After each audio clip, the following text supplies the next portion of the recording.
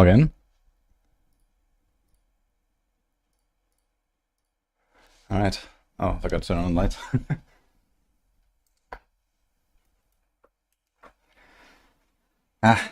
Welcome. How's it going, guys? D4WTF. Well, it turns out that game still exists. It has been kind of an interesting ride, I gotta say. Like the last 1.5 months, just like mega blasting PoE. And you know, now it's like, you know, slowly, hazily waking up again. Oh yeah. I have to update my guides. The season is coming, I need to blast. Anyway, how's it going, guys?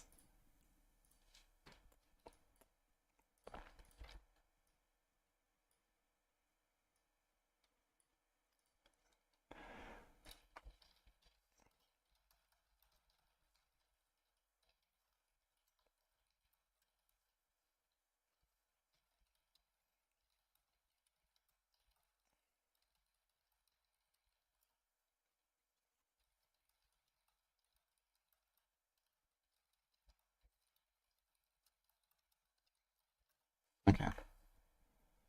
Anyway, welcome to the stream, everyone. Are you guys excited for tomorrow?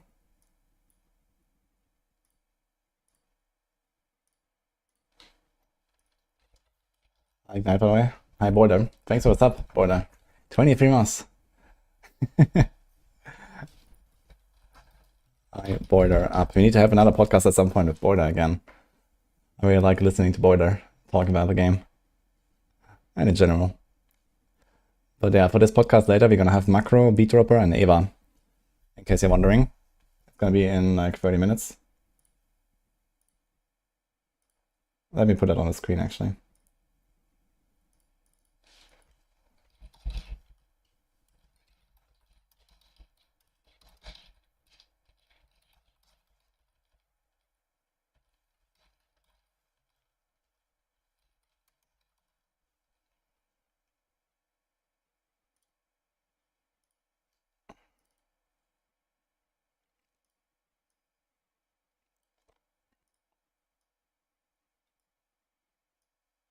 How about that?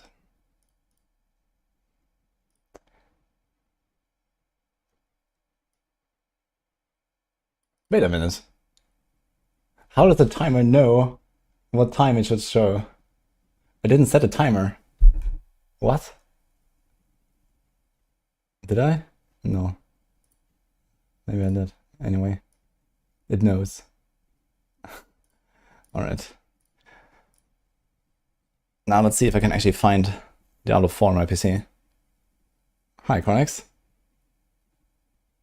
Has Chronix stopped streaming? Yeah, Chronix, what are you up to? Where's the blast? Overwatch 2. Dude, Overwatch 2 is in season 14. Holy. Check the recycle bin. Yeah, the recycle bin is empty, actually. Meta Necro. Necro is gonna be very powerful, yes. Yeah, Necro is the strongest, it seems. Necro season. I guess we've come full circle. This game is officially Diablo 3 now. Because in D3, every season is Necro season.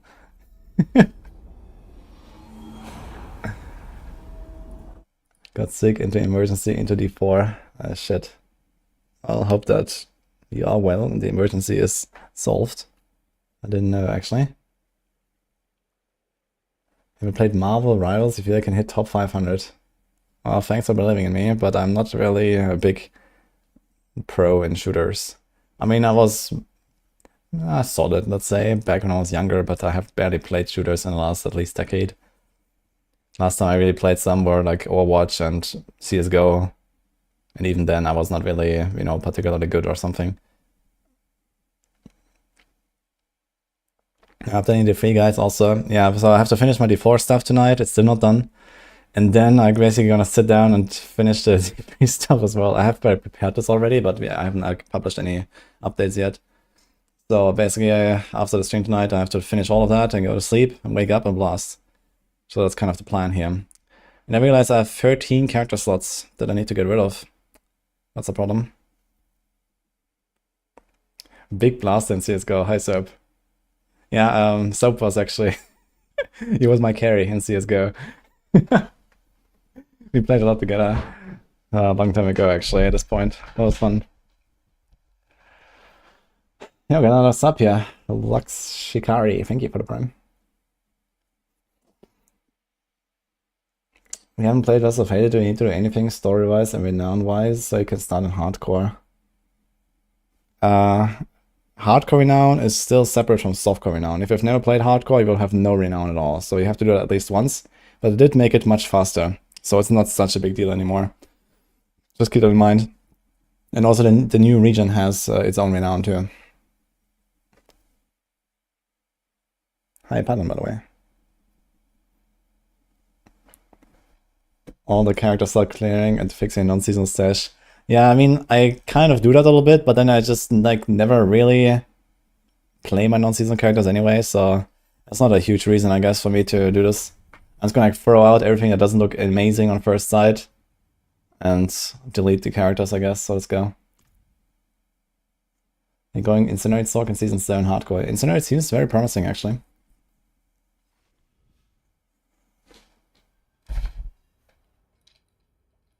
I wonder if I'm gonna play more of WSD now. I might try it, actually. Shit.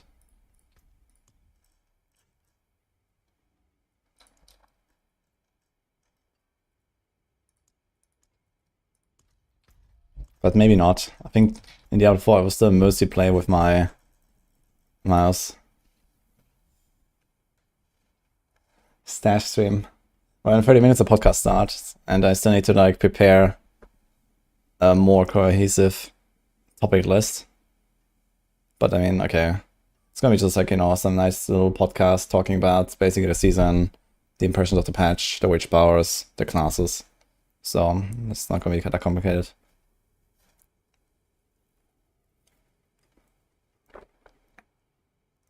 You still have much left you want to get done in PoE 2 before next reset? Well, I wanted to make at least one more build from scratch, which is like a fire spellcaster with Ember Fusillade and Flame Blast.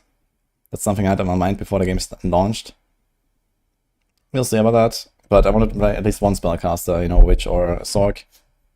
And I guess I'm gonna just farm up a few more Arbiters and then do like more practice, and then I kind of like keep some of those fragments around so that, you know, down the line, when I do my next hardcore run, I can maybe do like a test run first on the softcore and stuff like that. So that's kind of like the plan, I guess.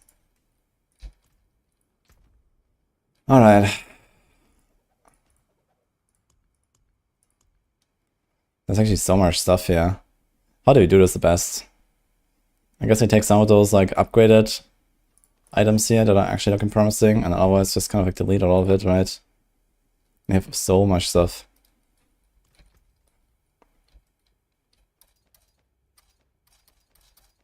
Do I care? Maybe I should delete everything. I feel. Although this is the first season of the expansion, so maybe I should keep some items around in case I ever want to do something on Eternal. Because you never know.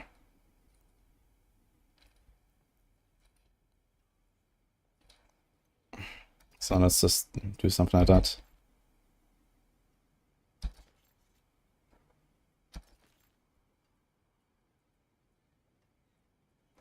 But let's not take it too long.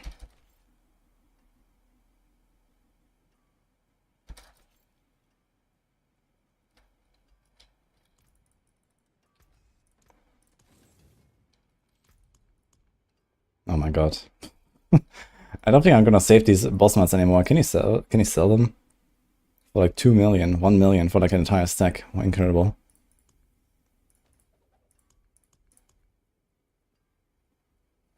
Alright.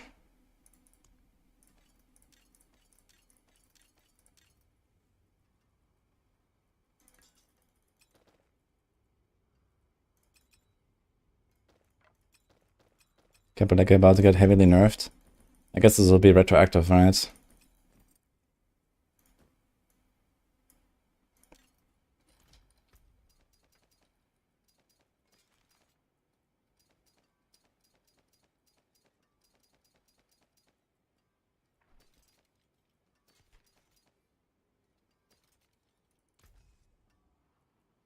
This thing actually has an upgrade here.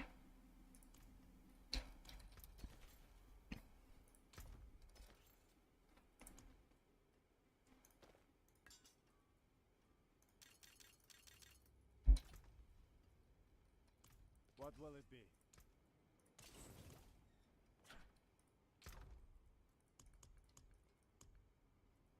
Ugh.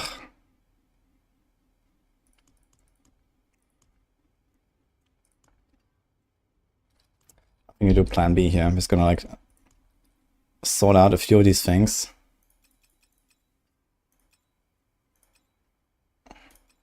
Like basically make one tab or two and throw in some of the good items and then kind of just leave it.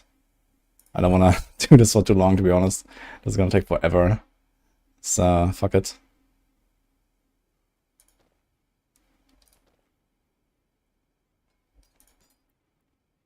He's a huge reinforce.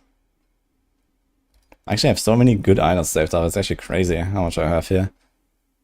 I wonder how it's gonna feel like this season now, because I'm probably gonna play less and like fewer builds and stuff. And I guess it might be a little bit more relaxed on my stash this time around. Let's just take everything that's not upgraded and throw it. Fuck it. Almost everything, I guess.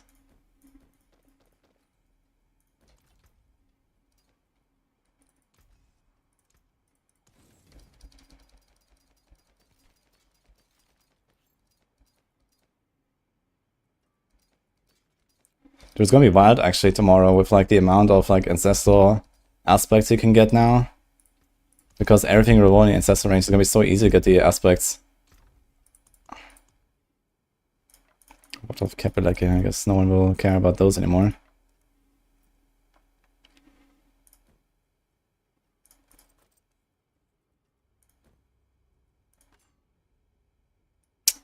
Whoa.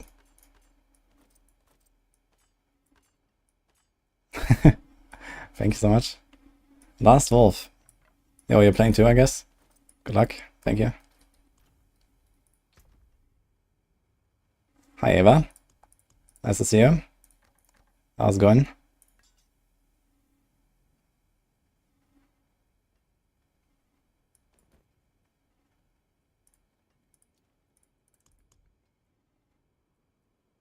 My god.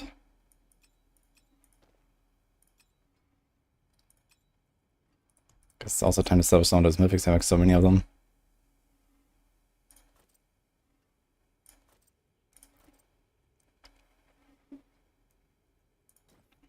These are Maxroll Terrals. So many chess pieces that I will probably never touch. Because why would I? Oh, these Shakimsha is probably gonna be legacy items, I guess.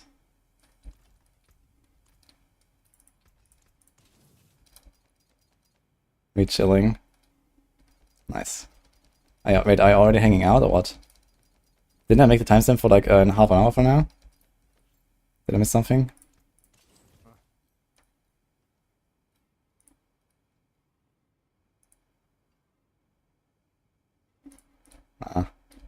No, he's sus, I see. Don't worry. The podcast is not gonna be too complicated, so don't worry. Are they buffing shit out WoW, by the way? I think they were doing something with it, right? Or did they already? Maybe they did buff it already, I think, live, right? In mid-season patch or something. So it's actually useless. Unless I can.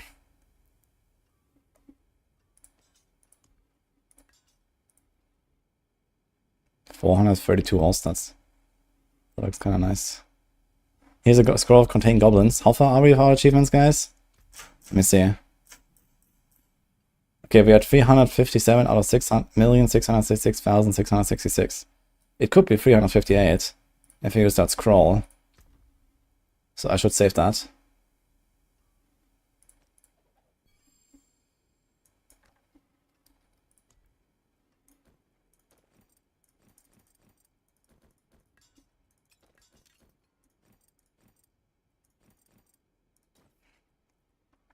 Easy, I guess.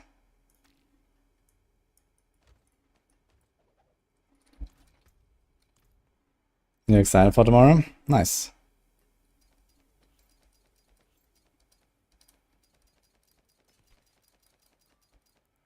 Actually, so many aspect upgrades hidden here.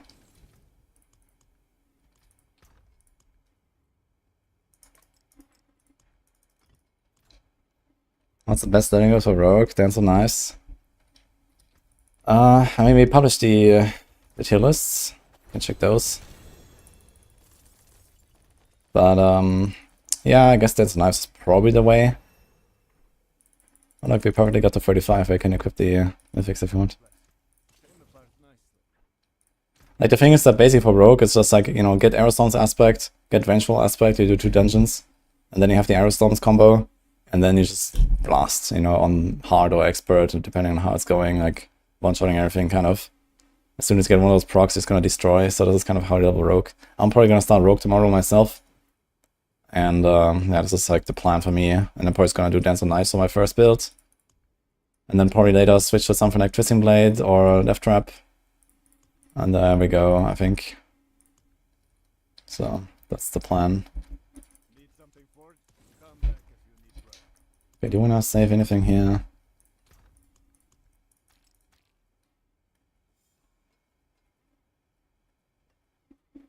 Nah, wait, no way. So I just have all these mods for no reason. Trading dummy season.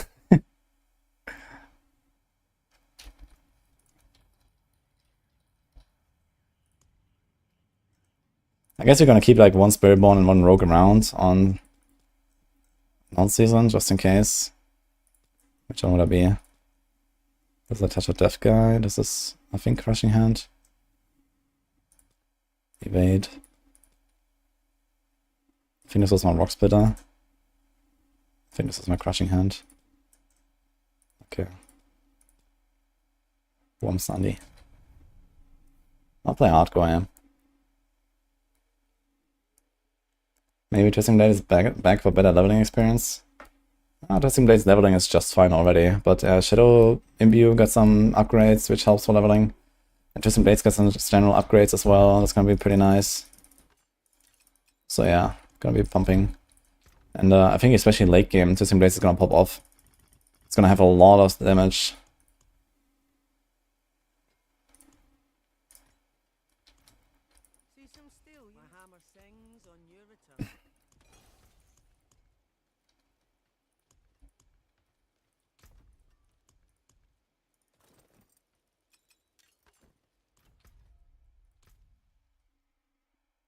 Will Vein of Arrows be the best build for bosses? It looks like Vein of Arrows is generally the strongest build for rogues, so this would include bossing. But I'm not 100% sure like how's the exact balance between like the top 3. So there's Vein of Arrows, there's Death Trap, and there's probably TB as like the top 3 on Rogue.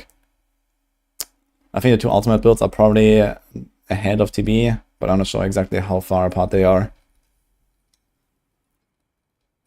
Yeah, Death Trap is gonna be insane this season. This is actually my Stinger character.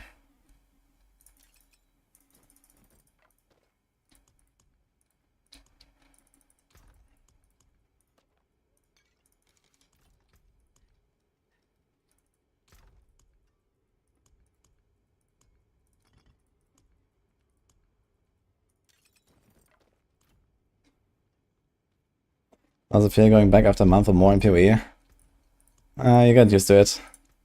And PoE is a very different game, and now I kind of have to get back into this default mindset, but you know, doing this already helps me a little bit. Play Roa uses a unique amulet, so gearing is completely free. That's a true story. And the funny part about this unique amulet is, there's only like one stat you kind of care about as like a greater affix or something. And the rest is like whatever. There's no affix roll on it. It's actually free. It's a good suggestion.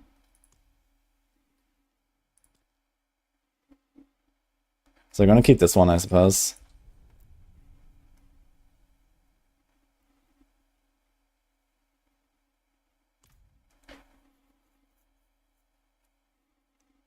For late game, Rogue of combo points always feels not that good. There's not that many Rogue combo point builds these days though. So there's like rapid fire and stuff like that. I don't know, it's combo points. But the RTB doesn't do that. Rate of arrows, death trap, dance. Like half the combo core skill builds, even flurry I think is not even doing it. So there's not that many combo point builds these days. Combo points is just kind of like not in favor right now. There's a lot of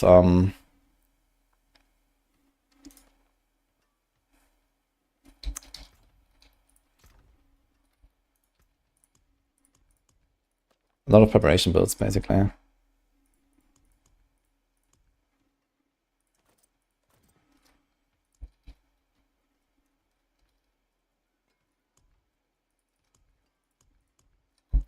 I should put some stuff in the inventory here.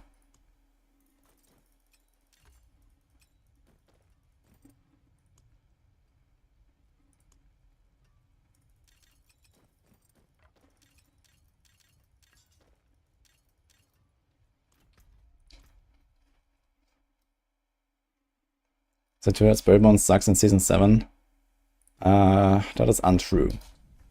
But if you think you're gonna be as powerful as last time, then you're wrong. Game is too fast for combo points. I'm pushing, not necessarily, but yeah, there's just like not enough synergies for combo points these days. Or rather, there is a lot of synergies for combo points, but they added even more stuff on the other, archetypes like preparation, for example, and so there's just like not really a reason to go for it. Preparation is just so good, and combo points is only really if you have like some real big reason to use it, like rapid fire, for example. You just get so much power from combo points. Barrage as well, but Barrage might even also be played with just no combo points. It's kind of like at a point where I can do either.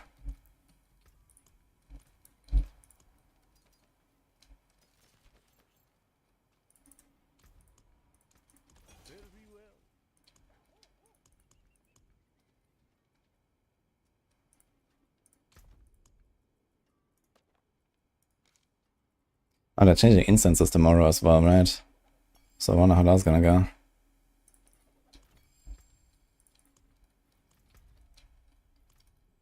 Just how much gold is it if I know all of this? We have 3, 5, 12.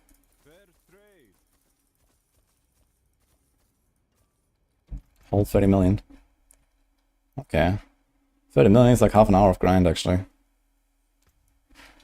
Not that I would really need that gold, I guess. Okay, Rock Splitter, I guess you're gonna say goodbye to that one. Isn't TP combo points? No. I haven't played TP combo points for like 2 seasons now or something. So it's like prep and go ham with perma poison imbue. And especially now, there's no way that Twisting Blades is ever gonna go back to combo points, I think. Because they made it so that you can stack up this 8% extra damage taken debuff on the boss by applying the Twisting Blades. And so you want to stack that as high as possible. And there's no way you're gonna do combo points again, like ever on 3B, I think. Maybe for like very early game and whatever, but you know, once you have a combo going, no way.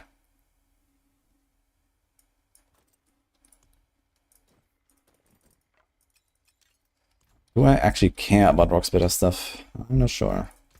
But just for us in there.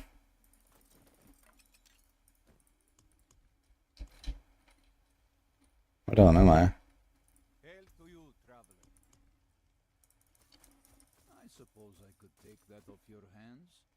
Countess, hello.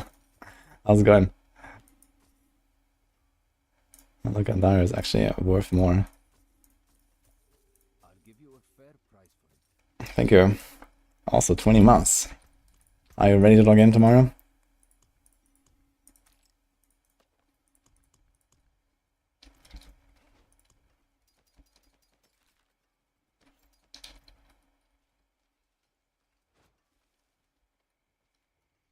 Season 7 starts 1 hour early, okay.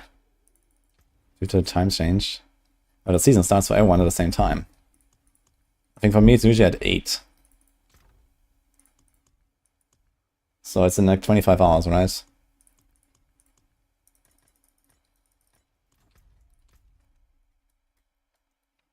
Cooking time, there's Frenzy with 3 possible.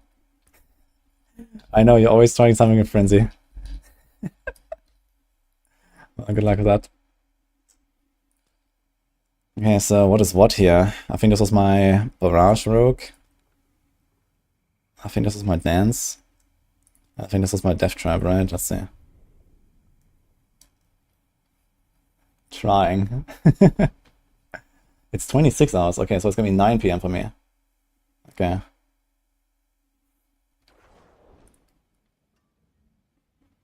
No, 25.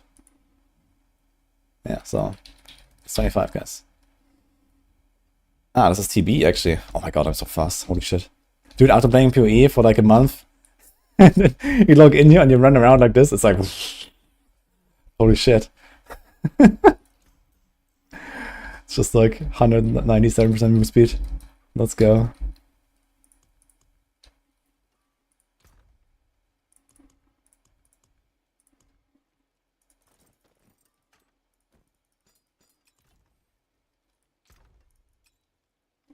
It's actually funny.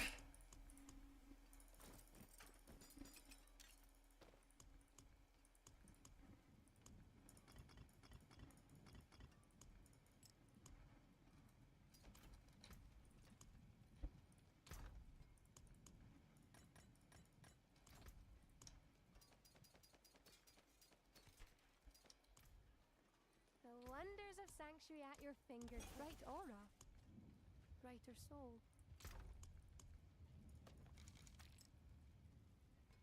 Nothing else is late, I suppose.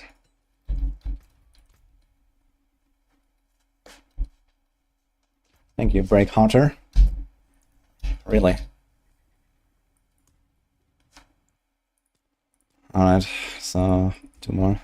Will leveling be easier? If you find a tech rune, you will certainly notice it being easier. Other than that, not much happened to leveling, but you will get the witch powers, so everyone is getting power creep by that. Just not really sure how much of that you get in early game.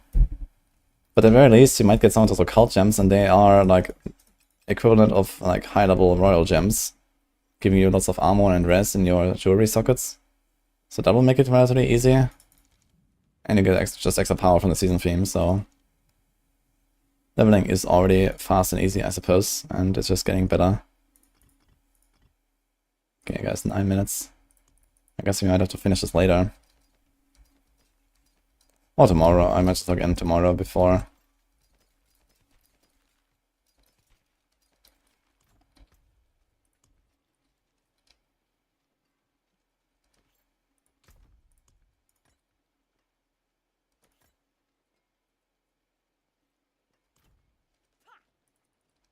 There is magic in all things. Let me show you.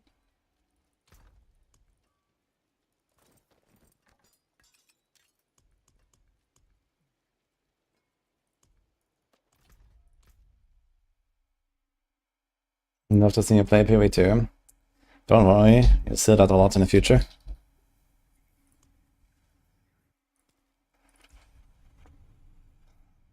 Barb Earthquake Tech Rune. Yeah, Barb Earthquake is insanely powerful in Season 7.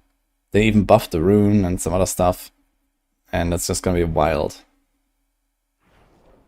Who's Ava on Discord? Ava. What do you mean? That's his name on Discord. What should I say? Ah, there he is. At Ireland. That's him. Okay, I think I'm gonna keep this around here. So let's just fill this character. So I have 1 rogue, 1 Spiritborn chilling here.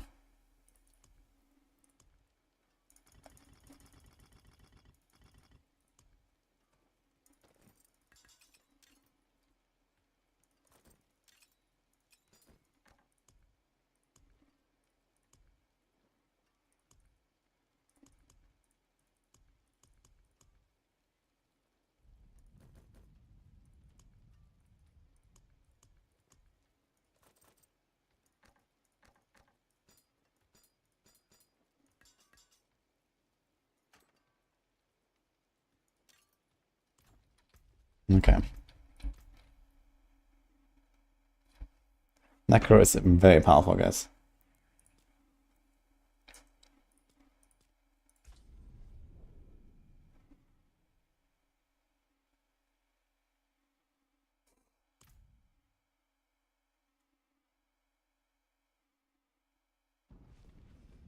Spiritborn got nerfed. Well, it did nerf Capeleka and the rest was mostly bug fixes. And then I didn't really do much else with the class.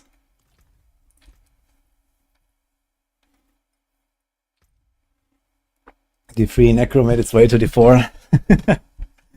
Oof. Alright. So we have like 5 minutes into the podcast. So let's write the stuff down so we have like a little topic list podcast. Okay, so 90 min. Let's start with, okay, we have the witch powers, we have class balance, progression. I guess you can talk about the changes to legendary and uniques.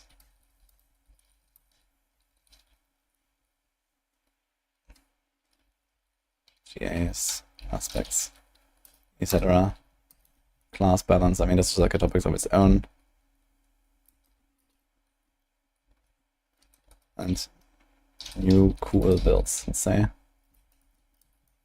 Okay, anything else we should cover, guys? As like these are like the big topics, I guess. CC changes.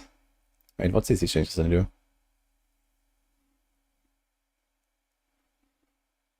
Bug fixes means divided by 1000 damage. Yeah, it's actually more like 10,000 or something, depending on the build, but yeah.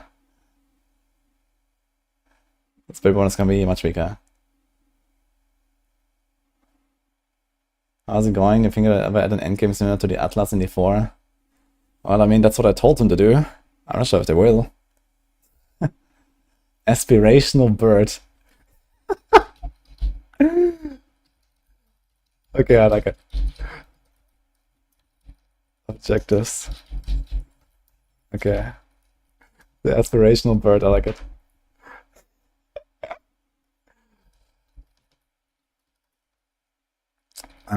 Hopes wish list for season 8. Intro.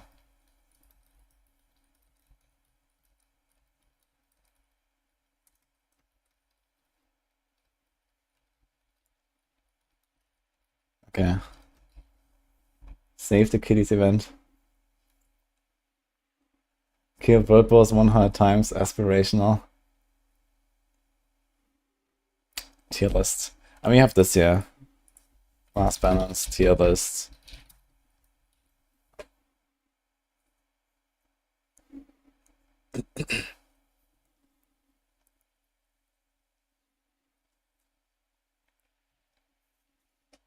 Will there be another Goblin event? Okay. What's your bet for these mid-season patch events? Good question. Put that here at the end. Okay, I think I should be fine. So let's do something like this here. Which powers, we can discuss those probably for a while. There's like a lot of interesting stuff to dive into, I think. This is probably like the biggest topic here. So let's put that at 40.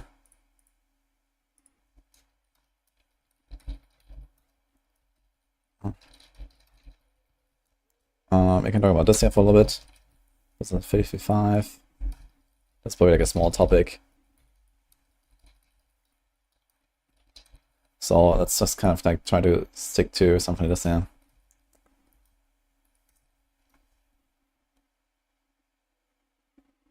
I'd love to see someone talk about Pit, since you said to expect 120 to be possible.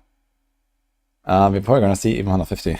120 is kind of like the entry level we have for like the A and S tier builds, I think. And there's some that go way beyond that, at least from what we expect. Microbio boy, yes. Microbio. How long till we be back to PoE 2? I don't know if Ava has played a lot of PoE. I think it has, actually. Wished. Okay. So 5, 20, 40, 55, 65, 70, 75. So we can add 15 minutes. So let's do this.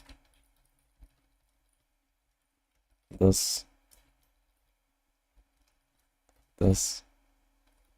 Or maybe just have chat questions or something as well. Can do that as well. Chat questions. 5, 10 in. Okay, something like that.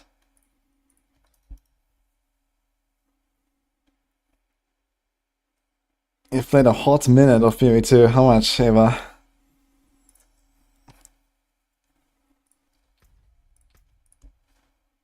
Okay, let me set up, guys.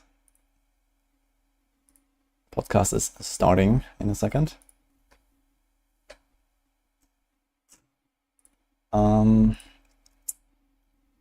I guess I might just be streaming the Discord. It's gonna be the easiest, right? So yeah, let's just do that. Okay, I can just stream this Discord call. 40 hours on the dot. Oh, that's something. Do you not like it, or you didn't have time? Who is Ava? He's like the biggest mechanics crack in the game. He's on our Maxroll team. He's doing a lot of the behind-the-scenes work with, for example, those class companions that you might have seen. He has one of them.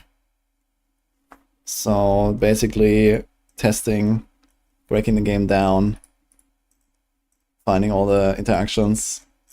He's not alone with that. You have like a whole team of people that came over to us. But yeah, Eva is the guy. The guy. Yeah, as Counter says, exactly. Yeah. And he's also handling some of our like posts now here, like the resource menu, and he's written like some of these mechanics posts here, like I think they're like a hit and attack speed and stuff like that. So it's happening. Let's call them. Also, I need to like update my stuff here.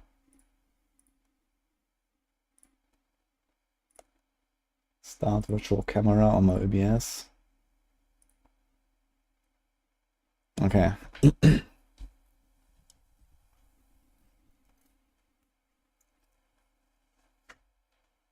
Yo. Hello. Hello, hello, hello. Apparently I'm the guy from now on. I don't know. Yes, you are the guy, actually. Hi, Eva. The For being Hello. the Okay, let's put this here. Okay, we're going to full screen. Beat dropper, barb. Ah, shit. Wait, how did you put it on your screen? Did you use a virtual camera? I just used the virtual camera. Yeah. Wait, but I can you am just add like a way- text there or what? Yeah. Okay, cool. I didn't know that actually. Okay, anyway, I do. I need to set up my scene here a little bit. But yeah, glad that everyone could make it. So yeah, I just want to make a little sound check while we're doing this. So we have Ava, then Beach, and Macro. Can you guys say a little bit, and then chat can reply if this is fine?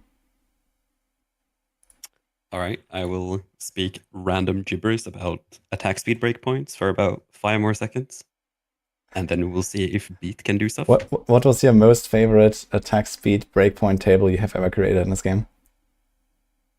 Oh, God. It must be Firebolt, because it makes no sense. Because it's broken. Uh-oh. Okay. All right. I need to learn more about that at some point. Unlucky. All right. What the hell? I just see on the screen. Okay, Beat Dropper, it's your turn. Hey there. So yeah, name's Speeddropper. I'm a Bob guy, I guess. I joined the Snails team. Snail is in Condis No, team. you don't have to. always. No, don't introduce it. We're not starting yet. So just like I want to do a Okay, sound all check. good Yeah. then. Yeah, I just want to do a sound check. So, okay. So I think I have everything set up. How's it looking, guys? Bob guy, Chach, exactly, and Macro. Hey, what's going on, chat? I think I've basically fixed all of my audio issues at this point, but if I sound like a robot, say it now so that we could figure it out and we don't have to deal with it later. It sounds fine to me. So what issues do you have? No, there was a while where Discord just hated Voice Meter Banana, and every time that I showed up, it was just like a constant whining noise in the background, and your chat would lose it. Oh shit. Okay. Well, it seems fine to me at least. Okay, so everything sounds good. I think the audio levels are also relatively equal. As long as my voice is also on the same level, but I think it sounds fine, right, guys? Someone says he sounds completely like an AI robot. Oh, that's just me, the person. But as long as the audio is clear, that's all we hear about. Unlucky. Okay. Anyway, guys, I guess we can get started. So let's officially introduce the podcast. So I am the host here. Hello. We have a Maxroll Diablo 4 Season 7 podcast. And we have, well, including me, 4 members of the team here. We have been hard at work updating the guides. Some of them are actually not ready yet, Vince, because, like, you know, as always, it's always very last minute and everyone is scrambling to get it done. But we are getting there. We are updating, like, I don't know, 60 endgame guides and like all the other stuff, of course. And yeah, we have Ava, Beatdropper, and Macro here from the D4 team on Maxroll. So if you guys want to introduce yourselves in that order and say a few words about yourself, and then we can get started with the podcast. All right. Well, I'm Ava. I'm apparently someone that writes a lot of resource posts, and apparently the guy from now on. I've basically done the in-depth resource posts for Maxroll for a while now. So you might have seen my attack speed breakpoints or in-depth damage guide, but that's basically what I'm responsible for. Thank you, Pete. All right, I guess it's my turn. Yeah. Hi, boys and girls, I guess as well. Name's Beatdropper. I've been playing Barb since a fairly long time, I guess. I'm probably like the second guy that joined the Ava's team regarding mechanics, game mechanics, and testing things. I've been in charge of a couple of Barb builds since last season, including like Thorns, helping with Mighty Throw and Earthquakes for this season. So anything really. If you have questions about it, just ask. Thank you. And Macro? Welcome everybody to this season of the Necromancers. My name is Macro Bioboy. I've been prophesizing this since the release of the game. Finally, we're on top. It's going to feel great. I obviously don't know anything about Diablo 4, as I clearly am only a PoE chat at this point. But no, I'm really excited about Season 7. And I completely forgot that this was my background. I do have a Diablo 1 as well, but now I can't remember how to change it. So we're PoE till we die, apparently. Yes. Yeah, and every game that you're not currently playing is dead, of course. Yes. Yeah. Oh, yeah. Just a graveyard of AAA games that have never seen the light of day. Okay, thank you for the introductions. Yeah, and myself, I'm Woody. I'm the team lead on Maxroll for the Diablo franchise. So I'm basically trying to make sure that we get everything done in time here, and I'll be the host for this evening. So the plan for this podcast is we're gonna try to stick to something like 90, maybe a little bit more minutes, and go through a few topics regarding Season 7. So I have prepared a little list here. So we just did the intros. I want to talk about the witch powers, which is like the season theme. So there's a lot to discuss there, I guess, with like, you know, the favorite ones, the most powerful ones, and why they're good. I guess even outside of our guides, it might be interesting for people to learn about our thoughts and, you know, maybe try to cook up their own stuff with them. Then I want to talk about the class balance, tier lists, new builds. There's a few things here. So we have a represent from, well, Rogue, I guess, to some degree, of Ava, and Barb, Necro, and myself, also like Spiritborn, Rogue. We don't have like a sword guy here, I guess, and a druid, so it's a bit unfortunate, but they can't like fit too many people into a podcast. But we can discuss those a little bit as well. There's some stuff there from, I guess, what we know from the meetings. Yeah, then we want to talk about progression. So just like what changed with, like, you know, itemization, like this leveling and so on, endgame meta. Aspirational season theme objectives. That's going to be an interesting topic to discuss, I believe. And maybe also after that, kind of like closing it out with like hopes and wishes for the next season, or, you know, something that we just expect to see maybe down the line. And then finally, chat questions. So that's the plan for now. And yeah, I guess we can just jump right in. So let's talk about the witch powers. So like everyone here has been working on the guides for Season 7. And there is like 25 witch powers that are coming to the game. And well, what do you guys think about them now that you have actually been playing around with them in the planner and in the guides? And, you know, what came out basically? especially trying to make build guides for it, I feel like every time I have to, you have to read the entire list.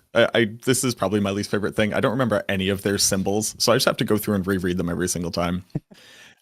But every time that I read one and I go, oh, wait a minute, this one's really cool. Oh, actually, maybe that would fit into this build. And I go over to that build and I realize I'm already at the cap and I need to have 3 frog powers and my thing will stop working if I turn it. And that means I need to change my gems.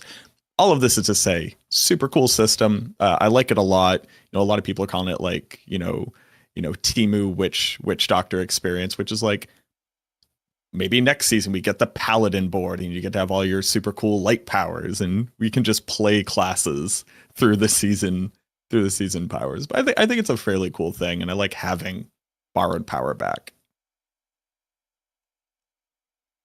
Okay. Ava or B, do you want to chime in? I was about to ask everyone, like, how do you feel about the Soul Harvest season? Well, Soul Harvest is certainly a very strong represent in all of the builds, I suppose. So for those that are not aware of which one that is, well, in general, like the whole season theme is based on like the Witch Doctor pretty clearly from Diablo 3, but if you don't know that, Soul Harvest gives you like an extra main stat. It kind of like siphons from the amount of enemies around you, and then it can kind of carry forward above, depending on how many enemies were close to you at that point. And that's definitely something that looks like it's going to be pretty ridiculous. Yeah, the main way to abuse this, at least on the PTR, was to basically just pull the entire pit. So you had like as many monsters around you because you just keep the stacks. And yeah, just reach like 100 stacks, like pull 100 mob, cast 1 skill, get 100 stacks, and then proceed with clearing the pit and retaining those 100 stacks. So I kind of hope it either gets capped at some point, or they kind of like change the mechanics so it just like gets automatically updated based on the number of monsters around you. If it's not, well, everyone's gonna be running with like, I don't know, like 6 to 7k for like legacy classes, and I guess 10k for barbarians. Big muscle, I hear. Yeah. Okay. Me barb, me strong. Well, I think this could definitely be quite interesting for some of the like stat scaling builds, right? Is there maybe something that would work with like there's like Hellhammer, right? Or am I mistaken? Isn't it like something where you can stack strength to like get more DPS or the pro? Oh, yeah, it was. So there are actually 3 mechanics that scale of strength on Barbarian. The first one being Hellhammer. So I believe that was just the season before I joined that Condis made an Hellhammer Fire Barb.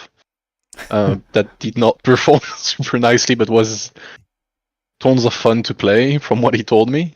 You also have Rupture, which is actually getting interesting because it does have like that blood explosion scaling with strength.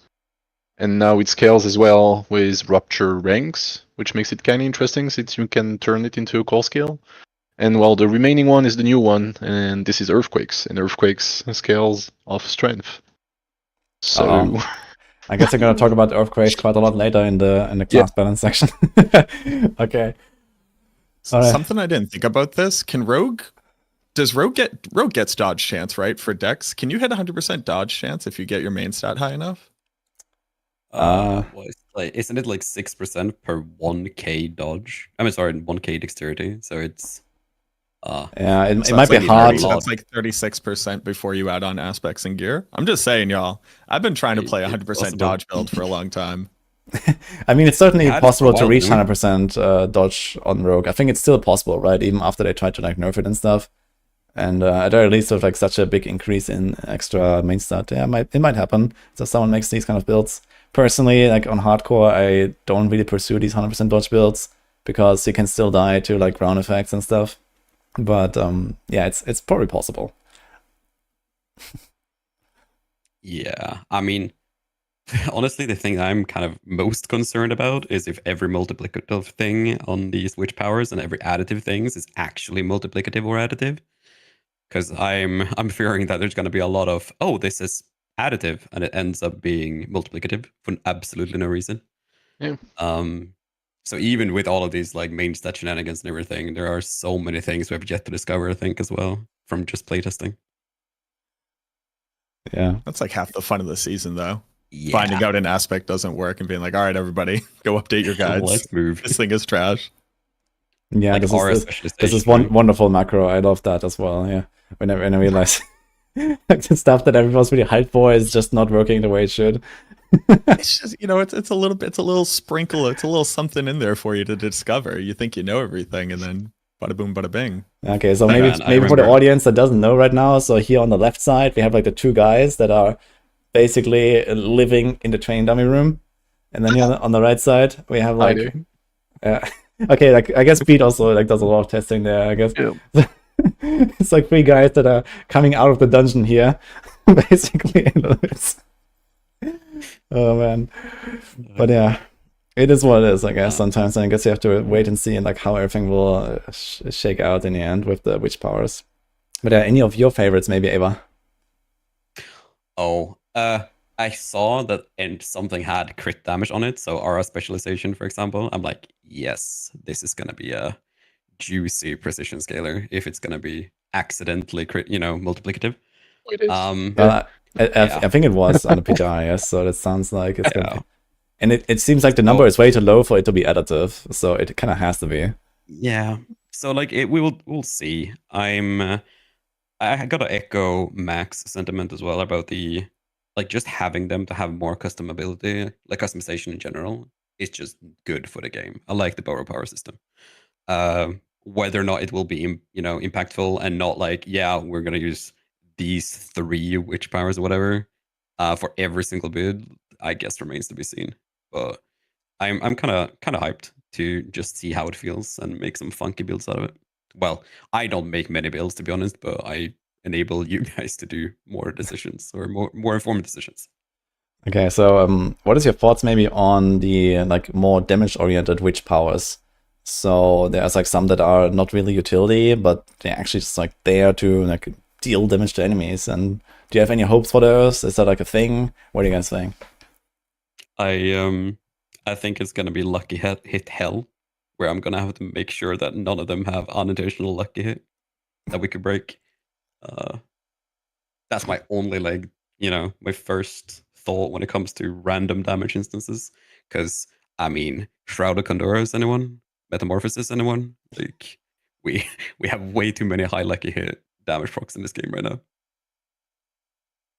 Yeah, I mean, on my side, I'm more like, well, I'm a simple man and I'm a simple barb. I just look at the combos that work, and from what I can say, it's probably pretty much like the same for everyone, right? So you just slam Soul Harvest on every single of your builds, at least the ones that do pit pushing. I'm super interesting in the Witching Hour, like adding a Witching Power tag to your core skills. And, well, in the Barbarian case, any core skill is pretty much an overpowered build, so you just take the full overpower package, right? And, like, the remaining one will be the interactions between the Occult Gem, which is called, I believe, Voice of the Stars, the one that adds those witch tags to your ultimate, and Breath of the Coven, that gives you, like, that 15% attack speed per witch power tag. So you just end up at, like, 45% attack speed bonuses. And I feel like it's super interesting for ultimate focused build. And kinda reminds me of like the season 2 vampiric powers that gave you like a massive increase of attack speed. Where you would just like basically start, like the gameplay will be like much faster. And I feel like that's basically what's gonna happen next season. Like, I do not know how you guys feel about like the power creep that those witch power give, but I'm honestly kind of stoked for it. Like, it's gonna make every like slow ass build feel better. Like builds that had issues reaching pit 100 or leveling up your glyph to 100 will be like have like a much easier time. But maybe just too much. It's too much. I don't know. How do you guys feel about it? Well, go ahead. To like quickly touch on the first part of it, I am excited to see if any of these skills have scalability. They're going to gain like a bunch from your core, especially gaining a bunch from your core stat, actually scaling them as well. I'm not going to be surprised. I'm going to see Woody killing Uber Duriel with just fire bats out and like some weird combo with Subo or something. But I think that the average casual player loves this the most. Like when people first kind of caught on to blood boiling and the vampiric powers, and that like you could just overpower and hit the whole screen, and then any build that could do that felt great.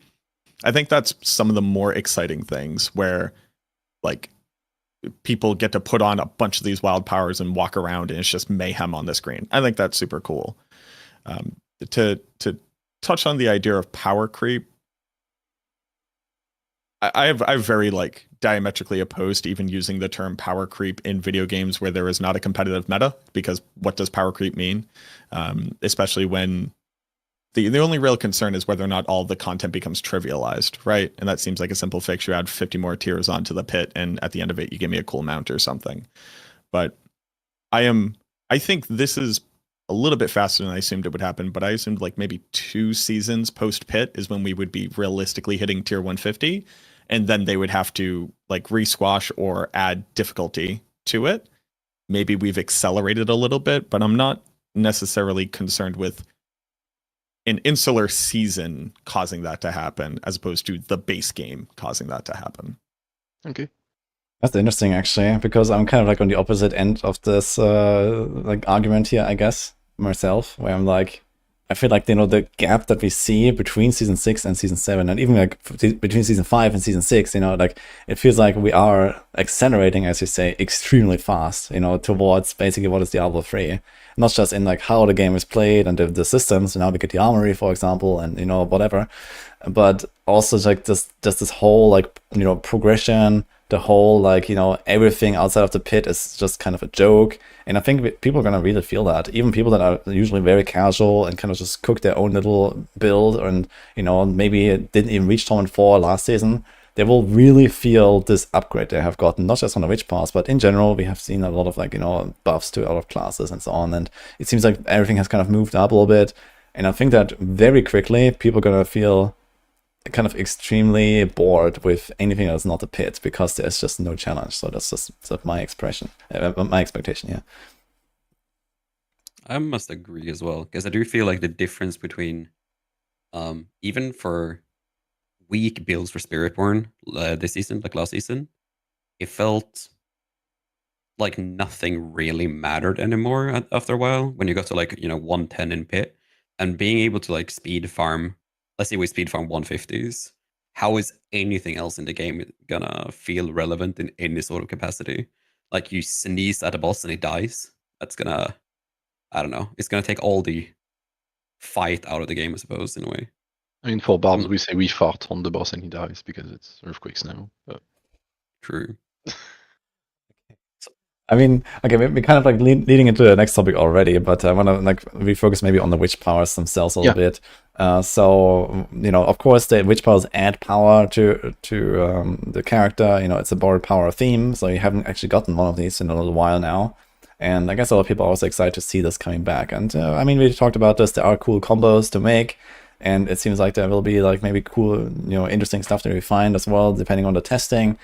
And of course, there's something kind of like new to explore here that adds something to every build.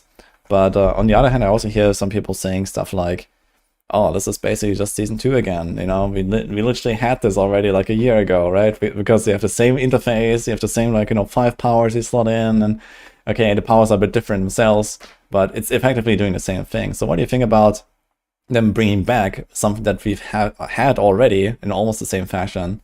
And yeah, maybe how could this potentially be even like a permanent thing that would really shake things up for like, you know, long-term, like, you know, like build progression, for example, in the game?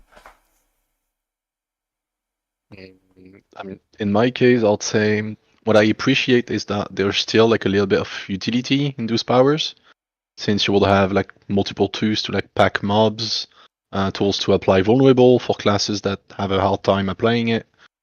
You have like defensives, pretty much a little bit of everything. Yes, it is probably true that every single class is gonna lean toward any witch power that gives them damage and not that much on the utility side. But I feel like the powers are like kinda balanced in what kind of like gameplay possibilities they give you. The second thing I do appreciate a lot, and this is like completely new, is the whole like giving us potency effects and the option, as I said, like to transform our core skill or our ultimate skill and add like new tags. Like adding tags to skills is something that's been done like for every single class, I believe now. But the way they interact now, I feel like it's a good mechanic concept, and I'm kind of stoked to see where they're gonna push this for the next season, if they do. I don't necessarily feel like borrowed power is a problem as well. Like the concept on its own is okay. It's just that the content like available to us needs to match the power creep that it enables, I suppose. So the fact that like having these borrowed powers that could enable build archetypes and such just also kind of guides the player base to like, oh, what would we want from the classes, right? So if we find a specific build archetype that is enabled just from these borrowed powers, nothing is to say that that doesn't make it into the game at some point to some capacity. Yeah, transform Sort into of. an aspect that they've done before. Yeah. Right. Yeah. So I'm not opposed to having a borrowed power system, and I don't think it was bad the first time around. So I don't know why it would be quote unquote bad now either, right? There's two things I want to hit on very quickly. I think it's like I think it's approaching like reductive to say that this is just season 2 powers. Season 2 vampiric powers were so much more like 5 aspects you got to add on to your character. This is much more what you can do with these things is like significantly more complex than that ever was. Now, it's not, game-changing, mind-blowing levels of, oh my god, they've reinvented ARPGs. But that being said, whenever we start talking about these pain points of like, oh, but like, what is the possible negative outcome of this thing? I kind of I want to like point all of us back to two things I think are like the outlying issues, which is the idea of like current power in the game and ability to survive things in the game. Like we stopped having to use Tyrael's Might in its entirety, and every build can run Shroud of False Death. It has no survivability stats on it. We used to have like 4 stats of damage reduction on our characters, and they just don't exist anymore. And I point to like all of that as more so there isn't a high enough difficulty in the game currently. Like I think tier 4 maybe even should have like 2 or 3 times the negative requirements to be able to survive in it and cap and stuff, if we really want there to be an endgame that's like interesting and hard to achieve inside of. But the powers themselves, yeah, they're going to bring back some of the powers, right? I think if we don't see a generic unique item that summons a Purinado in the game moving forward, then we have failed at playing a good video game. Like they're going to bring back at least one of them, because that thing's probably the coolest. That and Frog and Grow. Yeah. Those are the best things that they came up with just for pure memeability. And then, yeah, I mean, that would be my guess. One of like the fan favorites. Everybody loves having a little dude run around with them that like eats monsters and spits them off a cliff or something. Yeah. Okay, that's very well said there. Yeah, I mean, fair enough. I also do appreciate the season theme, like the borrowed power theme, that just allows us to be more creative. And like even when there's someone who really likes to come back every single season and play the same build, like personally, for example, pretty much every single season I play some Twisting Blades at some point, and of course, you just come back to that same build you've already played like 6 times or something, but it's still different yet again. Even if they didn't actually touch the build itself, for example. So that is really like one of the big advantages that these season themes bring. But of course, as Maxroll said, I think, like kind of like we get stronger out of nowhere, kind of, right? We just played season 6, and not only did we get the season theme, but we also got generally buffs to everything, because they just kind of try to lift up the underperforming things and whatever. So like these two things now accumulate into like this massive, you can't really say it any other way, power creep that we're actually seeing.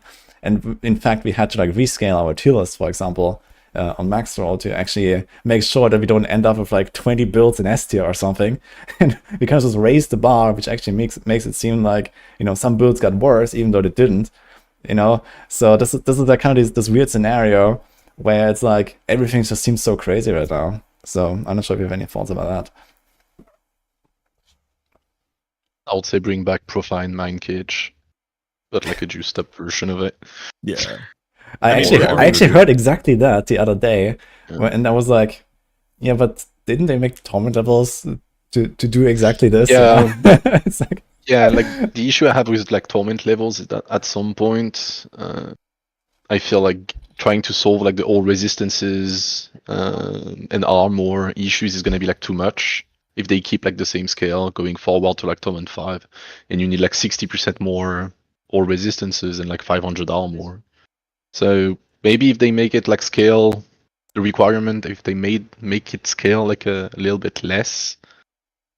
Yeah, but I mean, Maybe. what's the issue exactly? I mean, this is like another like kind of gearing puzzle to solve, and also something that will naturally kind of like eat into how much damage multipliers can you actually stack on your character, where Right, you have to actually build into some defenses as well, which I think is kind of a little bit what we're looking for as well when you think about going to a higher difficulty, you know? No, It's just like yeah. it's just Sorry. a compound of problems at the moment, because it's also the fact that like certain builds this season, like they didn't even have to care about armor and resistances. They just got Earthen Bulwark so frequently that you didn't have to care about anything. So they haven't done themselves any services like adding stuff like the rune words, because even that just enabled a very unhealthy playstyle for a lot of classes and specs as well. Well, I guess when it comes to Spiritborn in particular, I guess they're talking about it was also the fact that just life stacking was just kind of the meta because of the Viscous Shield bug, right? So people were running around with like 30k life, and then it just didn't really matter if you had resistance to set up points. But I guess going forward is not really what we're gonna do. So it's just not really an efficient way of scaling your defenses. It was just like enough, and it gave you more damage. So that's why people did it. I mean, overpower is still a thing, and it scales the same way. Yeah. So like, Okay, I'm health thinking- stacking could still be a thing, you know. Yeah. I'm thinking they should do something like a stat squish, maybe. Like they'll take all the stats on the things and cut them in half again, and maybe we'll see what happens there. No, but more seriously, I think there's more so just like things that, like before we need to talk about like a full systemic change. Like one, the character sheet being able to overinflate those stats and then scale off of it. That's just bad. It's just bad. It's a bad across the board. It will always be a problem. Overpower giving you like 8,000 additive damage for free just because you built your character competently. That's probably a problem as well, right? It's something that they would need to do walking into a next season so that people don't currently feel like they're getting scammed out of anything. But you are correct that we have very quickly accelerated to kind of a breaking point where it's like, maybe all the damage numbers did get too high again. Like maybe that is an issue. And I'm positive it's at the forefront of their minds when they're considering stuff like this. The worst part, the vast majority of people kind of just don't care about that, and they just like that the numbers are big and it helps them to be able to play the game and feel good while playing the game. And I'm not sure that me being negatively impacted by it should override them being positively impacted by it. But we tend to think of it from like a game health perspective and like a total ecosystem of players, and it's just like, yeah, the 30 of us who think that way will consider it at this level, but like the vast majority of people just do not care. I mean, that's a fair point. Obviously there's a large crowd that is also like very excited to just jump in like in the Diablo season and just like blast, right? If you compare to PoE, for example, PoE is like the extreme polar opposite, where you log in, you start on the beach with nothing, you get smacked to death in like 2 hits by the first monster that you encounter, So yeah, it's like this really like a complete opposite end there of the spectrum, basically, and it's kind of funny to see like the hilarious gap that actually exists now between the two games. And I guess going forward, we can probably also just expect that to remain similar as well. I guess I don't really expect like a big turnaround here in like D4 or something, but I guess like especially like the engaged blasters and like the content creators, it seems like when you compare the two games, there's just like so much less to kind of really chase and go after and like kind of like try to prove yourself in D4 if you compare this to PoE, which at least personally makes me a little bit sad now looking at the things I could try and challenge myself with in PoE, for example. So maybe if they ever decide to like not necessarily make the entire game very hard, but at least add something, not just the pit. The pit is there, and okay, you can like bash your head against the wall, but it's mostly just a DPS and a gear check, and not really too much of like anything exciting in terms of a skill check most of the time, outside of maybe some builds that are like somewhat complicated to play or so. So that's kind of like the point that I would like to make here. I feel like there's something missing that doesn't have to take anything away from anyone. I feel like the problem with Diablo has been you basically get to a point where you either get one shot by everything or nothing does damage. There's literally no in between. It's either you go into a pit boss and you're like, oh, well, this unavoidable thing just did my entire health bar. Or this random shadow mechanic from this pit boss just decided to shotgun me out of the blue where it wasn't even pointing my direction kind of thing. There's never really like, I mean, using PoE2 as an example, bosses where you're like, okay, that boss is going to do this animation now, so that means I should do this. It's like, oh, boss exists. I got bonked on the head, even though I couldn't do anything. And there is nothing I can do to fix that in Diablo. And it feels weird because there's like is only the massive extreme of, yeah, I'm just gonna die to this and there's nothing I can do. Like there's like a good solution for it though. The way when they introduced the stacks on bosses, like the same kind of stack we had like on Lilith since season 0, when they applied that to the pit bosses. Like I don't know about you guys' experience, but during season 4 it was quite important, at least at the start, to like start dodging some of the mechanics. For example, that lovely sharpshooter guy that we have, Rip Bozo, please don't come back ever. You will be able like to now we have tank, Mother's like, Judgment instead. Aren't you happy? Yeah, not really, but hey, at least I don't get that one-shotted. Like I feel like if they added the option for like more bosses, maybe like elite with like quad affixes on them, to like give you stacks like those that you would have like to carry on till like the end of the run. It will like kind of like force you to play good or accept that at some point you're gonna get smacked. And I feel like that's like a good solution.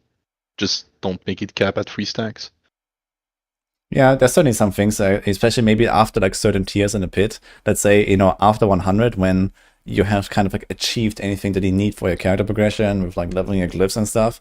This can be like completely optional and just like harder, and you know, there can be like any kind of like new rule set coming in or something, right? Like that, right? And I think that's a very good suggestion. It's actually something I've discussed at some other point as well, I think. With something like, you know, the stacks kind of like ramping up throughout the run already, you know, not just in a boss fight, but let's say every time you actually stand in like a frozen affix explosion from an elite, you get a stack or something like that, right? Yeah. So that could be something a bit more interesting and dynamic here, I guess, introduced that would kind of solve the problem that Ava talks about with like, okay, there's like this, you know, extreme of either you just survive everything or you don't. And I guess if you're like generally on the tankier side right now, for example, which I guess we are, like I feel like in season 6 we have just become incredibly tanky. I didn't actually lose a single hardcore character the entire season pretty much. And you know, after like 600 hours, like it was actually crazy. And yeah, like, you know, the game has become very easy on that end. So actually introducing a system like that could be a really good solution to spice it up, and, you know, you add a leaderboard to that and voila, right? So you would actually have something kind of interesting going there without even like tweaking the rest of the game or even like introducing a whole new system necessarily. I think we're kind of dancing around the concept. We just need to come up with a word that isn't Atlas map, so that when we say it out loud, the like Blizzard devs won't get like mocked for copying a good thing. But we're talking about Atlas map. Like profane mind cages are a very low tier form of Atlas map. Being able to opt into difficulty for reward, which you can kind of do in Infernal Hordes. That's kind of like the whole concept of it. You're building your Atlas map for that horde as you go. I think a lot of people can appreciate that type of content, since we already know that people love Infernal Horde, and bringing that level of like customization to keep showing it an achievement, to keep showing a prowess. Like, what's the difference between my build that does tier 100 and your build that does tier 100 other than the timer? Nothing. But mine does it with 4 hatred marks on it, and the hatred marks are doing these and whatever. Like, that would be sick. A fully opt-in thing. The thing that I notice specifically in the D4 community is the moment that something does exist, though, the immediate outrage is my homebrew build can't do that thing. And it's how much does Blizzard want to deal with the headache of trying to manage that expectation for the players, because they have tried and they have not succeeded. It's just straight up, the very loud people who want to be upset kind of no matter what happens will find a way to make it so that if I can't do it, nobody should be able to do it. And it's like, okay, all right. I also wouldn't want to try to deal with that, not to do their job for them. But like, I do think we do all want an Atlas map. It is just one of the coolest ways to engage with an ARPG, if we're being honest. Yeah, fair enough. So like any other like thoughts on this? We kind of like slipped off into this topic of like, I don't know, discussing like high-end pits and challenges now, but it was very interesting to go through this. But do you have any other like remarks here before we move on to class balance and tier list? I mean, honestly, like the most fun I've had in this game was probably trying to figure out how to not die instantly in season 0 doing like Nightmare 100, right? Like just the problem solving aspect of this is attainable. I mean, things die quickly, but so do I. Like that balance, trying to find like a way to approach that was like pretty fun. And one of the main reasons why that was even possible was because the game was so slow. It's very difficult to make the game challenging and make forcing you to be durable when you're also expected to go at the speed of sound. Yeah, that's a fair point. I guess it's very interesting to kind of compare, like, it wasn't even that long ago, right? It was like 1.5 years ago. And I also remember, like, the first time I did like the T109 redemption on hardcore, like this was like, an incredible event. And, after like, I don't know, half an hour in the dungeon or something, I finally managed to take down the boss in like some epic 8-minute encounter or something. Trying to dodge every single thing. Yeah, that was quite something. Yeah, I remember that. But yeah, of course, this was kind of like on the very extreme end of challenge and difficulty, I guess, that many people would never really be able to achieve. But I mean, if it's like completely optional, doesn't really matter that much, right? If it's like, if you're talking about, for example, in the current game with like Pit 100 plus, it's completely optional. There's no reason to do it at all, right? So you could just literally just do anything, and I don't think anyone has to feel bad about it, even if they don't reach the same numbers as someone else. I guess that's just kind of the general expectation. There will be blasters that blast, and there will be other people that don't, and I don't think this is really anything that, for example, Blizzard has to worry about. But yeah, I mean, I agree, and I think that in that direction, I guess it's in that direction that they made the whole Torment 1 to Torment War to Torment 4 scaling. So people could actually reach Torment, and then going from Torment 1 to Torment 4, I guess the initial idea was, it depends on how much you invested in your build, but you still get like the same kind of drops, just a little bit less. I guess the issue is, though, that as shown, people want to play the hardest difficulty. They want to blast it. So you end up, at least for like blasters, like you guys, you do end up in Torment 1 for like 1 or 2 days at best. And then it's like straight up Torment 4. I'm not sure what's like the community feedback on it. Did everyone like pretty much like switched instantly from Torment 1 to Torment 4? Or did they feel that kind of like progression from 1 to 2 to 2 to 3 and 3 to 4? I guess it would really depend on like what kind of power level your build is. Like if you play like one of the SC builds, like if you played Spiritborn in season 6, like you could equip like the crappiest items, and you could basically go straight to Torment 4 with like no paragons or so. Like as long as you understood the, for example, how the bugs worked, and like the most important aspects of the build, and you had a Capeleke lying around, you were done, So I literally went in like on one of my Spiritborn, and what did I do? I think I did like something with like blue items only or something, like a Torment 4 dungeon or something like that.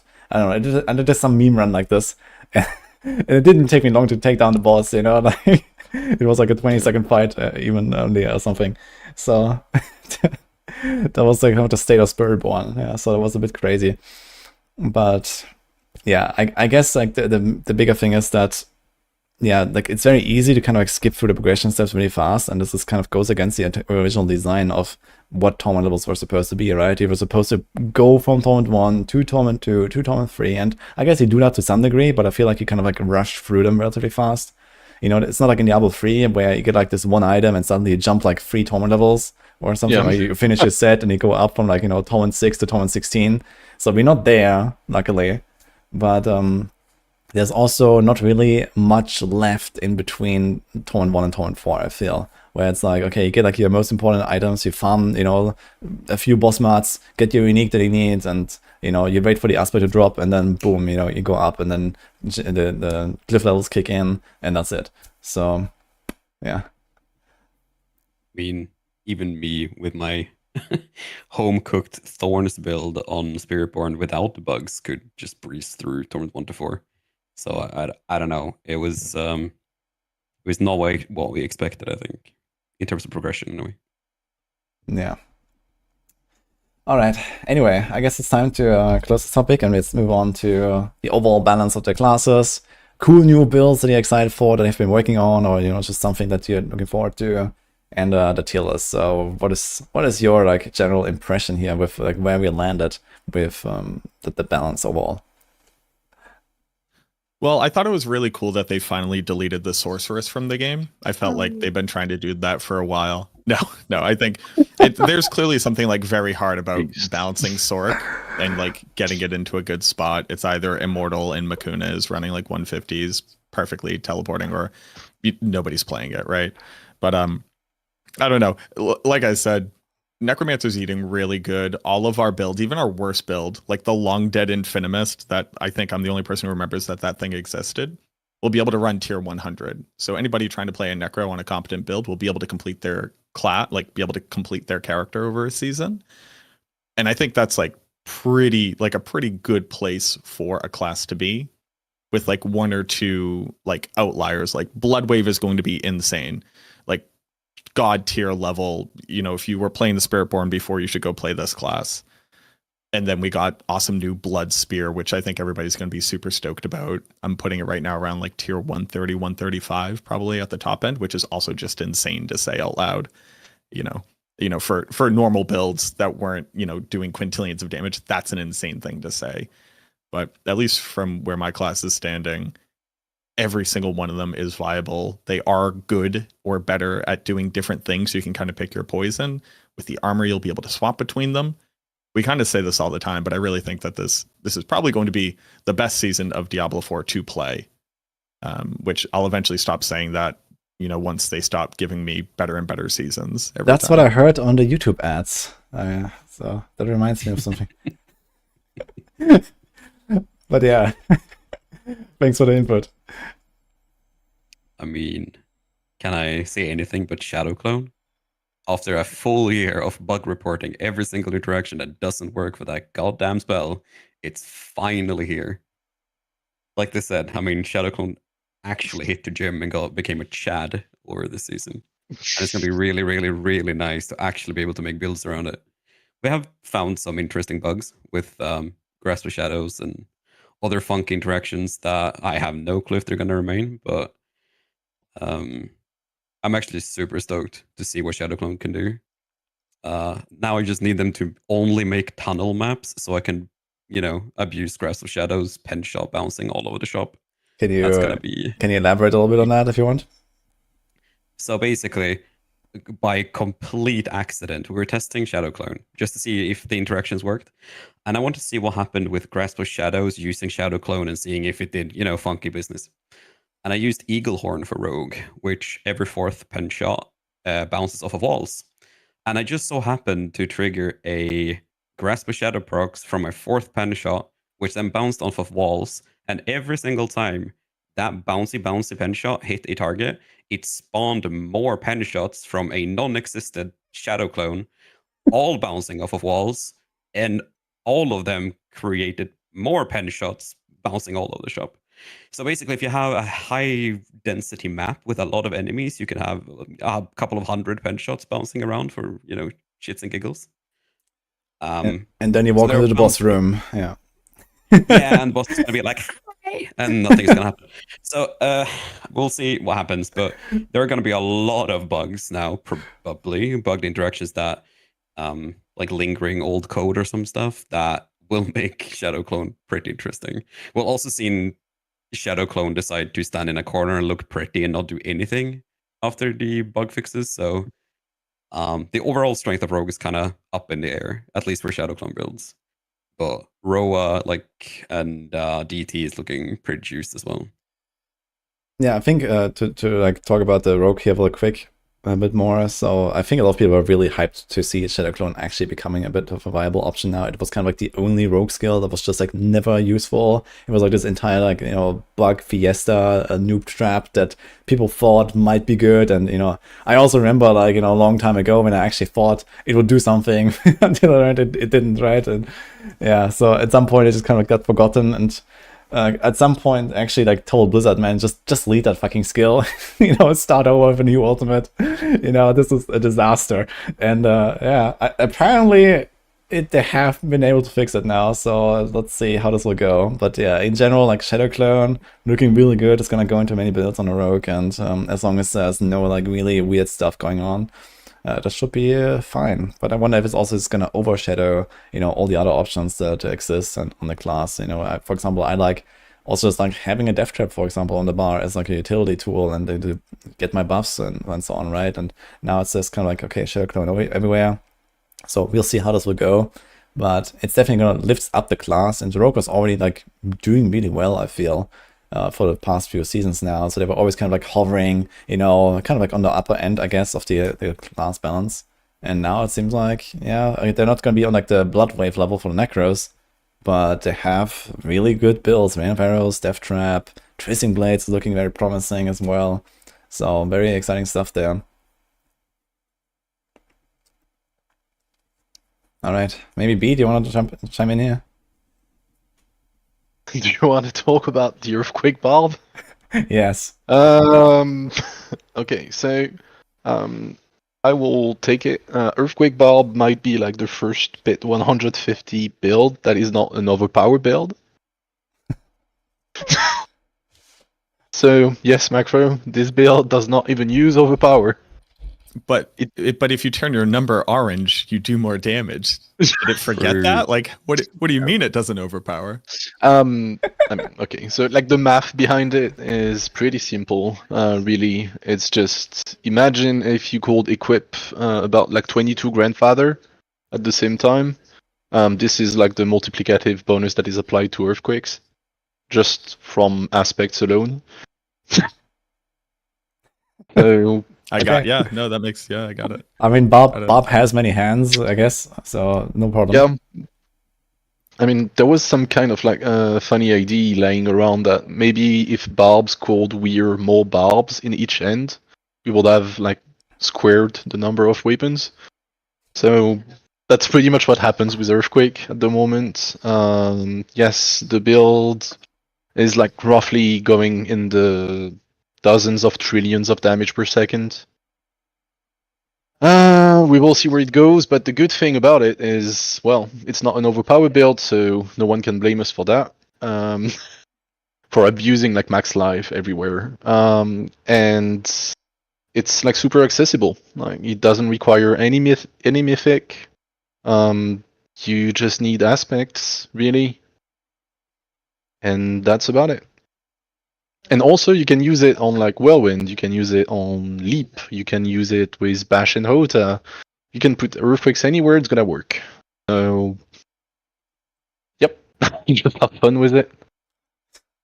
Seems good.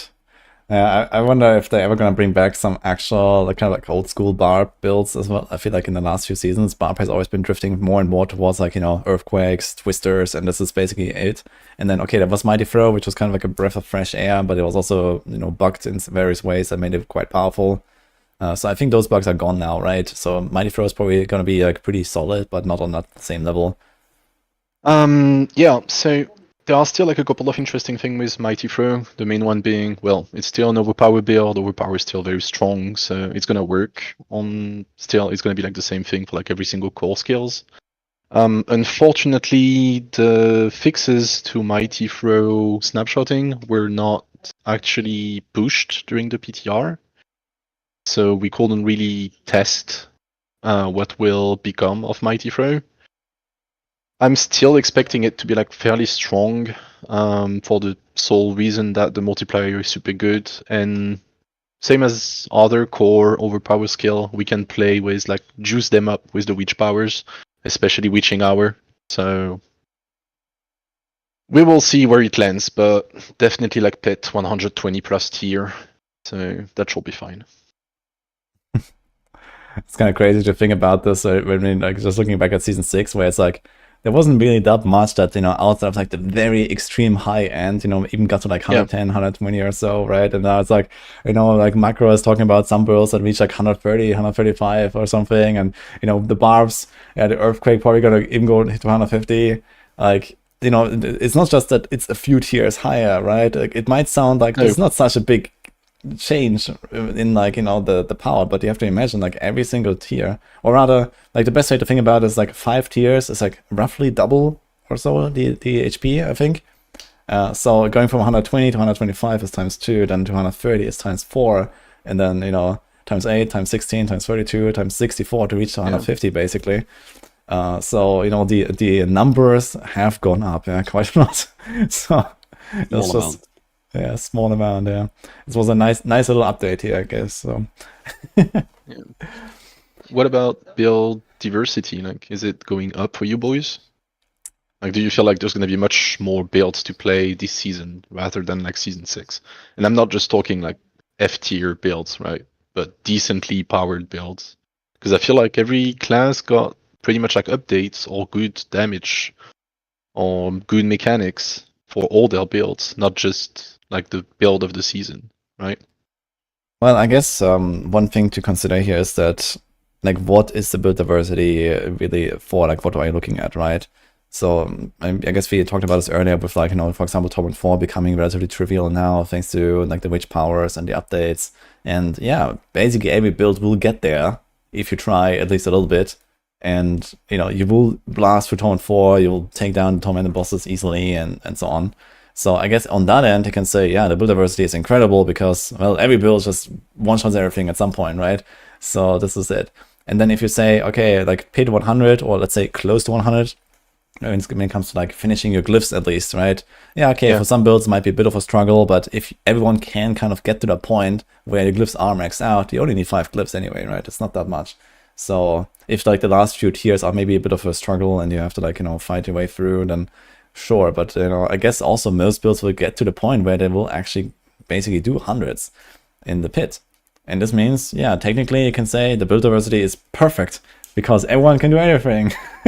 But of course, you know, there's always like this kind of comparison of like how easy is it to get there? How much grind do you have to invest? You know, some people like the grind, some people just want to blast and like, you know, go to the highest tier as fast as possible.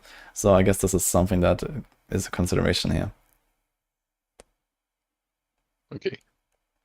I mean, like right now we have 10 endgame builds that are all fairly distinctly different. Well, as different as the necromancer can get, considering you have your 1 damage skill and then you have your, you know, corpse tendrils and your soul rift, and whether or not you need to have blight on your bar and stuff like that.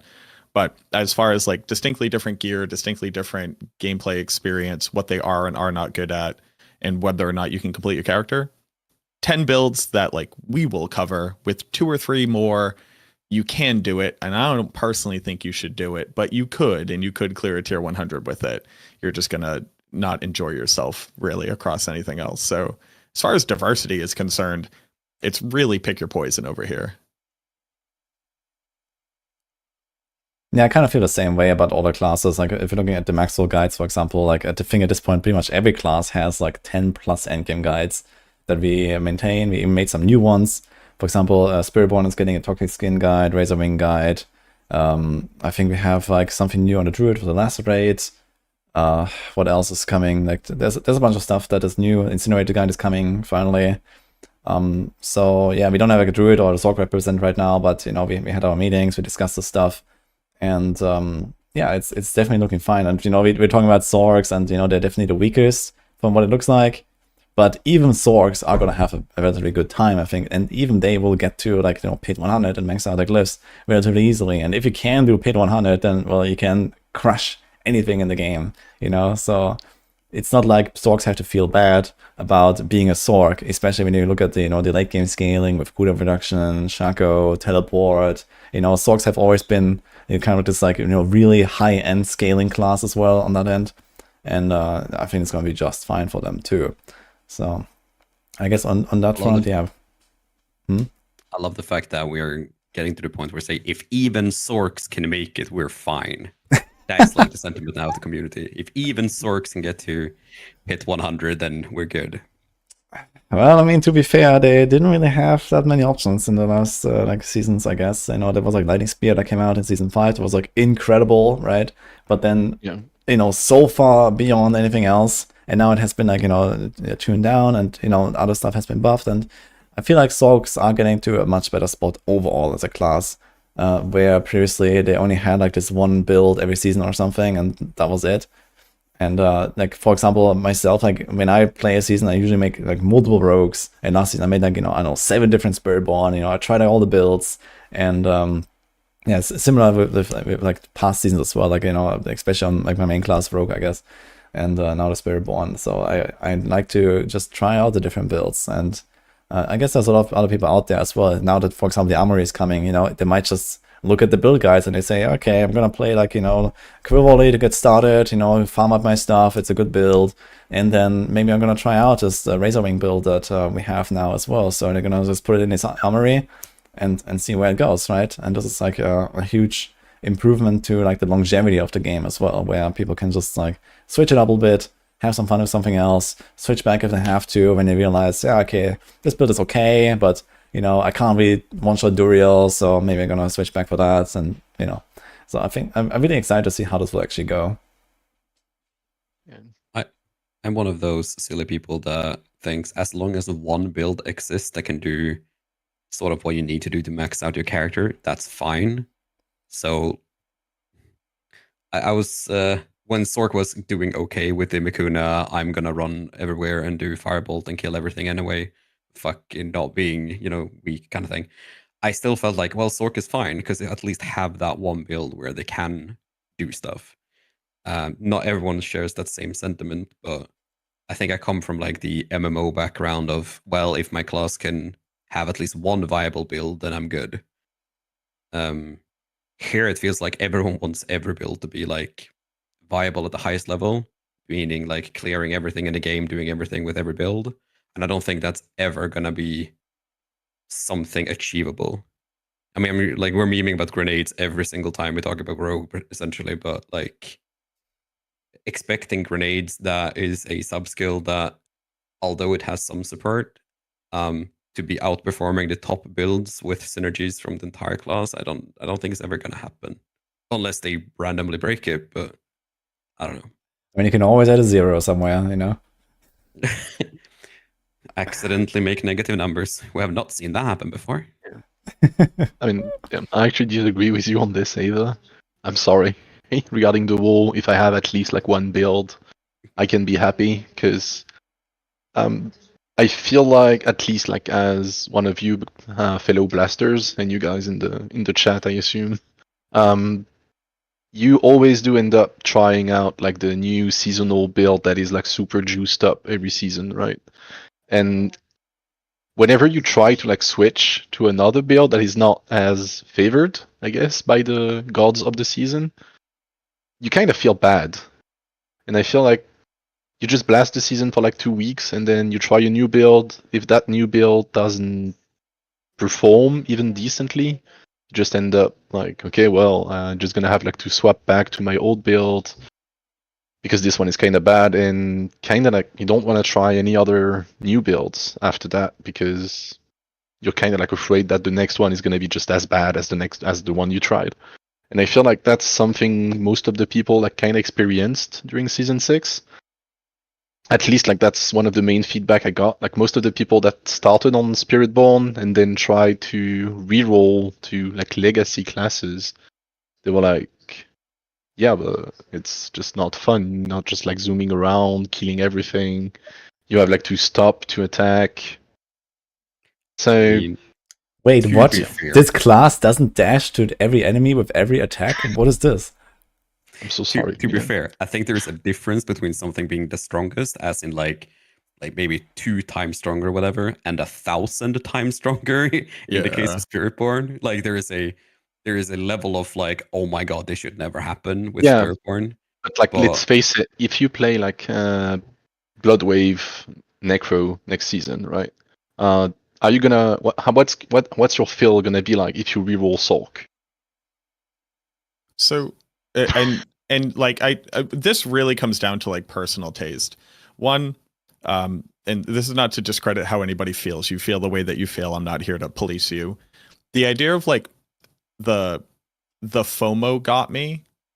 I can't resonate with this concept. I think that you can use like objective states of comparative build power to look at a thing and come up with like critique and feedback and an understanding of the the difference.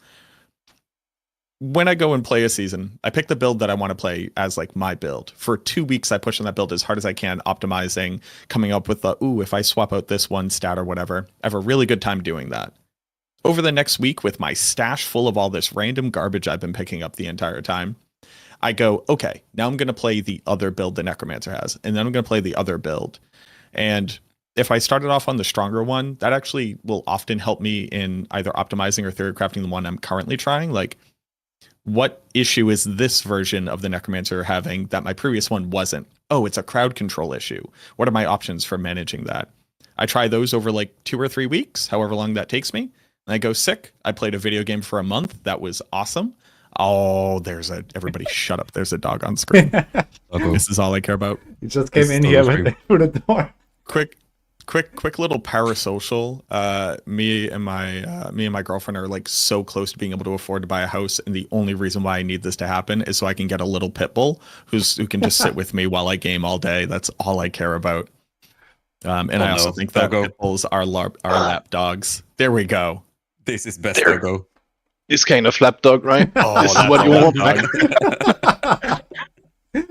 Oh, nice. We don't have a proper beat dropper stream unless Doggo is here. Yeah, I just like don't own a dog. I'm so sad. All right, I'm just gonna cry later on. Don't worry about that. But no, sincerely, I just I like seeing what the builds can do, and I go, oh, okay, this build does this. Now I understand what the impact of the changes they made were. If people like it, here's how we can kind of help direct them in the best way possible. And like, that's a season for me. Some people like to play their build forever and they won't play another build.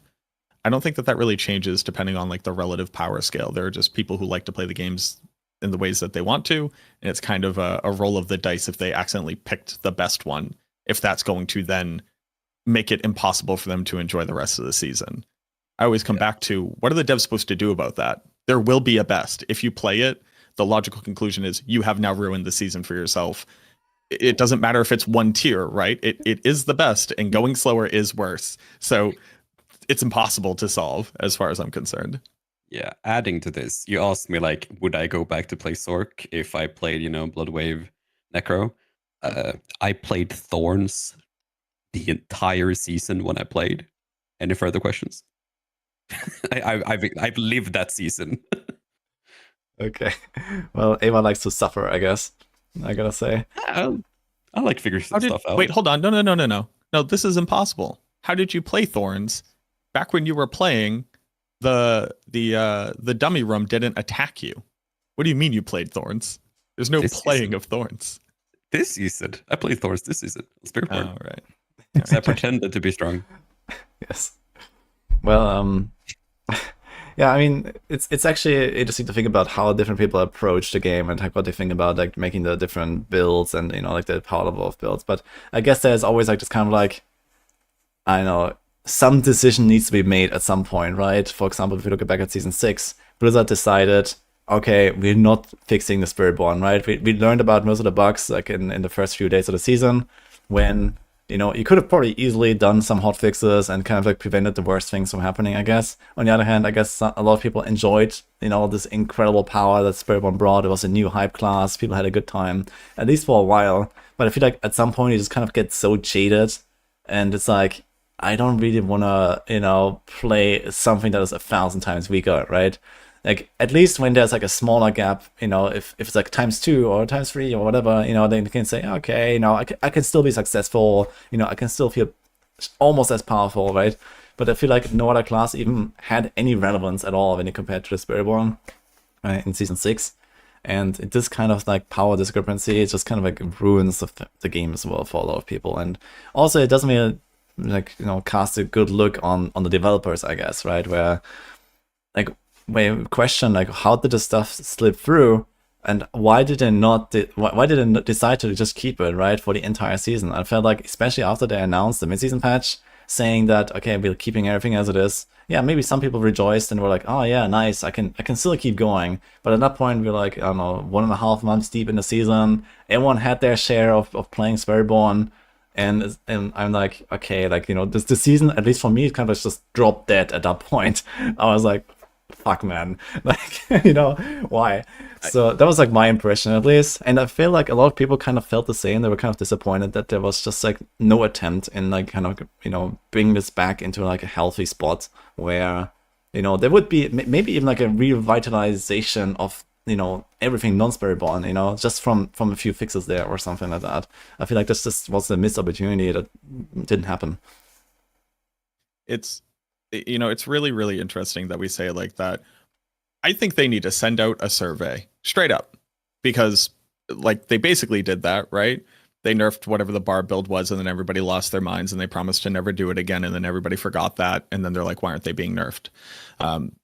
You send out a survey, literally say, hey, player base, if this comes up again, do you want us to try to address it by mid-season patch? Will that make it better? Here's my counter evidence that everybody would say, no, how dare you try to nerf my thing. The anti-venom bug and the air of perdition bug became well known for 2 days before it was fixed. The moment that the anti-venom bug was fixed, the Reddit went up in flames saying, how dare you take away my ability to have my stolen valor? Like, how dare you stop me from doing tier 150? Give me back my bug I didn't know I had, as if you developed it to do that. Was that everybody? Obviously not. Is that a ridiculous outlook? Obviously, yes. But I don't know, man. They just send out a survey, say, hey, do you want us to fix stuff? And just anytime anything happens, they show up, they put out a Twitter post and they hold up the survey and they go, this is what you wanted. We'll send out another one next season. We'll figure out if you want it still. Because they do need to just have a direction and stick to it when it comes to these types of things. I think we can all see that the Spiritborn kind of ruined it for a lot of other people. So maybe it does need to be different. I think one of the most frustrating things about this is that it's the hot and cold part with bug fixes overall that you were mentioning, Mac. Like, if the player base sort of figures stuff like out like this of this magnitude, they're like, oh yeah, this class is now doing 1,000 times more damage than anything else. It's like, how is that even a thing to consider? Like, how much stronger did the barbarians become with the bugs? I can guarantee you it wasn't 1,000 times stronger, but that was just like snap your fingers gone. And like you said, like air perdition bug and antivenom, whatever, snap your fingers gone. Poison imbuement in season 0, season 1, season 2. Oh, it was little bit stronger because some unintended, you know, effect that made it do like 30% more damage. Snap your fingers gone. But 1,000 times waiting an entire season? No. Fix it, please. Yeah, I mean, I for agree, now. and I feel like, Oh, sorry. Wait, go ahead. sorry, I feel like this is a challenge. I don't want to be a doomsayer, right? But I feel like that's gonna be happen next season exactly with Blood Orb, with Earthquake Barb. You're gonna be seeing people like speedrunning Torment 4 bosses like day 1 with like absolutely no gear, and I feel like we're gonna meet the exact same issue where some of us, I guess, are okay with like seasonal builds being like about like 5 to 10 tiers higher than the rest of the builds. But in the end, those kind of builds are like not even hard to play, not even hard to set up, and they just do like 30 plus tier above the rest. And this is definitely gonna happen next season. Like some of us like run the numbers. This is just gonna happen next season. Like Barb's gonna be like Spiritborn, earthquakes, explosion across the entire screen. Nick for Broadway probably like the same thing from like the early gameplay I saw on the PTR. I would say it's, hey, at least you have like to play more than one button compared to Barb. So I would not say it is like the most engaging gameplay, and I don't think it's like healthy for the game to have like so much power discrepancies between build. But it is gonna happen next season, and they're gonna need to address it. Either they leave it be for like an entire season, or they nerf it. Like as Ava said, like snap your finger, gone. It's the thing is like I don't even think it's a matter of like them fixing all the bugs at once. If they want to keep the relative power of Spiritborn slightly higher than the rest of the pack just to make it sell the expansion, right? They could have just mathed it out. They look at how the popular builds are doing, like follow the content creators kind of thing, see how much health you're doing, like getting, do the math, very simple mathematics to see how much Viscous Shield was, enabling you in that build. And if that is still putting you within, a reasonable level ahead of the rest of the curve, then you can just fix that bug or any of the other bugs. I don't expect them to fix overpower with a snap of finger because that could have multiple consequences that breaks the game. But Viscous Shield was probably like 6 times more damage for most builds. That's, 10 pit levels? Like, that's still gonna put them way above everything else. Yeah, it was probably even much more than that actually on the high end, because it also accumulated into other effects like the Jaguar Hall and stuff, I think. So Yeah, of course, yeah. And then the Fell Soothsayer explosions and stuff, they were all buffed by like the double scaling of this kind of stuff and triple dipping basically of this insane multiplier. So, but yeah, either way, I mean, we're talking a lot about season 6 here and like what has happened and I guess what we think will happen or could happen again. I guess it just comes down to Blizzard kind of like being a bit more mindful about this. And yeah, it's always like a hot iron, I guess. But at least like looking back at season 6, my impression was like, okay, it was fun for a while, but it was like so oversaturated with Spiritborn at some point, and there's this whole like feeling of everything else is futile, and I feel like a lot of people just kind of quit at some point, and they were just not happy.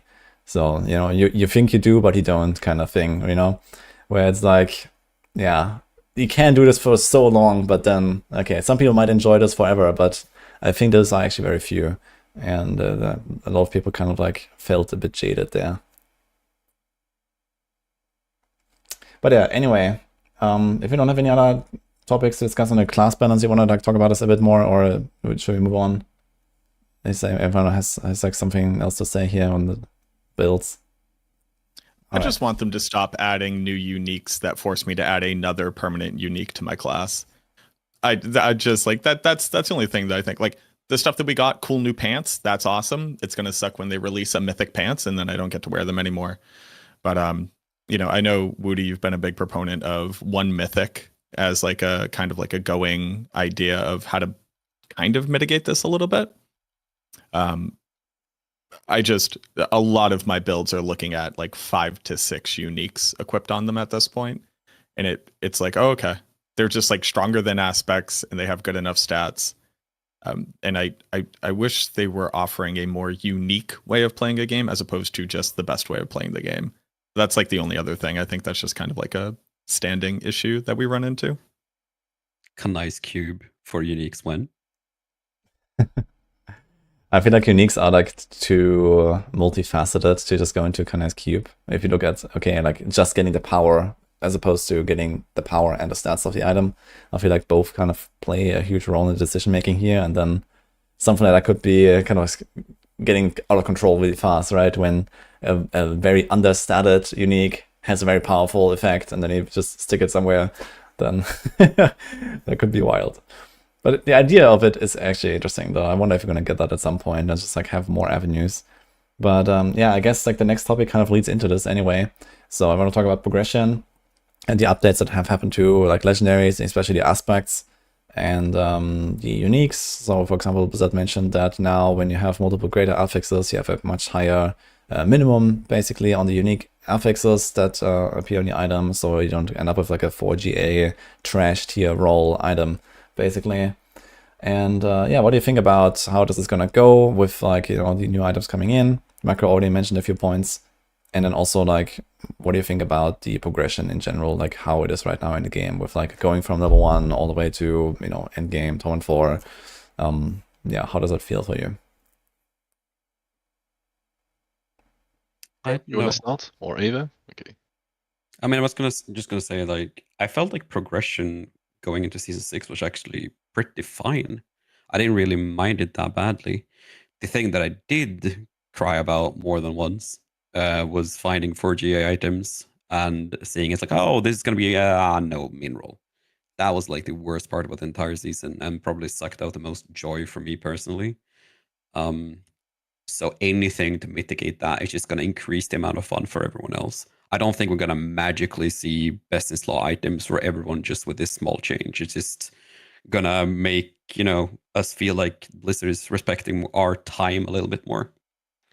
So yeah, I mean, I do feel like the progression is pretty fine. I do miss some sort of some chase in a way, like either be it end game thing that is difficult and you need more gear and stuff, but I don't know.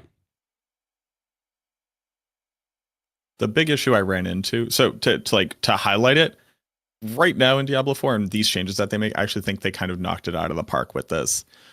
The biggest thing that I ran into was after I hit that 2-week period of trying to min-max my build, and I got a GA essence on kill ring, which means I can reroll this, and now I can set up my build. I stopped getting item upgrades on that build for another full week of blasting because no item came close, even remotely. I didn't get stronger aspects. I think I ended with like 2 or 3 perfect aspects at the end of this last season. And picking up unique items with multiple GAs on them, I never felt good. Like, I was never happy that happened. I would like pick it up, look at it real quick, go, literally trash, can't use this. It doesn't matter that it has 4 GAs on it.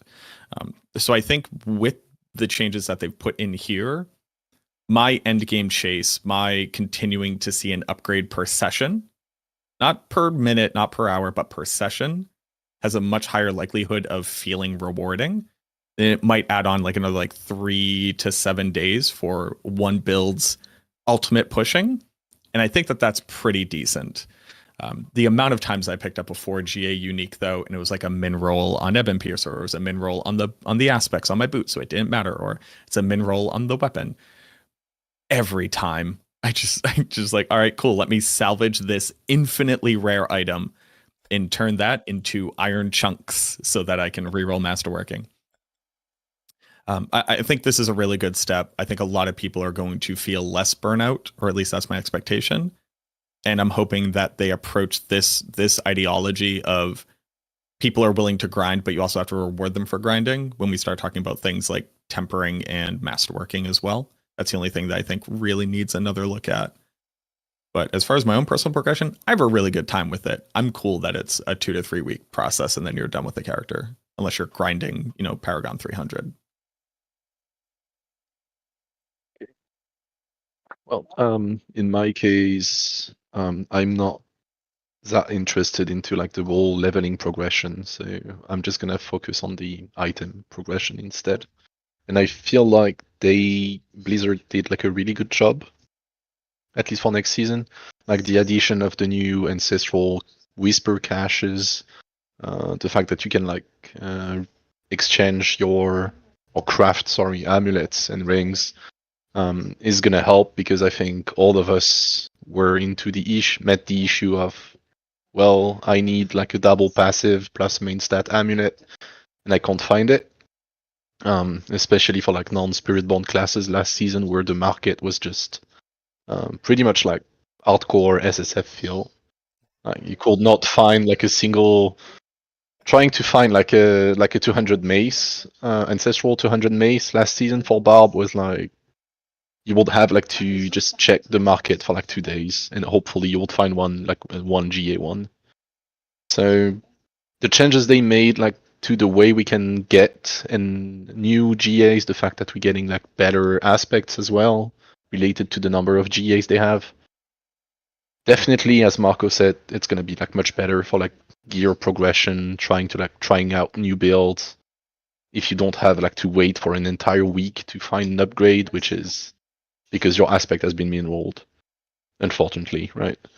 So this part is super fine. The only thing I'm still gonna like fight for is I really expected Undercity to be like the main target farming way, and there's absolutely no changes to it. And honestly, it just feels bad to like spend your 50 million gold for an amulet with passive, and you just get like a non-ancestral one with like some shit. I mean, sorry to say it, like some really shitty affixes on it. But sorry to push back on that. Didn't they like very specifically like point out that a lot of rewards and a lot of things were not functioning as intended, and they addressed Yeah. those things? I think so, but they Oh, did did not like, they? focus at all on it. So Yeah, not to fact check you mid. no, if you do, podcast, like, but- please. I hope you're right. Well, there was nothing specifically in the patch notes that talked about this, so at least not as long as I can remember. But yeah, I guess to like sum up like the points made so far, I guess like the legendary, like ancestral legendary aspects change is very welcome, it seems, and so is the multi-GA higher role of affix on uniques change, and I kind of agree with that. I personally never felt bad, you know, number one, not having my maxed out powers. I kind of enjoyed the chase of trying to get those high rolls. But I do see that a lot of people kind of like want to at least get close to maxing out their builds at some reasonable like time investment. And it was maybe quite a bit too far. And now it feels like it's like maybe too easy, but I guess it's better than it was before from my perspective. And yeah, like the multi-GA unique stuff, that's definitely a good change, I think, as well. But yeah, does anyone know maybe also in chat, like if they actually talked about like the like Undercity and the rewards not working correctly, which is now addressed or something, because I actually don't remember that. And this actually brings me also like to another point, which is, you know, we had all these new introductions of systems and reworks of systems in Season 6, you know, they have rebalanced, you know, Helltide, and we have the Citadel, and we have the Undercity, and, you know, all this kind of stuff that we're actually doing with our characters. And now, for example, also, like one big point of feedback that I gave during Season 6 was, for example, that, you know, experience can only really be grinded in the pit effectively. There is Infernal Horde, that is kind of alright, and then there's nothing else behind that. You know, there's like such a large gap between those two systems and the rest, and between those two there's even a large gap still, so that if you, for example, want to try to grind your Paragons to 300 or at least close to it, all you can do is just like 2,000 pit runs in a row until you're there, and this is it, right? You don't get rewarded at all for doing any of the Torment 4 stuff, which on one hand makes sense because Torment 4 is extremely trivial. On the other hand, I mean, you don't even have to go very high in the pit to get a massive amount of extra XP. You can literally run Torment 4 difficulty in the pit, and you still get like triple the amount of XP or something like that. You know, that's how crazy it is. So what do you think about that? And yeah, just like, what is your impressions here? Because personally, I am somewhat disappointed that they were, you know, okay, they did a good job on the balancing and like, you know, overall the theme and all, but on the other hand, they kind of just like neglected all the other systems in the game, is my impression here. Yeah, my read on it, you know, this isn't coming from a dev telling me, this is just my read on that concept. The season needs to be flashy.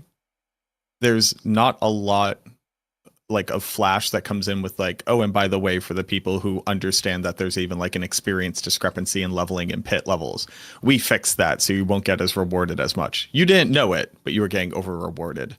So I think until they have like a more sophisticated answer to that, no joke, dude, I don't think they expect us to be doing like pit tier 120 by this point. That's not an excuse for them, but I can imagine them like looking and being like, oh no, they did it. They broke it. They broke it. Like even outside of the Spiritborn, they're just like, oh no, damn it. Pit was supposed to last longer. We added 50 tiers and we didn't expect them to do 100. So, you know, that really feels like maybe a next season thing at the earliest is when we see like a revamp to how it works.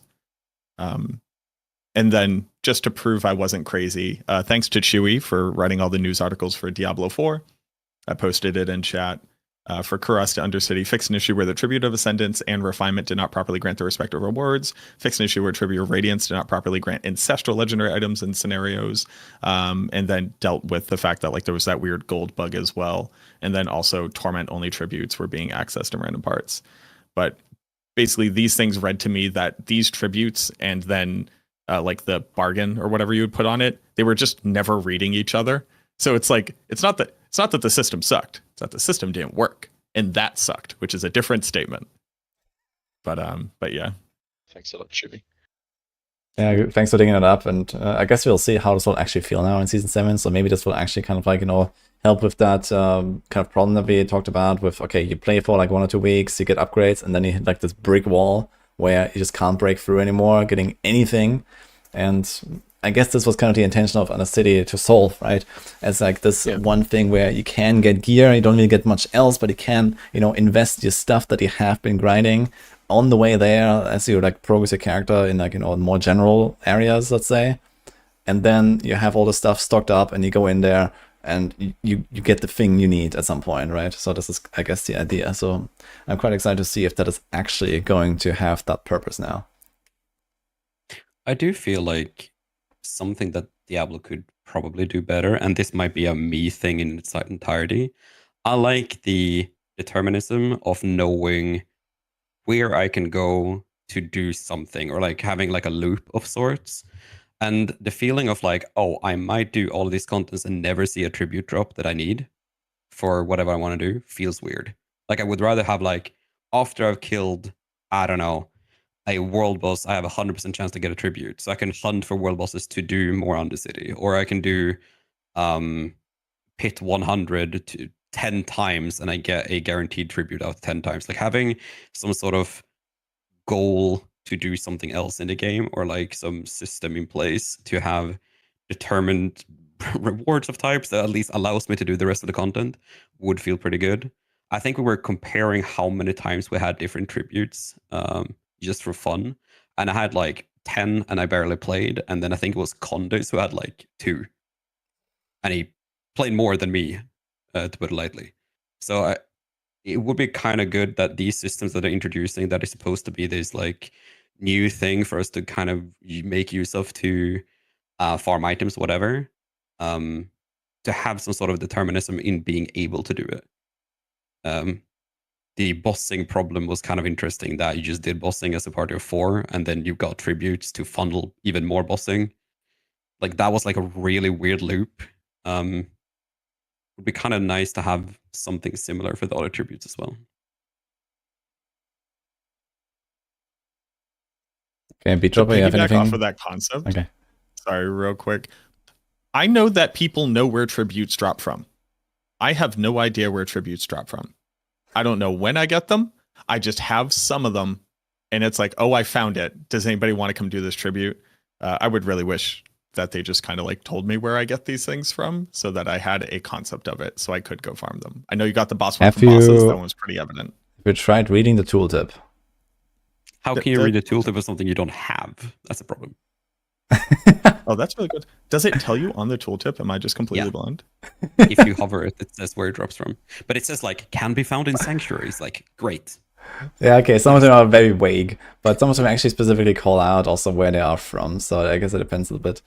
But yeah, I don't believe it. I think that's propaganda and gaslighting. I'm positive I try to read those things. But the thing is that, when you go back to what we talked about earlier with like, okay, Torment 4 content is like trivial, and, Undercity is also something that, at least personally, I feel like, okay, it's kind of like a fun little game mode. It has like these 3 levels, and you go through them, and there's like a little bit of like pathing you have to think about, and you get like this insane like cooldown effect that you get like every time that procs when you click on the things or something. And it kind of feels fun to run, at least for a little while. But when I think about, let's say, substituting 1,000 pit runs with 1,000 Undercity runs, then I would probably still choose the pit, honestly, at least on the majority of it. And I feel like Undercity, if that actually is supposed to be developed into like this kind of like endgame target farming mode where we fix our character, let's say, with like the last few pieces, then you would obviously expect a kind of long grind to get those pieces, even with target farming involved. But on the other hand, I feel like Undercity doesn't really offer enough to actually make that interesting. Yet.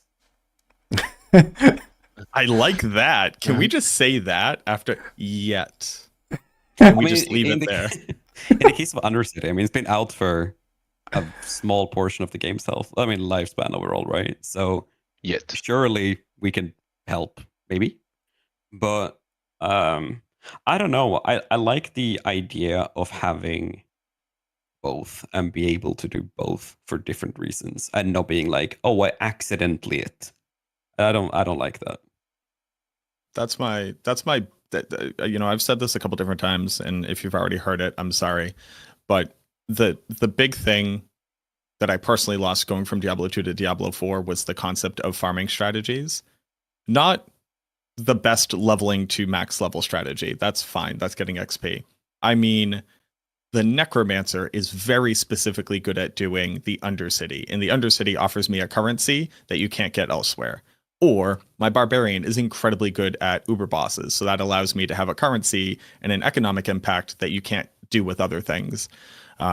You know, this it kind of feeds into the concept of like, oh, how would you even play multiple builds in a season? Oh, well, I need to have my Goldfine Barb, and I have my Cow Killing Javazon, and I have my Blizzard Sork to start me off. Like that kind of concept. And that's kind of missing right now. They try to make it cool with the Infernal Hordes. We can kind of go there to get a little taste of different things that you might need. But they had to walk back this idea that you can't just pick up everything in every single content type, because people only want to do content if it can drop all the mythics for them as well. And that really confuses me as a player who simultaneously wants the game to like have a healthy balance of things to do. I think you can't be on the side of the argument where it's like D4 doesn't have any endgame content, but also expect to get every single item from every single endgame system that exists in Diablo 4, because then you're right. You're picking which arena you step into before you get the drops. And I wish that the Undersea was a little bit more different than that. Infernal Hordes was a little bit more different than that. Legion is where I went to go get these things. You know, obviously Uber Boss is where I get my uniques and stuff. That's perfectly fine. But then like the pit offers me this thing that isn't just the pit XP, etc. I think that would bring a pretty massive influx of like reasons to be doing stuff in the game.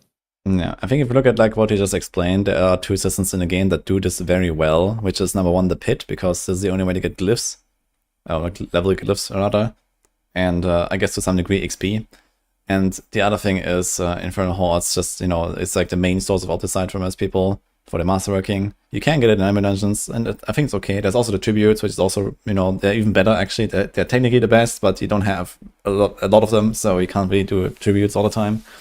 So it's good that for some things there are like different avenues, but on the other hand, Infernal Hordes also has something that's very special, which is the Scroll of Retempering, for example. It also has special legendaries and uniques that can mostly just find there.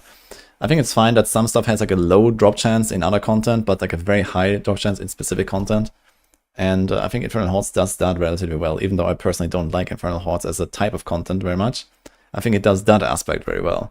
And I actually really agree that it would be very good to kind of like, you know, specialize content types a little bit more into a certain direction. Like for example, in the past we used to have, okay, Helltide gives you steel for Greek War, and then Whispers give you the hearts for Varshan, and so on, right? But I feel like at this point, like no one cares anymore, right? Like everyone has infinite amounts of boss mats. Dude, I literally just went into my character. I was cleaning up my characters from the season to make space for season 7, so I can make new characters. Every single mule of mine, I had like 10 mules. All of them were full of boss mats. Like I couldn't do anything with this anymore. You know, I literally just deleted it. 10 inventories full of boss mats. You know, and that's just on hardcore. You know, I don't buy this stuff. I just got this, right? It's like you just get so flooded with this stuff. I don't even have to think about going into Helltide to then do Giguar. You know, it's just so insane. And I feel like there is definitely like a bit of like the charm of some of these abilities that has kind of gone missing. It's like, why do I even want to go there? You know, like I just have it anyway. So that is like my impression at least. Yeah, so you just like skip activities entirely just because of it, right? Yeah, I mean, I don't want to get to the point where like, you know, we get like super forced into like, okay, you know, it's like in Diablo 3, right? You play a Diablo 3 season and then you pay your bounty tax. You know, like every season, like okay. I knew it in my head.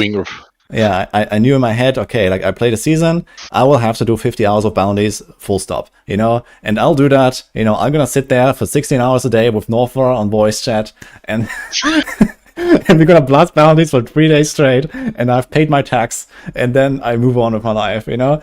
And it's kind of like how this worked with Duriel as well, right? With like, you pay your Duriel tax, you just kill him like 1,000 times, you get your Shaco, you get a Perdition, and whatever, right? And then I will never want to see that boss again. And I actually kind of like that a lot, where it's like, okay, I'm kind of done with that thing, and I got the thing I wanted there specifically from that thing. And okay, if I really don't like it, I can also go and do something else that is like, a different type of content that is maybe less efficient at getting me this, but it also has this other perk. But I feel like the crossover is way too large, I feel, in Diablo 4. It's like you just get everything everywhere, and it's like, yeah, that's like my impression at least. I think my biggest problem with the current gameplay loop is the fact that, let's say that the pit is the end game part, where you're progressing the character, all of the relative strength you're getting throughout the season, it goes into that, right? The fact that you can progress it and basically get no more loot because it's capped at like an artificial level, and you don't really get any benefits from farming it in terms of further character progression, that feels weird. Like the fact that I can get more loot sitting in a health tide, just hoping for Gumbug GAs, is kind of weird when you think about it from like a gameplay perspective.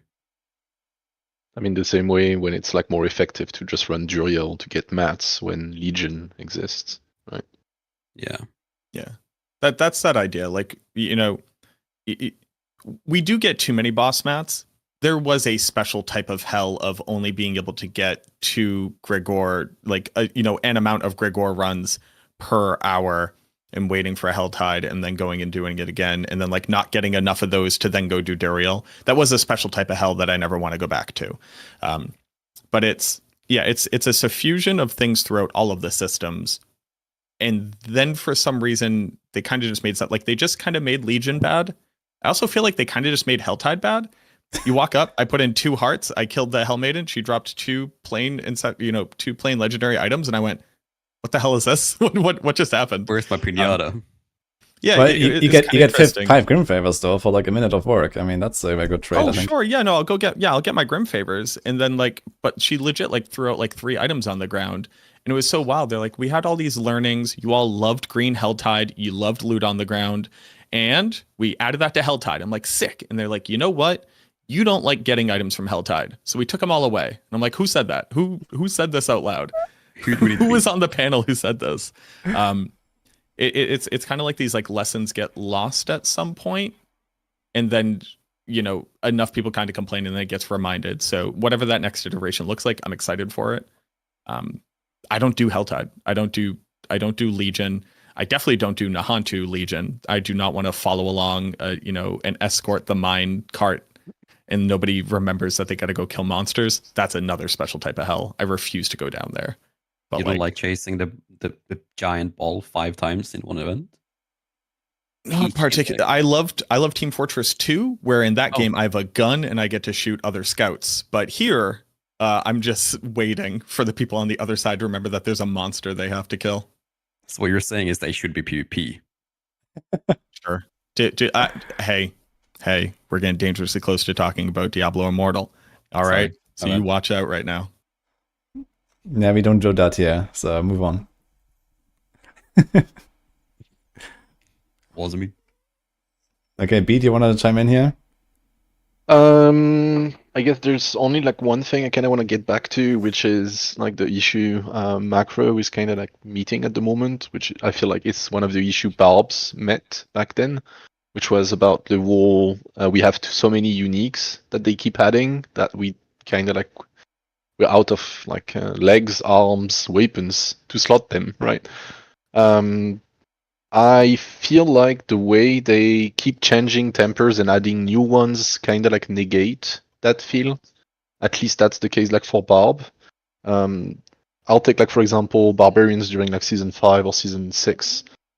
I think we barely had 3 legendary pieces. The rest was just unique and mythics, and that's it. And with the changes they made to tempers last season and especially this season, now we're back to wearing 4 legendary weapons. Now we at least 3 of them. Now we're back to like using regular amulets. Now we're back to using, well, armor pieces are, I guess, another issue because those ones have big multis. But I feel like tempers are like a good solution to that wall. I want to wear a unique because they added one, but unless it's build defining in the end game, it's gonna be more. It's gonna be better to actually take a legendary, which is perfectly optimized for my build. It's quite interesting actually to hear. Yeah, I guess like maybe my closing thought on this topic would be that I don't really like that we have so many defensive slots that just like overshadowed by offensive uniques. Like we started slowly with like Tibbot's Will, and then okay, Shaco existed, but no one had one. And then season 2 came around, and suddenly everyone had a Shaco that really wanted to grind one. And now that gave you like +4 ranks and all this other crazy stuff. And then, okay, now we have like offensive chess pieces, like, you know, Shroud of False Hope, False Death, and you know, stuff like that, right? And suddenly, like, all the left side of the inventory of the equipment tab is just like more multipliers, right? And that's like kind of brings it back to like the power creep, and you know, like it's very easy to survive. You don't actually need those defensive pieces, so people just slot in all the offense, and then yeah, suddenly your character is just like 2 or 3 more or 5 times more powerful than it should be because you don't care about defenses at all. And I feel like, you know, this balance is just not really good. And even if you talk about, you know, you consider it as a barb, okay, that it could be unique or it could be legendary, but the legendary is only going to be used if it also gives you damage through like the utility temper or whatever, I suppose, or like maybe an aspect that is like utility, right? Yeah. So in that case, yeah, it's kind of the same problem. I feel that kind of keeps coming back here. I use error perdition on a damage over time build that isn't a core skill. So like, what are we doing? You know what I mean? Like what are we doing at this point? It's a helmet that says 60% damage multiplier and movement speed, and that's kind of good enough to run on every single build. Yeah, we don't have to beat a dead horse, but yeah, no, I feel you. The left side needs to be like, it can't all just like concussive strikes and exploiters, and then you have your gloves, which are actually just weapons, and you have, you know, Shroud of Dark, False God Death, Yeah. and then Perdition. And it's like that's every build guide I've made. Why? Because it's optimal, and that's kind of rough. Maybe you're just being too uncreative. You're right. I could also put in Fists of Fate because that is technically on average a 50% multi, and apparently personally responsible for getting rid of CC options on gear. So that's pretty cool. Well, I'm sure that Ava has something to say about Fist of Fate. Oh no.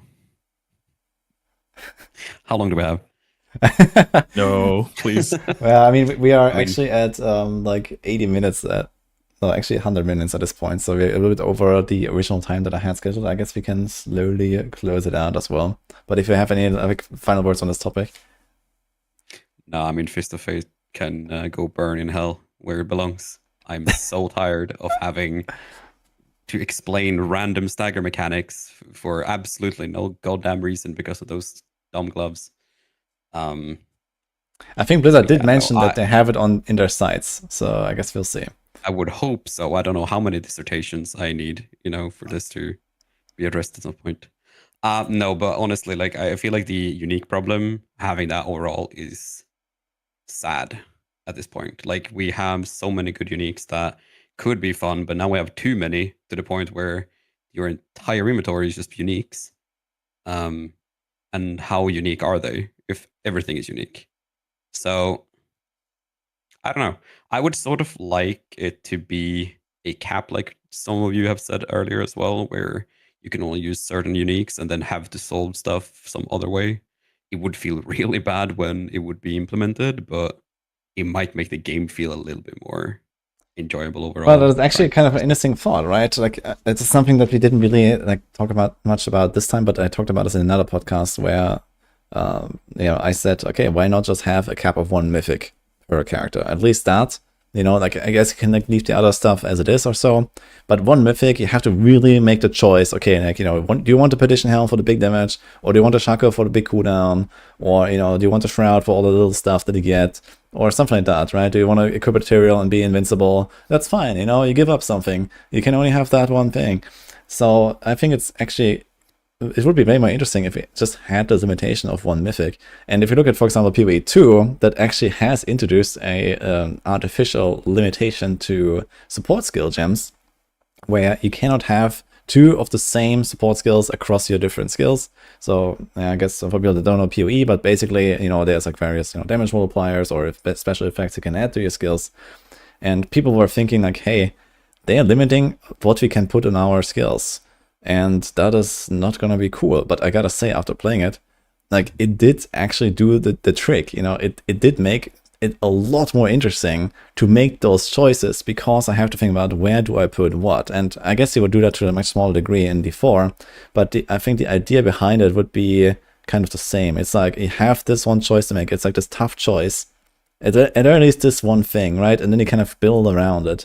And sometimes limitations can actually be, you know, just a lot more exciting, I think. And this would be one of those cases. I'm not sure what's your thoughts on this, but that's just what I learned, especially now after playing PoE 2 and having kind of seen a similar limitation in action. I think it worked out really well. Me being a big grinder of PoE 2 for entire 40 hours compared to, you know, everyone else that is playing this game, I honestly felt like the system of PoE 2 where you were solving stuff like, how can I get the most damage out of these stats, right? Not like, oh, I need this unique effect to make my build go burr. I at like the early stages of the game anyway. It felt kind of refreshing, and having some other system that gave you power and customization to your skills that wasn't directly attached to your gear.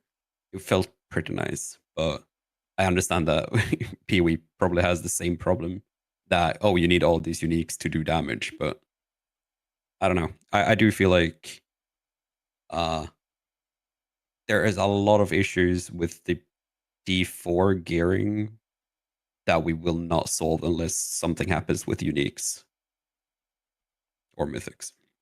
There's always the next expansion, I guess. Hey.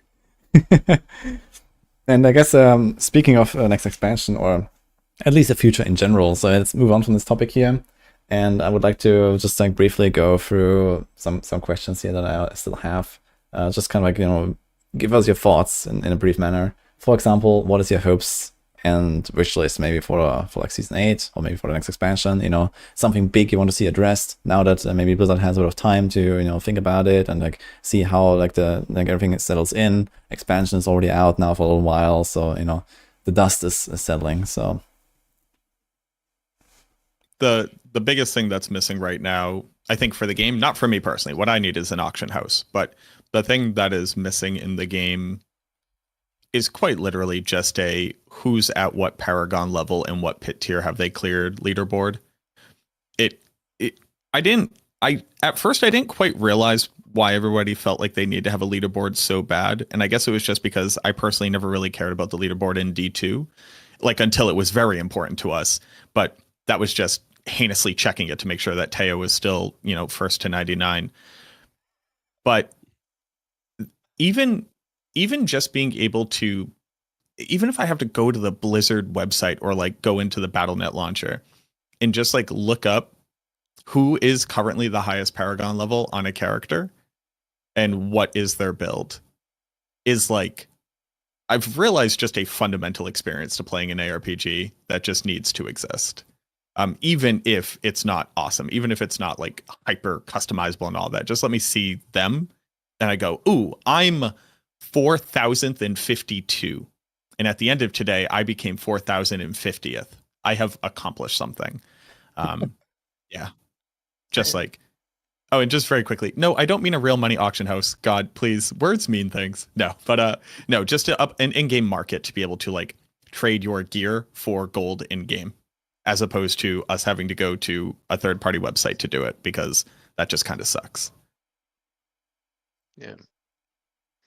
In my case, I think I have like only about like 3 wishes. I guess that's quite a bit, but like the first one will be I want more of those like roguelite but difficult content, like when Hold first came, where we were like expecting also like Holds T5, T6, right at the beginning, I believe, and they ended up like stopping at like tier 4 Holds.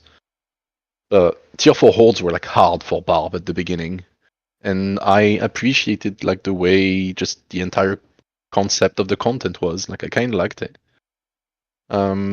The second thing I kind of want is I don't want another 2 or 3 season without season team. I feel like getting back to like that season 1, season 2, season 3, where you get like those borrowed powers that we're getting also like for season 7 now, feels like super good because like it creates new builds, it pushes builds, multiple builds in the right direction, I feel. So to me, this is like very important. Also, kind of like you're kind of happy to like get those kind of borrowed powers compared to Season of Loot Reborn, right? I mean, maybe that's just me, but I like having those kind of temporary powers. And I guess the remaining one is please give me some kind of like vertical way, like vertical progression to juice up content. Just like give me Altar of Rights in D4. Will be great. I'd love it. Yeah, like this is on my, I guess, 2025, like Okay. 2025, like, yeah, checklist. I mean, I must echo the sentiment of the roguelite sort of stuff as well. Give me Risk of Rain in Diablo. Yeah. Make me go super silly and have fun in that way. No, but like I have one wish and one wish only because I'm gonna keep this like giving it all of my power to make sure that this happens. Please, for the love of God, tooltip clarity and make sure that stuff doesn't scale off of bugged tooltips anymore. It is a nightmare for class balancing. It's a nightmare for stuff that gets introduced. We're gonna have multiple seasons of precision being the best key passive for rogue because we decided that trick attacks and every other crit damage scaler scales off of that. So please make me not have to utter the words, well, that is a false tooltip. You have to think about it this way. I don't want to utter those words anymore. Do you have any hope for that though? Nope, absolutely none. But it is a wish list, and I hope. But yeah, You said wish list. You said most important thing to us, Woody. All right. I mean, fair enough. Yeah, I got my training dummy. You can hope and cope. Training dummy. Yeah. They do need to put like, I don't know, like a little like YouTube embed so that you could be watching something on the side wall down in the Kurast while you're hitting the dummy. You know, making sure I can change the skins. If they would add training dummy skins to the shop, I would go so fast and just swipe like nobody's business. But no. Oh, actually, DPS meter for training dummy area. Nowhere else in the game I don't need it, but in the training dummy area, for ethical players. And occultist as well. Oh yeah, and there's so many things I want actually. Just give me a town inside of the training dummy area, and I'll be happy. Give me a town inside of our den. Hey, real quick, I want to go back. Why do I have to go back to the mercenary den to swap out my mercenaries when Karagar is the only place with a pit obelisk in it, and also there's no training dummy there? Let me swap out my mercenaries on the fly, please. I hate going back there. Oh, wait a minute. Is the mercenary part of the armory system? I don't know. The mercenary is not, and neither are your seasonal powers. Yeah, I have the solution to this. Because we need, we want all the vendors in the training dummy area. We want to change the mercenaries. We'll just move the training dummy to the den. That will solve everything. And then we put them both in the pit. Yes. Okay, guys, enough. All right, that was quite interesting to hear, though. Very good. Now, one last question I have, and then we can maybe dive into a few chat questions. So if you guys want to prepare something, just we can do some rapid fire after this. So I have one last question for you guys. What's the bet for Season 7 mid-season patch and events? If you already have any Lunar kind of predictions. festival. Like Chinese lunar festival in Diablo. Okay, that sounds kind of likely, I guess. When is that again? Yeah, it's like in some weeks, right? Yep. Meme answer is the Festival of Barbarian Tears, when barbarian interactions suddenly gets fixed mid-season. Yeah. I mean, they tried that with Bash in season 4, right? And they just said, okay, no, we just fixed the tooltip. Don't worry. Oh yeah, I remember that, man. Like, oh god. The outrage of Bash Barbs, yeah. We removed the earthquake. Tech rune has been deleted. I mean, that will, yes, that will actually nerf the build by like 10x. Fixed.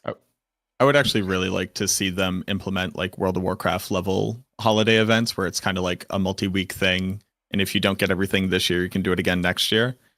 I think like that was probably one of my favorite things to try to grind out in WoW when I was, done with my build or I wasn't doing a raid or something. So seeing that level of event in the game, I think would help just in an astronomical amount of like actually getting people to want to come back and play, because I don't think I can do another go kill like 1,000 goblins to get loot I don't necessarily care about so much. We need the Santa hats from World of Warcraft on bosses in Diablo. That's what we Also, need. yes, little reindeer, Rudolph noses, the whole 9 yards. Give Duriel a menorah. Like, let's really go wild. Okay, sounds good. So there's a few questions in the chat, guys. If you have anything more, then shoot it. But one is, what about the aspirational bird from the season theme? What do you think? Like, is that gonna be enough for you? Is that gonna be actually like a interesting solution? I'm really excited for the bird to quite literally be better at picking up stuff, because it will travel faster than my cat. In Diablo 3, that happened, by the way. The flying pets are better at picking up stuff. So I'm really stoked, because sometimes my cat doesn't pick up everything for me, and that always kind of pisses me off. Mm-hmm. I mean, I honestly, I think having like a new pet for people to go after rather than like a book you put on your horse and it looks weird, I think is so much better. So like, yeah, roll out a pet every time, and I think that's like good enough. Wings, dude. Where are the aspirational wings? Fucking wings. Thank you, Ava. Oh yeah, you're right. Wings. Like, pets are nice. I think it's okay, right? But like, wings. Everyone loves the wings. Mm-hmm. Agree. Yeah, I think there's like way too little of that, yeah, and like earnable stuff in the game, right? If you're talking about aspirational stuff, like a challenging thing. But yeah, I also feel like this new season journey thing, I was actually hoping for that. Like more than half a decade ago, I already gave this feedback to Blizzard. I was like, guys, can't you just like add, I don't know, like 3 more steps to the season journey that kind of like ramp up exponentially with some actually difficult stuff? You don't even have to give us a reward, just do something there. And then maybe, if you do the last step, you get like, 500 rift keys to do a push at the end or whatever, right? You can do some in-game reward that is kind of like a chase there. But it's like, yeah, we're getting this now, and looking at like the season journey thing, it just seems like an absolute joke. But yeah, okay. Yeah, I'm sorry for all the Gilb lovers. Anyway, I got scolded by my chat for not reading the nickname, so that question earlier was from Crucible, by the way. And we have another one from Wonka's Wonders. If you wanted to create any one brand new endgame mechanic, what would it be? So real quick, can you come up with something? Sacrifice. It's called sacrifice. You have to take enough items with enough different aspects, and it summons a malignant version of a boss, and that boss will drop a higher chance of those items being better. So you have to feed it good gear to have a chance at getting better gear. I don't know. You do it in one of the boss crucible areas. There you go. Sacrifice. Coming to Diablo 4. Cool idea. I'll stay with my idea of just like getting like altar of rights from Diablo 3 into Diablo 4. Okay. Dungeon locked So dungeons that locks your character's gear to something specific that isn't your normal loadout. Kind of like the class sets or whatever that you had before, where you just ran through dungeons with a specific set.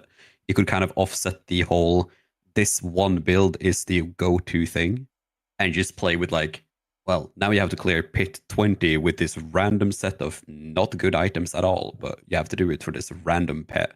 That could be fun. Okay.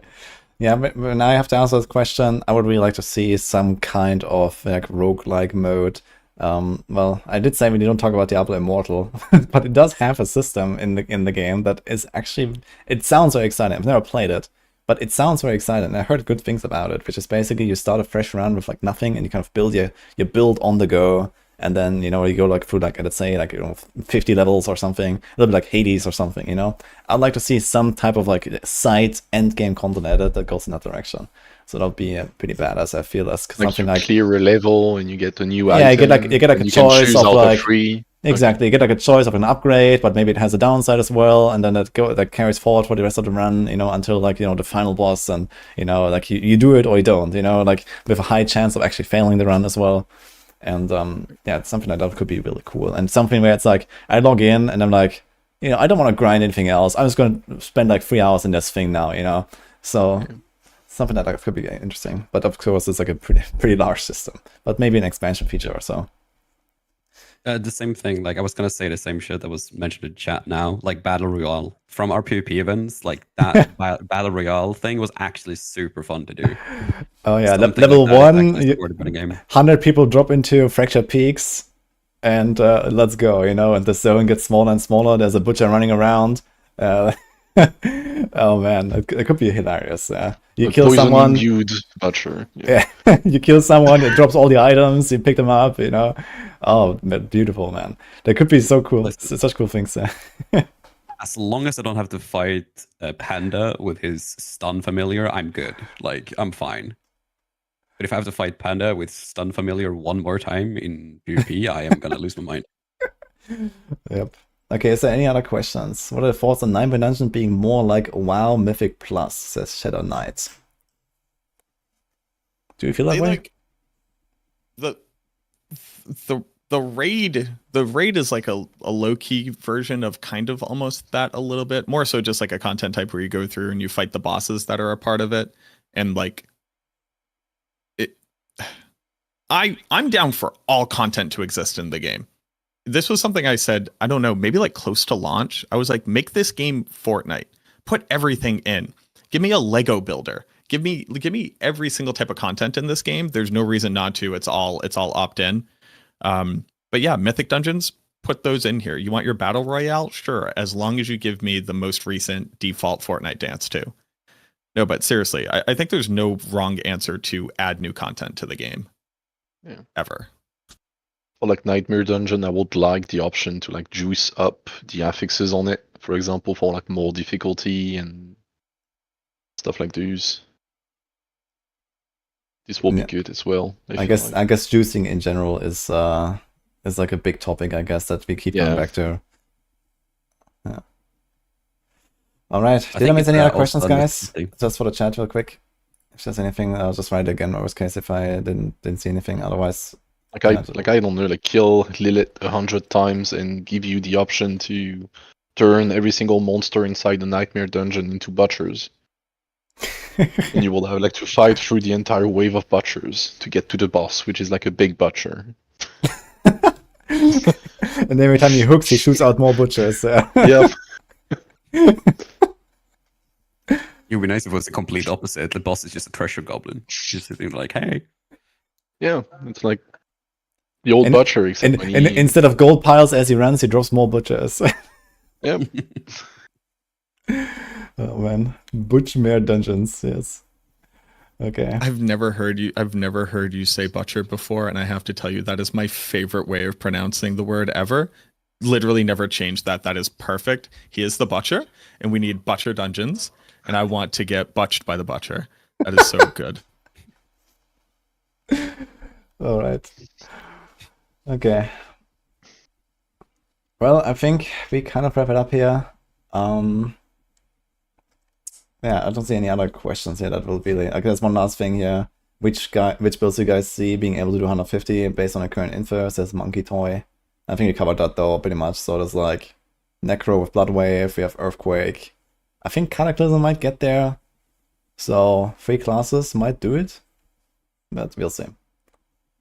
Yeah, end of that. I guess we can wrap it up, guys.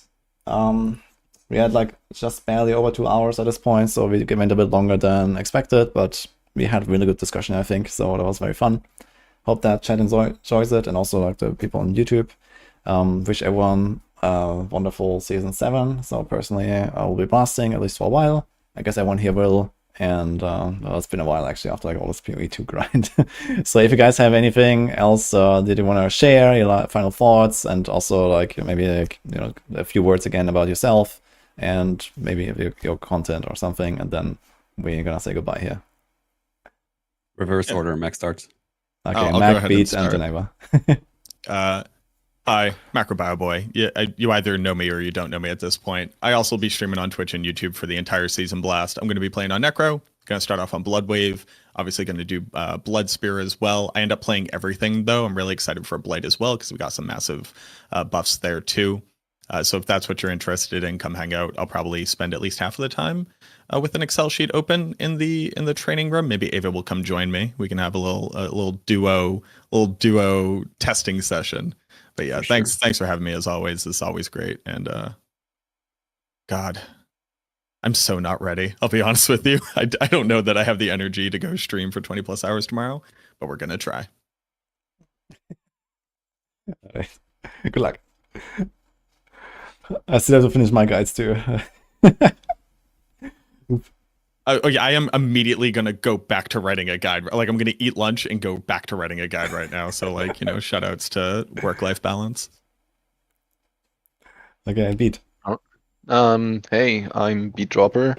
I'm not a content creator. You might find some of my videos because I do love to push the pit a lot during the first weeks before, well, other kind of players get their hands on super overpowered items and beat me to it. If you have any questions about Barbarian, please just ping me on Maxroll. I love to do flowchart to explain stuff. So if you need those as well, just go. I'll be there. All right. Well, this has been super fun. I'm Ava.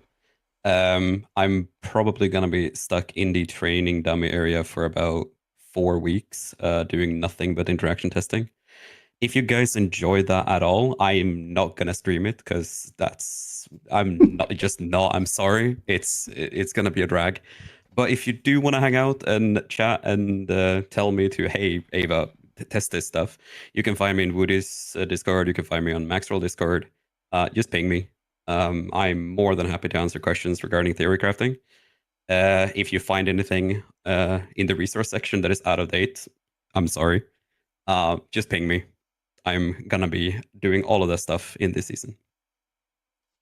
All right, wonderful. Yeah, and I am OG Boov, so you can see that there. No, but yeah, that was the podcast, guys. So I hope you enjoyed it. It's gonna go up on YouTube on the Maxroll channel. So stay tuned for that if you want to see the whole thing on YouTube, or I mean, the people that will be watching this later. Yeah, hope you enjoyed that.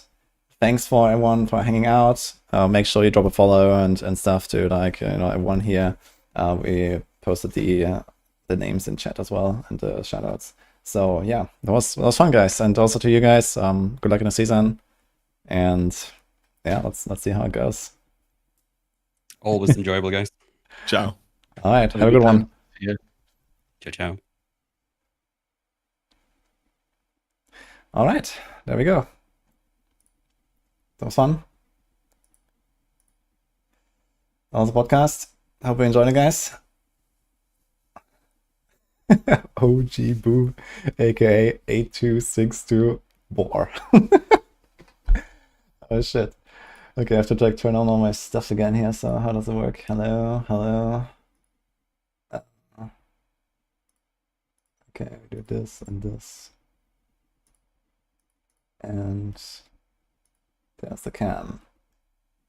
Alright. Think we got everything? Let me just send this here over to SVR.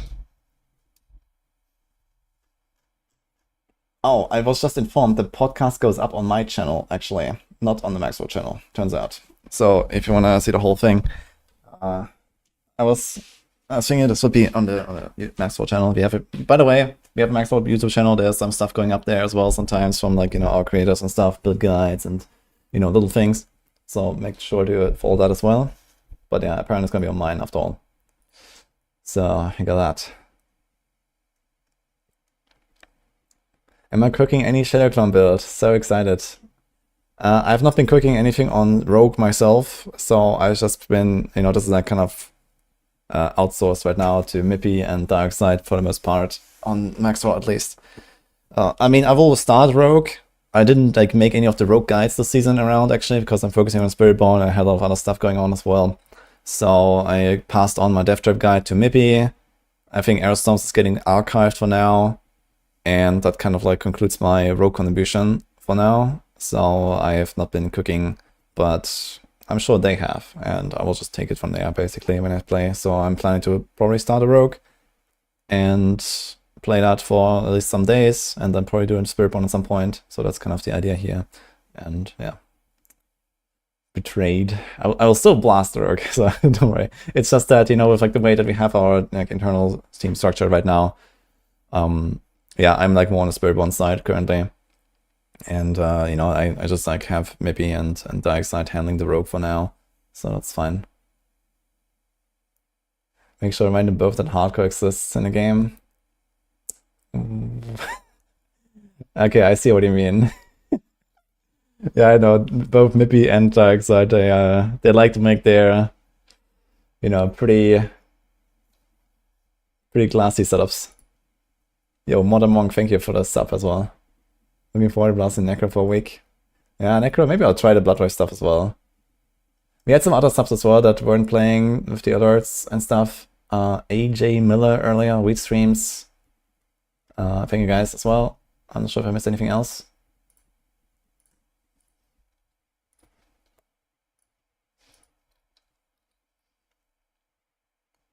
Okay.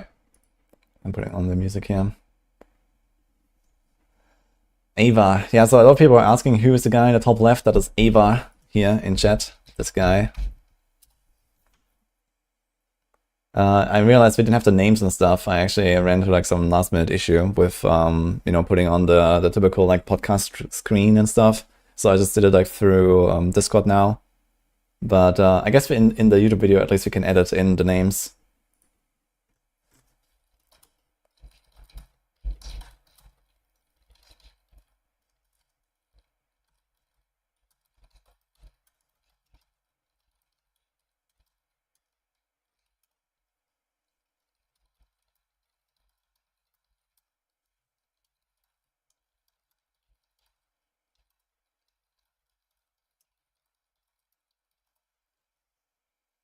Okay. The guy. I just told SER who's gonna edit this and upload it. Like, just add like the text as the name. And yeah, we can just write the guy if you want, Ava. If that's fine. It's not like Dying Matters in softcore. It kind of doesn't.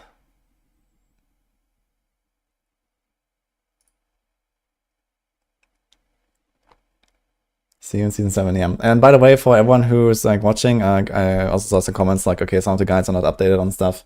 Yeah, it was like relatively last minute this time. Like we had some problems with like the planner update and they, like getting the tools to make all the new embeds for the guides and stuff like that.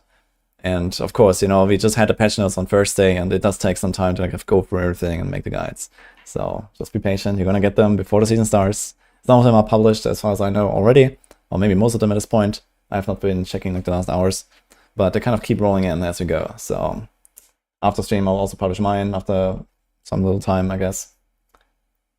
So we should have most of it already then by the end of the night, and then tomorrow, yes, there's some time to check them out. So don't worry. Just put People Detective as my name. Yeah, we have an emote that is literally called People Ava on the Maxroll internal Discord. That is the People Detective.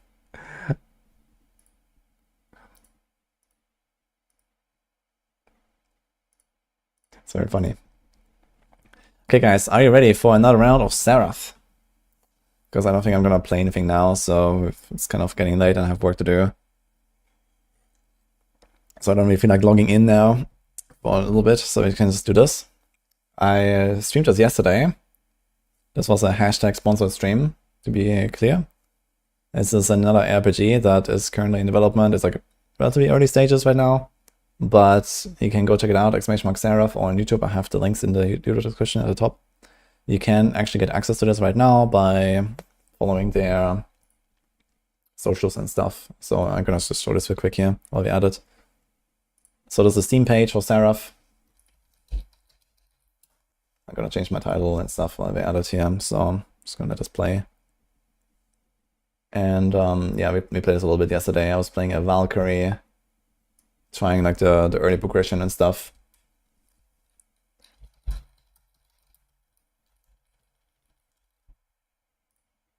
Okay, let's go. Seraph in the Darkness is the name of this game, by the way. So we're gonna be playing that for like another hour today. And then I'll log off at some point and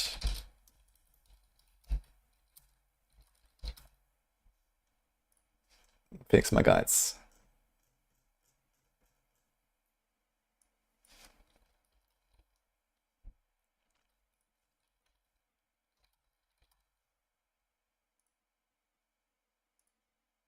Okay. Booba. Yeah, this game has a bit of booba, if you like that. My favorite game is Build Guide Maker. D4 over PoE2 in the next 2 weeks. For me, I mean, at least for like the week now, like I'm planning to do like 1 week like full blast, and then I guess we'll kind of see like how it goes. Maybe I'll do like a bit of like, you know, split at some point, and then eventually like when maybe the next big patch comes, I'm gonna go back or something. But yeah, anyway, let's talk about this game here. So this is coming out Q1, so this is not officially in early access yet, but you can get into like the test version or something that I'm playing. I'm not sure exactly what the play test exactly. Yeah, you can request access, and for this you have to do some stuff on their website, like follow their socials and stuff. Where's that? I have that open here. There's also have like some beginner's guide and stuff here as well. So there's actually like a game guide, like an official game guide that I have here as well. So there's that. Although I'm not sure like in which language. It's like a Korean publisher, so the English translations are kind of funny and stuff. It was this one here. So yeah, you can request access to this playtest for free by following the socials and making an account here and stuff. Some people have done it yesterday, so if you want to try this out. So let's jump in there.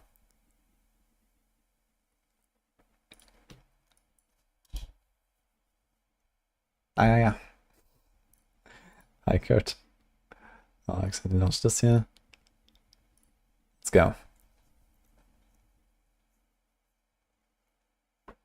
No plan for 300 on hardcore and 300 on softcore again. I actually didn't finish the 300 on softcore. I was 282. It would have needed me like a few more days, but kind of just like I was out of steam at the end. And I mean, 282 is just fine anyway. So I didn't finish that, but yeah. I'm not sure if I'm gonna go for 300. Maybe I'll do it. We'll see. Why is Rogue Aerostorm Endgame Guide not in tier list anymore? Yeah, we decided to archive this one for the season and not update it. Since I was very busy, which it was my guide, and it just turned out to be like, you know, we have so many other crazy builds out there, and Bane of Arrows is just, sorry, Aerostorms is just not really getting enough to be like such a great build or something. You can still play it, you know, it's still out there.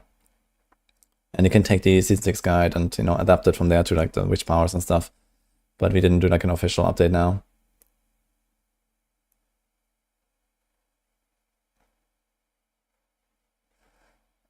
Yo, if you've not played new expansion before, how would you recommend to proceed into Season 7? I mean, take one of the better builds, take like any of the S or A tier builds or something that strikes your fancy, and then start blasting, try to learn the new mechanics, learn the new content types and progression and the runes. You know, just take something that's gonna give you an easy time. Do the Renown and the Hunter early on. Sin of Error is stronger on small hitbox this bosses this season? No, I don't think so. I don't think they changed anything about that. But it did make Rain of Arrows only cast one wave now. And I think it doesn't have the double cast stuff anymore. Unless you go Sky Hunter. I'm not sure if that's going to be the meta for it. I'm starting with TB. I'll probably start Dance and then later switch to TB for like pushing. I'm not sure why it's loading so long. Maybe it's like downloading a patch or something. Yesterday it was much faster. So could be that they've been updating it or something and it's actually downloading it right now as I'm here in the loading. Shaders. Could be.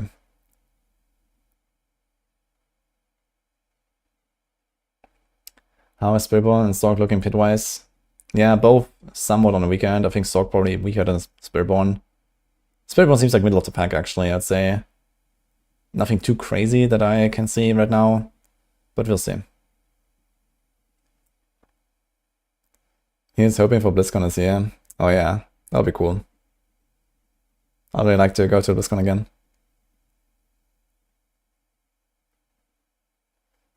Think Rogue Dance will get any buffs at nerf or nade aspects? This didn't really hurt the build all too much, and it did receive some buffs actually. You now have the 35% pierce, where previously had 0 because you chose the grenade upgrade. So that should help a little bit.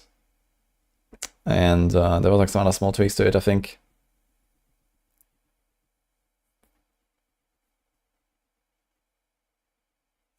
I was hoping for ExileCon, but I don't think it'll do one this year.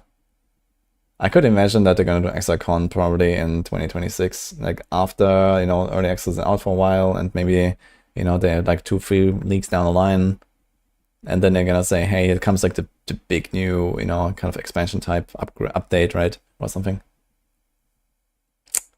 I'm not sure if I should restart the game. This seems very slow right now. This wasn't a problem yesterday, so I'm not sure what's going on. Hi, Gary.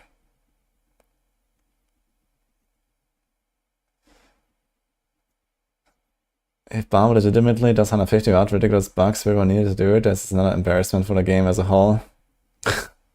Yeah, as far as I know, it's not reliant on bugs. Or maybe minor ones, I don't know. But it sounds like there's actually a legit build that is just that crazy. Which is kind of wild. How's the ARPG? Well, you're gonna see it in a second. I also streamed it yesterday already, if you wanna see it. You can check my board. It's very familiar and very funny in some ways. You're gonna see that. They have like kind of placeholder AI NPC voices right now and stuff like that, which is kind of hilarious.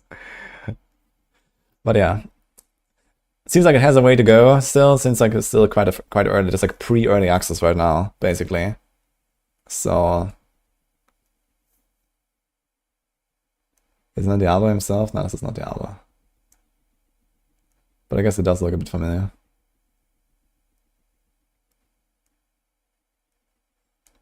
Yeah, I wonder if I should interrupt it now or just wait. What do you guys say? Maybe I just restarted and it's gonna be instant finished. Yesterday I just logged in, no problem. So I don't know what's going on here.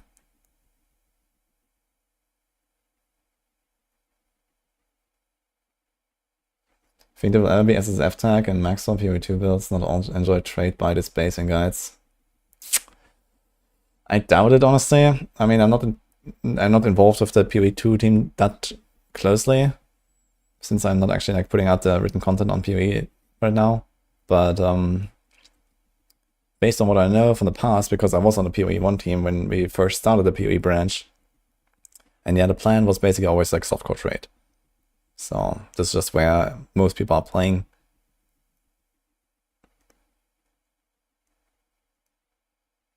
So I don't think this has to be shifted.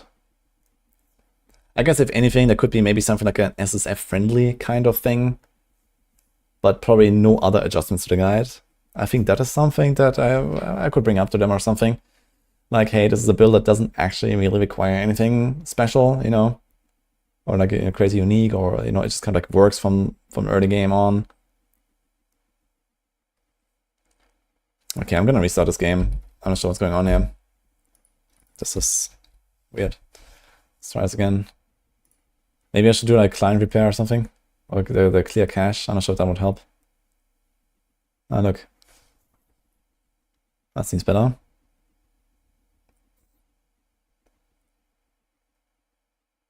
No, okay. I'm not sure what happened, but it works.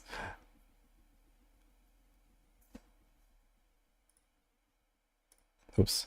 I forgot this is it doesn't have rendered full screen right now, so every time I click on something, it actually minimizes, which is a bit annoying, so I gotta be careful there.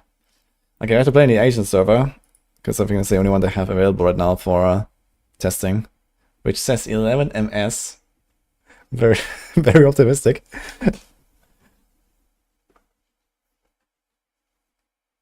This is MMO? No, this is an ARPG.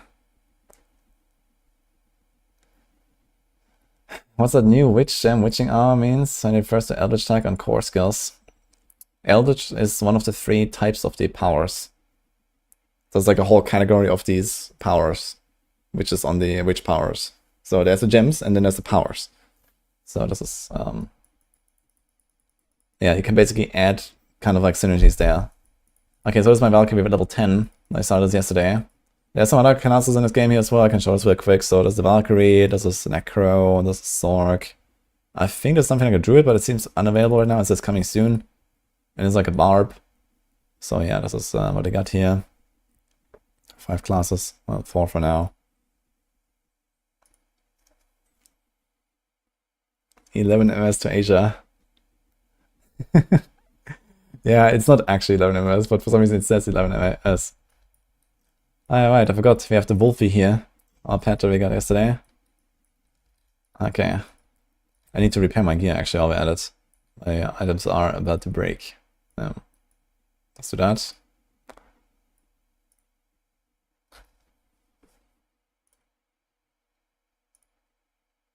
Okay, can I sell the stuff as well?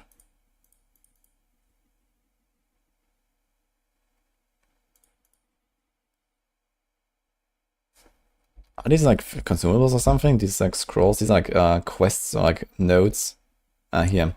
So they have like all this like lore. Apparently there's gonna be 10 acts in this game, by the way. And then the Void Realm, which I suppose is the endgame content here exactly. There was actually someone here earlier who has been playing this endgame already. Who was that again? Westerlevs. Are you still here? But yeah, anyway. I guess we can do something like this here. We have potions. Let's just get rid of a few of these things. Chip Sapphire. Alright, okay.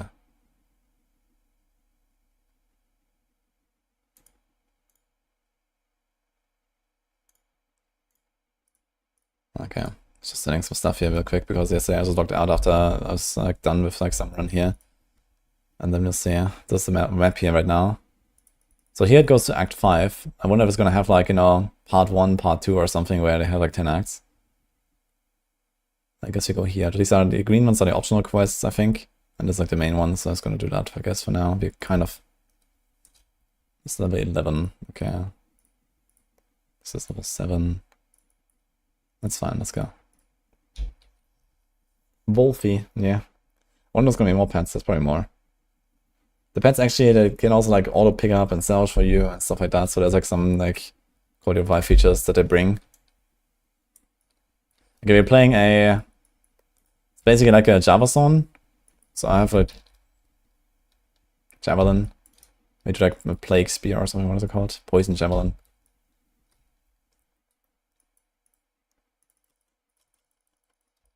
And this is a shrine we've already done.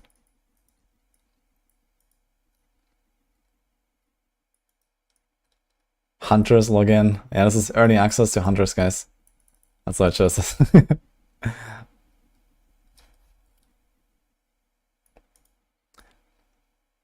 I see like a lot of, like, I'm not sure if you see the chat in game because of my cam, it's probably hidden. But I actually see like a lot of people like typing there, especially Chinese. Seems like there's like a thing there. Wait, I can't attack him. What's going on? Okay, now. Nope.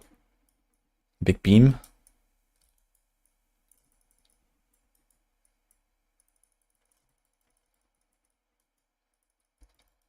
What the fuck? Should maybe take out these casters here first.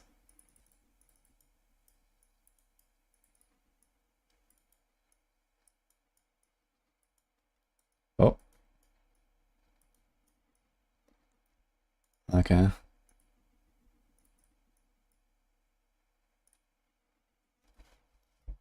Downloading it right now.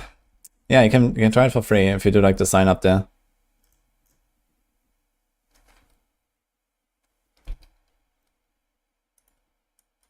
Why is the voice so low volume suddenly? Wait, do you guys hear the in-game sound, right? I just want to make sure, because yesterday I had to change my setup for it, but I guess it should still be saved. Do you hear the sounds?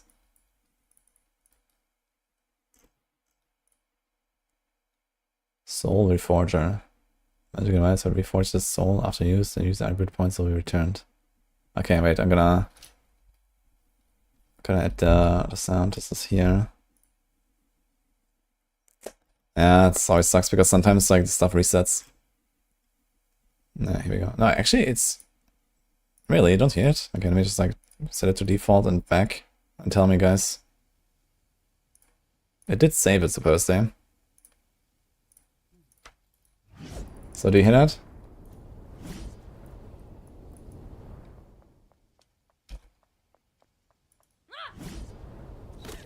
Okay. Yeah, so Windows saved the setting, but it didn't work. Great. It's the same thing that happens as well when I do like other games as well sometimes. Like every time I load up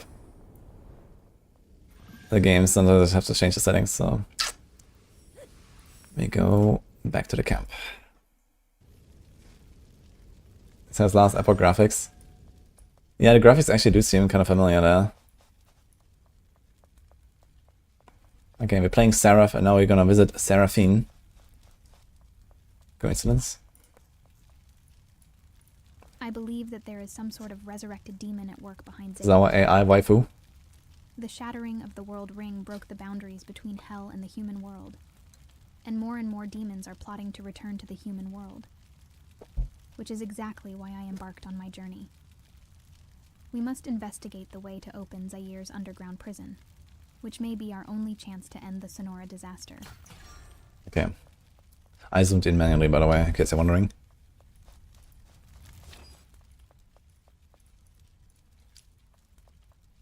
There's a bow. Let's just get rid of the stuff here real quick. So what do I do with this? After use, the used attribute points will be returned. Ah, so it's like a respec item. Rare shard. Okay. Dodge. Okay, I'm not really sure if I really care much about damaging at this stage, but okay. We have a stash here on the left. Let's put this thing there.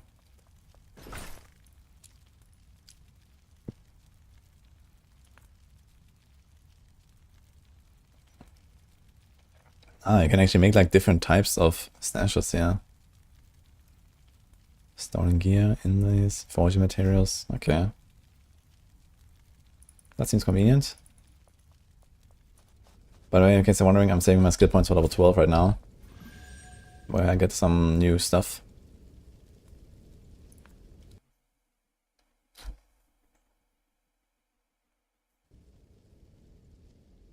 The story quests feel a bit AI too. You think like they're actually written as well? I don't know. Can't really tell. Wait, where do we go? We have to go up there, okay. Actually, because I went back to the waypoint for no reason, since I have town portal scrolls.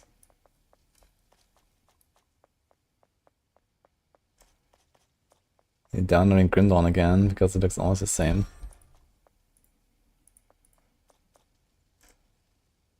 Okay, this guy doesn't have a voice. Secret door. Going in.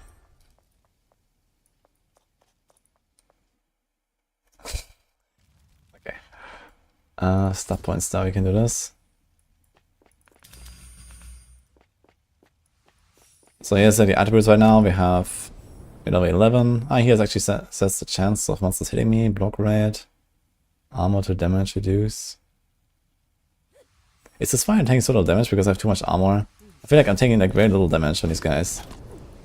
But I guess there might be some kind of like hard hitting stuff that is actually gonna hurt. Yeah, and then there's 6 different elemental types. So there's like a resistance.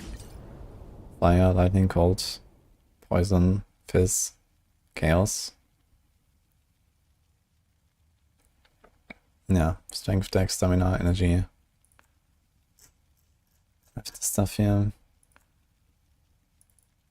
Okay.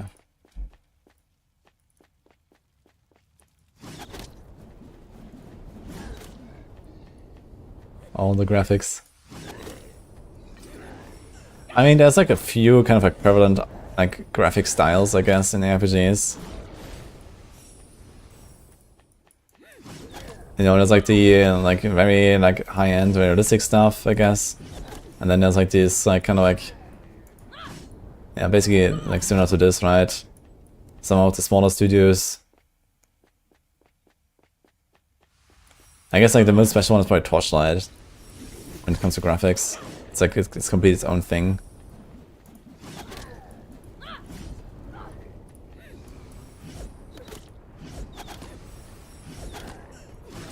How do you feel about damage indicators on enemies? You mean like the numbers here? To be honest, I don't miss it at all in PoE. And to be fair, in Diablo 4 I also started just turning off the numbers. Like, I don't really care that much, it turns out. You know, as long as I see the HP bars, then I know how much damage I do, and you know, I can kind of go from there. And okay, it's nice to be able to turn them on for certain like testing purposes and stuff, but most of the time I realize I just don't miss them. Especially when you have like, you know, no mechanics like, okay, there's a chance to miss, or you know, monsters have a chance to dodge or some shit. Like if you actually attack and you know that if you hit them, you hit them, then you don't need that at all. At level 12 you're gonna get a dodge roll, by the way, so I'm excited to try that.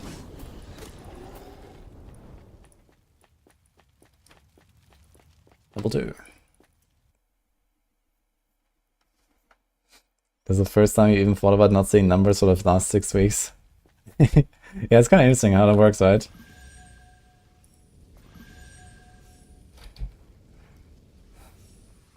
Go to the bottom of the dungeon and stop the crazy ritual. That's my side objective here. But I'm not sure why there's a green... Like, I have so many green objectives right now, but I guess we don't really care too much about them. Let's go around and do the main quest. We should actually be kind of close to end of the act, I suppose. I wonder. Because I've been at this yesterday for like, I don't know, 1.5 hours or something. And if that's actually 10 acts, then I suppose we are actually getting there slowly.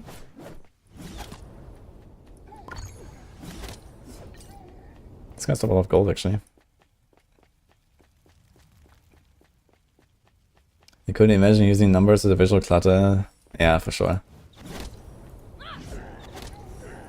And I mean, for what purpose even, right? I feel like you don't need them. Like in PoE even less than in D4. Like in PoE you have fights that are always kind of at the same length, which is you one-shot everything. Or very close to that. And then you have bosses where you actually have numbers, if you really want to. And I think that's actually fine.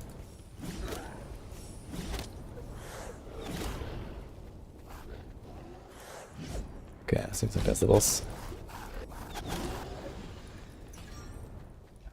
The F is this game? What the? Corrupted butcher. Wait, what? Fresh meat detected, man. What the hell? He's pulling me. Ouch. Okay, he's actually blasting.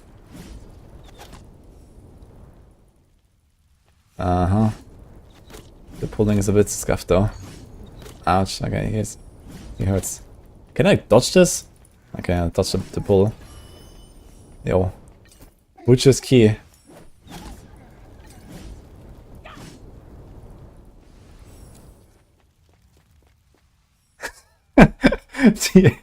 Oh god, one goes.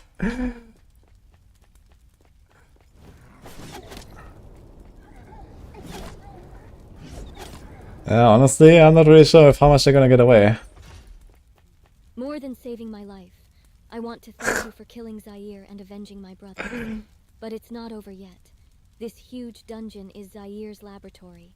He's hiding down here plotting some horrible things. D5 Even though butcher. Zaire is dead, it's not over down here.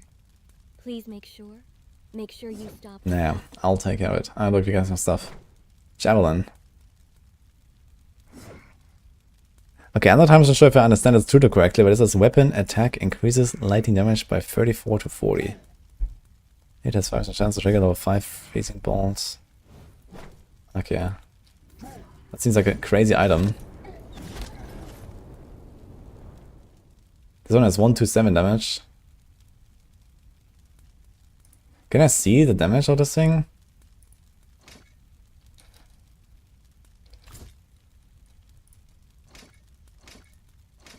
Okay, it doesn't seem that crazy. Although the energy thrust, okay, so I think it does add this flat damage here, you see? Of like 40. Here at least. But here it has like the entire poison like in the tooltip, so this doesn't look that big. But I guess it will definitely one-shot stuff. Okay, armor, MP, dex. What's this? Sure. Can also put some socket there. Energy, HP.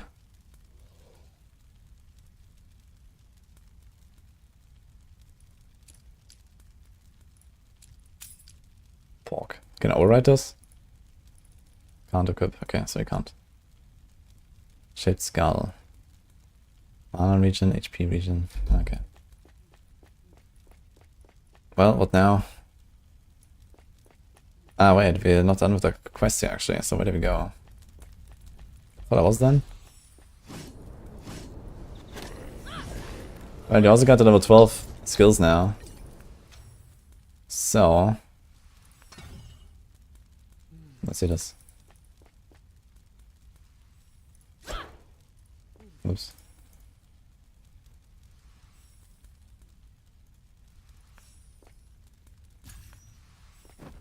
Oh shit. Goes pretty far actually. It costs a lot of mana. Honestly, I might just invest in the energy now.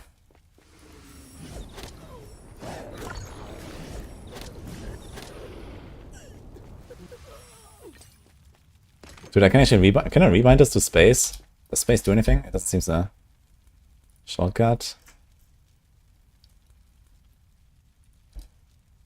Apply. Bog. So I have an evade roll now. But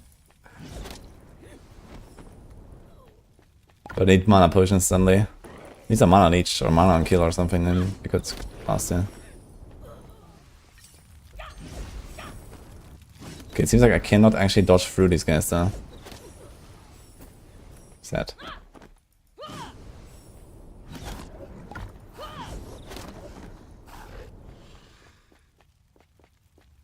Mana dodge roll. I mean, it's a class ability. This is like a Valkyrie skill. This is not an actually built-in dodge roll. It's a skill I just took. So, that's like one of my actual skill bars here.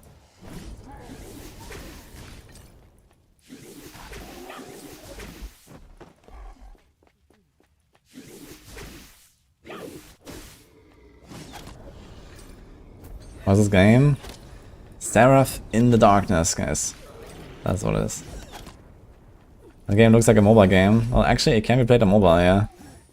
It says PC and mobile, and apparently even a browser client. So someone said that yesterday, you were able to try it out in the browser directly. That's kind of interesting. But yeah.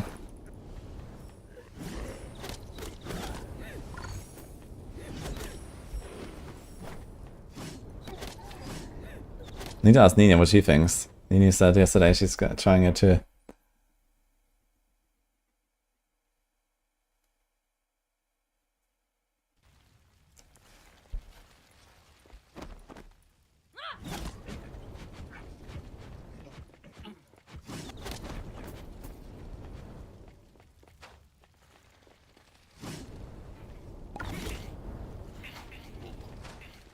It's on Steam, yeah? Time Exchange Max Seraph, you can find a link. If you wanna check it out. But it's not out yet, so I think they're gonna go in early access sometime this quarter.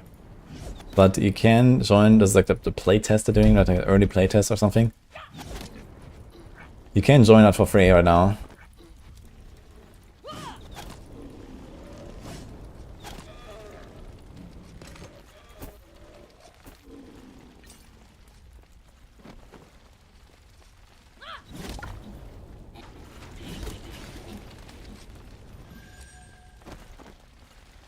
Oh, here's like something. I think it's like one of these shrines again to get an amulet upgrade.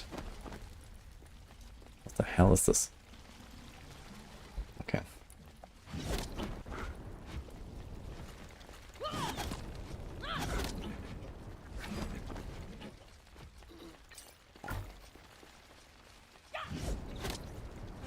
Good old poison javelin, Amazon leveling. I'm not sure if I've actually done that. I remember doing like other... okay, there's like a special shrine here. Where I can get an upgrade for my amulet thing. But yeah, like... I've usually done like a lot of bow stuff and then the spear stuff, and not so much javelin. I played Javazon though when the talk came out. Which was very fun. But not poison very much. I think I just had it as backup for the lightning immunes.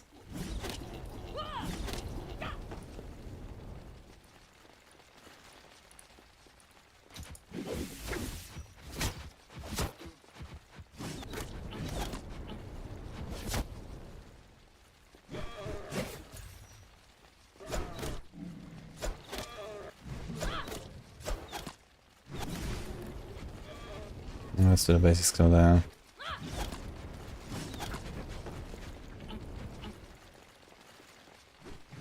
This is Diablo killer. Seems like it. What do you guys think?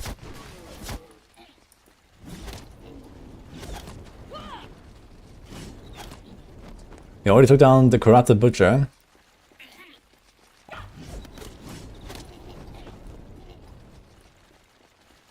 Aha. Amulet key, that's what we need. Oh, what's that sound?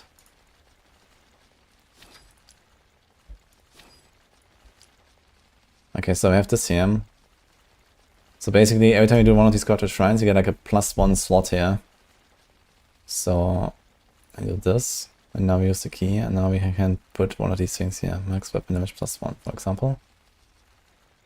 What is this? Flameless, mana, summoner damage. I mean, sure. It's taking up some resistances.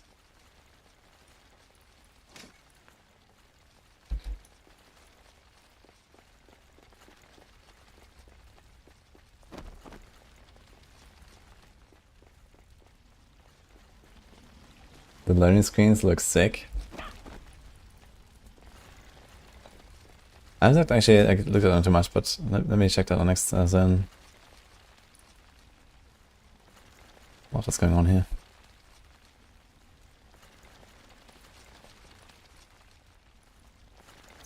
Okay, the quest says the girl in the sarcophagus has changed. Ah. Wait a minute, this is the booba lady from the title screen. There we go. What the? I feel like this game is missing a bit of sound effects, to be honest. Like, I feel like, you know, there's a lot of stuff going on, tentacles spawning and stuff, and I just don't hear anything. Which is a bit weird. I mean, I hear my own, like, throws. No voice line and stuff, so it's kind of missing, I feel. Okay.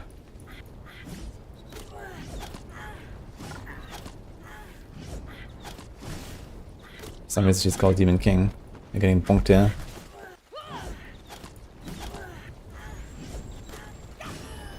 Oh. Okay, we got her. World ring not extractable. I'm not sure what that means. The extras are full. Okay.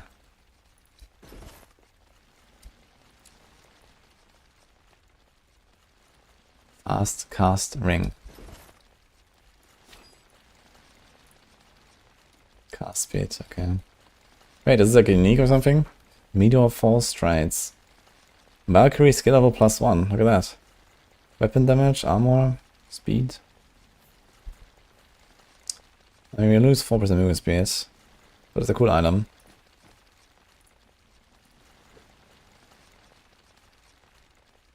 Why is this like looking so grayed out? Oh, we need 21 energy. I apparently don't have that. Because he had 3 there. Okay. Fine. Does it actually give me mana regen? Buff skill damage, frost, flame, poison, lightning. Interesting. How much does it buff it? Quite a lot actually. Okay, we're gonna invest some in energy.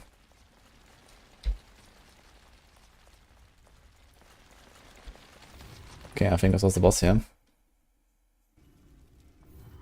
Lagan would like to know your location.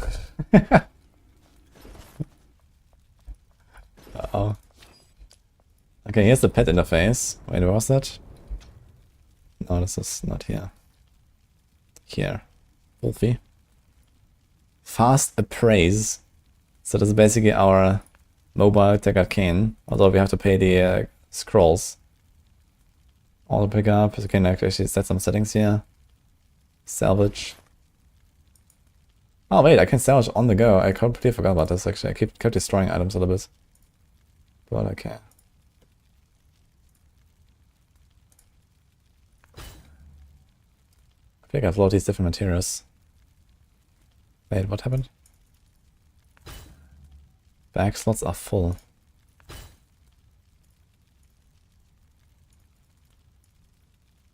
So I'm trying to salvage and it tells me bag slots are full. That's a bit weird.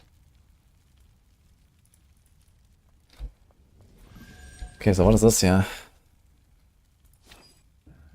Special amulet can gain 5 affixes. Max by promotion. This item can't be extracted. Okay, I'm not really sure what that means. And it says impure.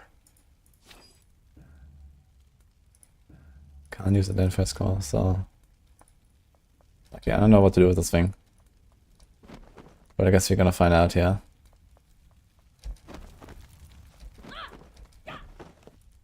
How's this game called? Seraph in the Darkness. This is the world ring I mentioned to you before, but it has been corrupted by the power of Dantalion. To use the power of this world ring, we must find special, great shrines of greater power to purify this shard.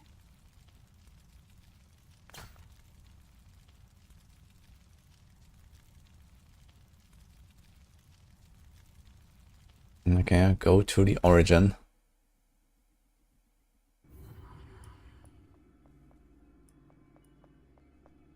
Ah, hello. So Seraphine leads me to Seraph. And then there's also Seraphina. Okay. Adventurer, you have finally arrived at the Origin Land. I am Seraph, the guardian of Seraphosia. Your feat of slaying Dantalion has spread throughout the entire Celestial Temple. The world is in a time of crisis. The death of Dantalion is merely the beginning of the disaster. We need you, Adventurer, to gather the fragments. It's game in early access? No, it's actually not even yet in early access, so this is quite early. But you can join the playtest that is going on right now, which is this. If you follow the link from !Seraph. So you can try it out for yourself if you like. What do you think about it? Well, I definitely have some work to do, I think. But I don't know, like I'm not sure exactly about the roadmap. You know, when they actually want to like, you know, go into like full release and all that stuff, and like the all class are in, and I guess they're gonna do a lot of polishing. Indeed, it is a Like here's a lot of placeholder AI voices, for example. So doesn't really bother me, but you know, it's like not done. Greater good. Our goal is to redeem the entire world, even if the cost is heavy for us personally. You will understand in time. For now, we must focus on collecting the fragments of the World Ring. These pieces are scattered in cool the hands place. of various demon lords. When you retrieve the fragments from them, you can return here, the Origin Land, to restore the pieces of the World Ring. This journey will not be without rewards for you, as each cleansed fragment of the World Ring will grant you the power of the World Ring amulet. Your journey will be full of hardships and trials. But Okay, okay. Amulet chart.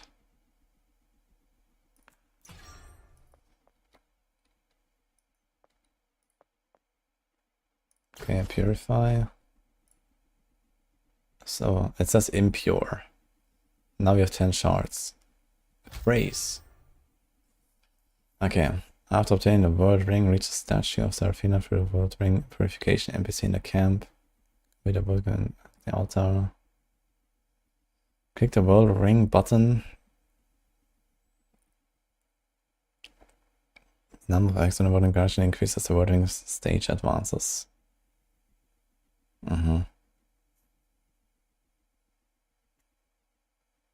So it can have skill ranks of different classes on the same world ring. And its bound up character. Interesting.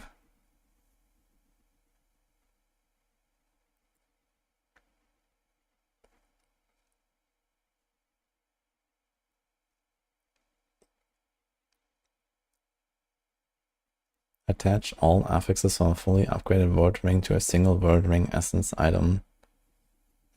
Replace a selected affix on a word ring with a random affix on a word ring essence. Okay, so it's basically Gamba. This actually very much reminds me of something, I gotta say. Have you guys heard of Charms?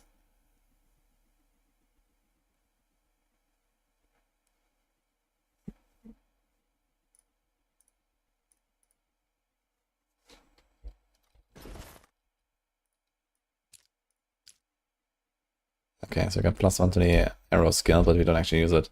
But does it show now? It says unlearned. So do I have to do anything else? Can it... Okay, I'm not sure if I can just take this out. So apparently you can take it out. Oh. Okay, so I can gives you like every single skill. 1.67% chance. Okay. So it seems like some very grindy system. Alright.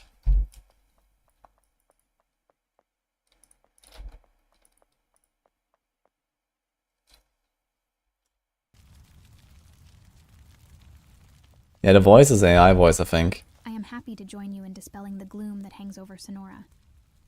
And though it will take time, I am confident that Sonora will one day return to its former peace.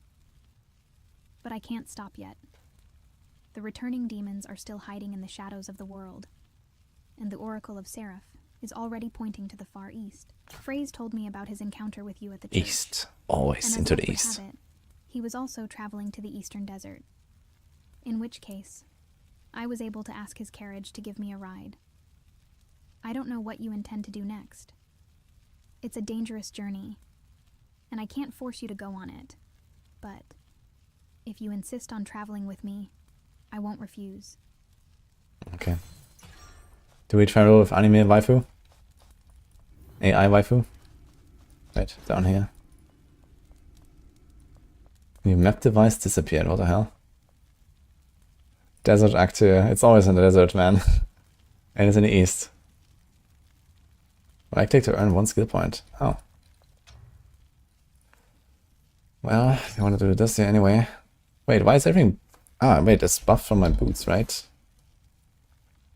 +1 Melke skill level, okay. So I guess you only get the plus skill level when you actually have that skill. Okay, here's Lightning Javelin. A bolt of lightning dealing physical damage.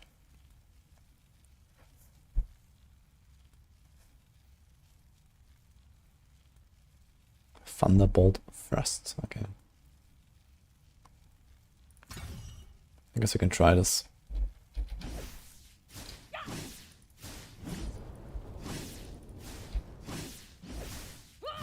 much mana is this? 6.5. 4.5, so poison damage is a lot less.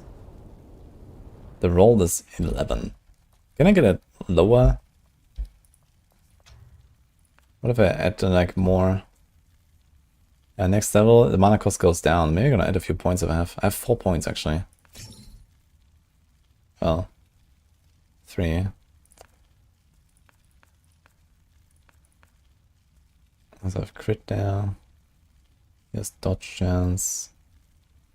Yeah, we're gonna invest a few points in a roll, so it just costs less. And then we can fly.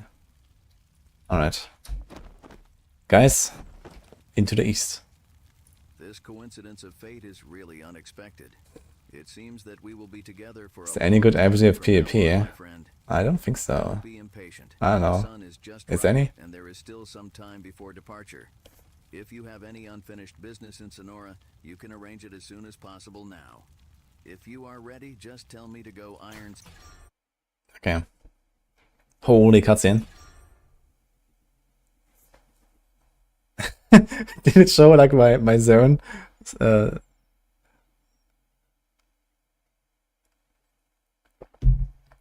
there's no voice right now.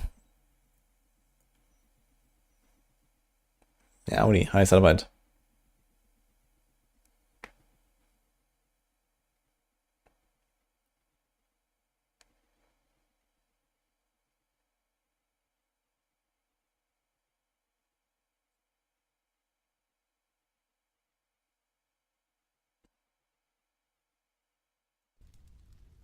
Okay.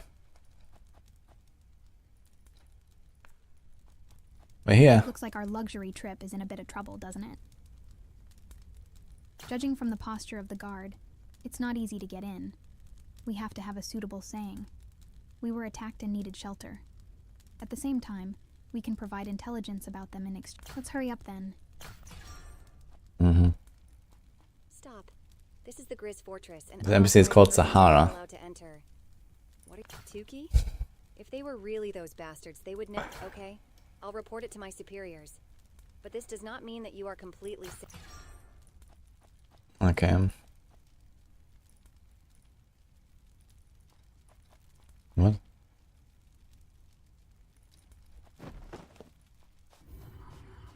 This is a mobile game. It is also a mobile game. I'm on PC now though.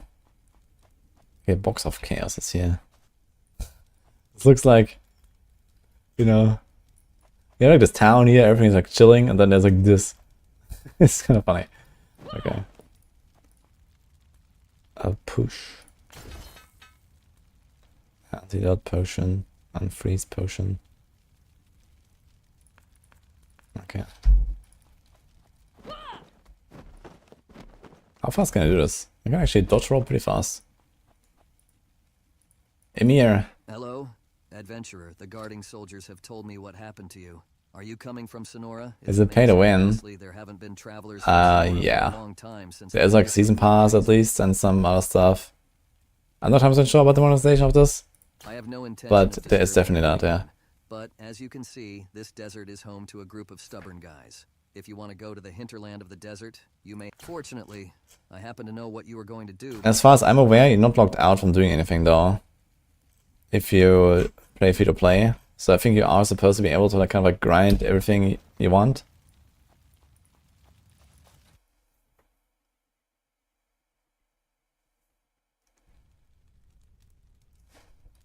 Okay, let's go.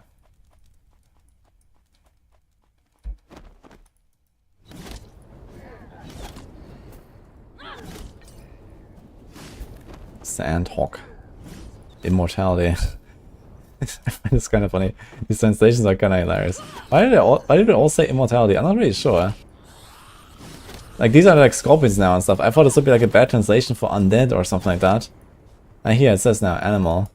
So it's like their monster type. But the undead they just say immortality, but they're not undead, are they? They just say demons and they don't look like skellies or something like that. So I'm a bit confused what this actually means here. Okay, as far as lightning javelin, by the way. It's like single targets, actually not that great, I feel. Okay, so wall plague javelin is the way, I guess.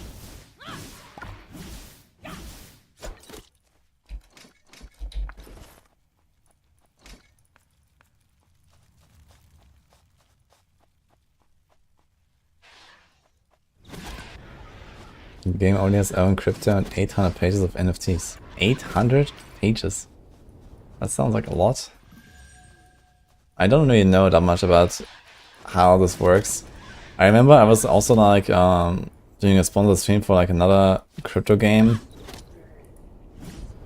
at one point, but that was like a really shady thing, so I didn't like that very much.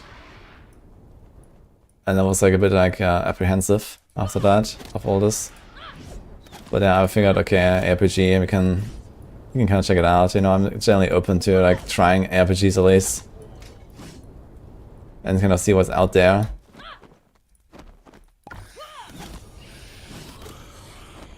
To be honest, this one seems a bit too familiar for my own comfort.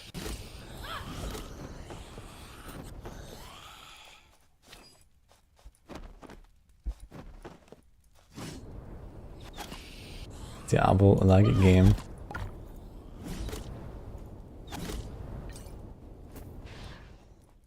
Okay, what is that here, by the way? You have 3 maps into the endgame when it broke. This disappearing map device. Oh shit, so you don't have your hideout yet. And the map device is gone. That's weird. Maybe try to log out for 15 minutes and try again.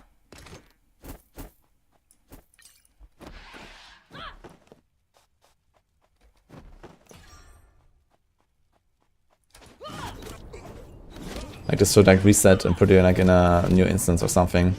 Maybe it's gonna be fine again. Deterrence aura, this guy, okay. Got more points.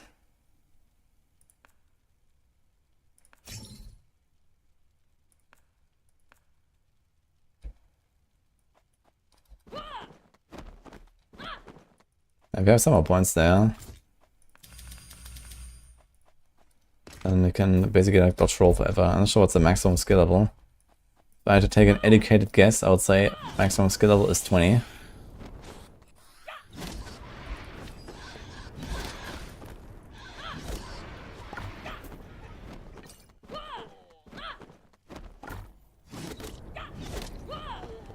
Okay, I'm like stuck here. Wait, are we going the right path? No, we don't.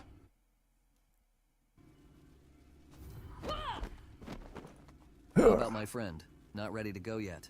Or do you... The men of the desert have been castrated since the appearance... Okay. Got 100,000 gold. It just like straight up gave me like 10 times the gold I already had. Interesting.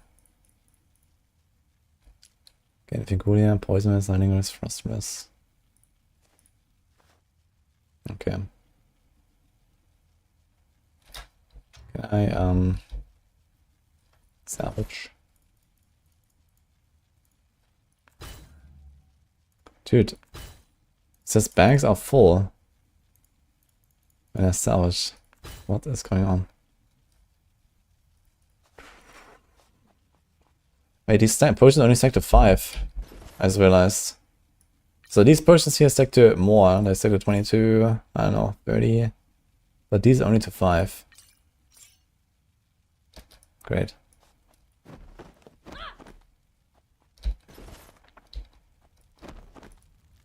Emil has already told me about the situation here is 10 times worse than frog poach. Yes, whatever are in the way to resurrect Lily is hidden in...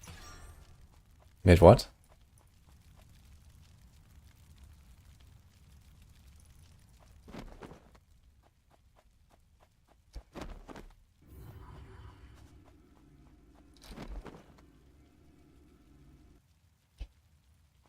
I guess I go back in the portal.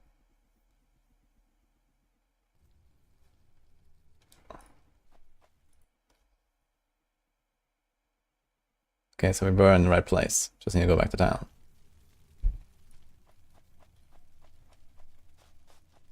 Yeah, this sounds like a weird bug on Narcillus.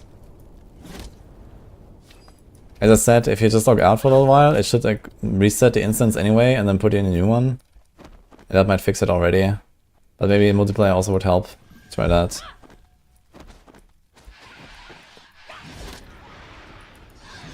This kinda has mobile game vibes.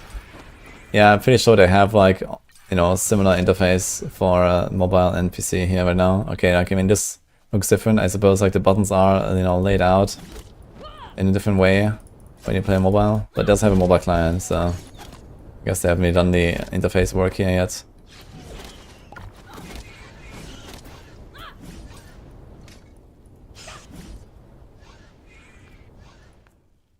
I don't want to let him pick up the rares automatically.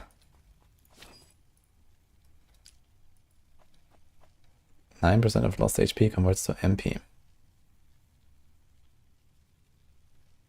Mm-hmm.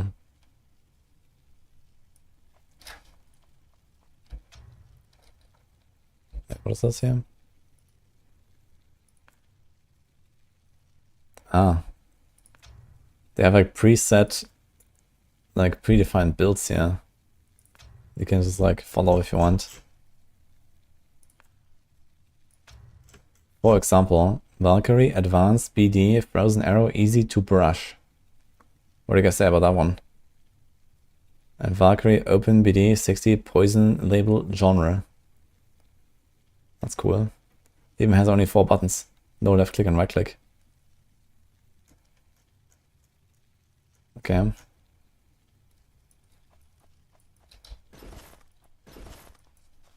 Easy brush. Alright.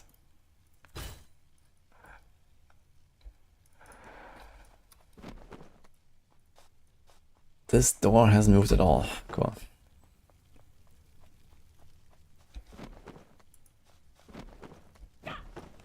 Okay, there's like these 2 things. I guess we'll go up there.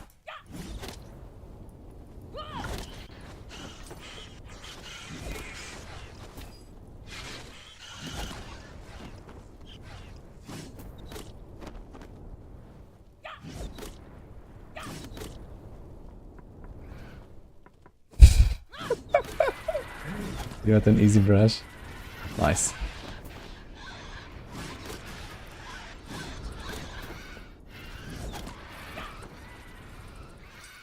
Okay, this one is actually kind of close here. Let's go. Oh look, my health bar actually turns green when I'm poisoned. Let's go. I don't really want to call it green exactly. It's more like a almost turquoise. Or it's like an emerald color, I guess. What the? Okay, this one is blasting. Extremely strong. Ugh. Wait, I'm stuck or something. What?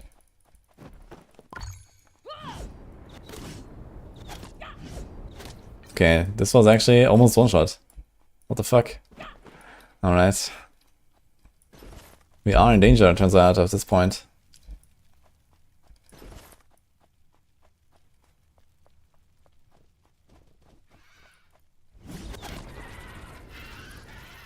Seems like it's ramping up here. But like the entire Act 1 was kind of like a breeze. But maybe I was just OP, I don't know. How does block actually work in this game? Does block value 7? Does it really say anything about blocking?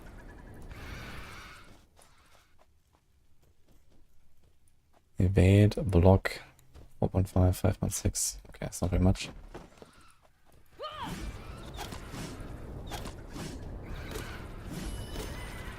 Level 15! Do more dodge roll. Just want to get the mana cost as low as possible.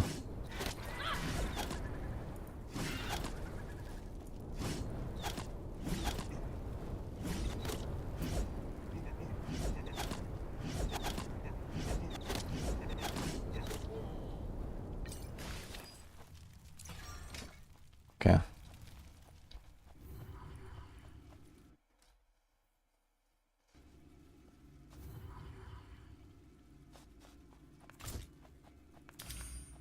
Oops.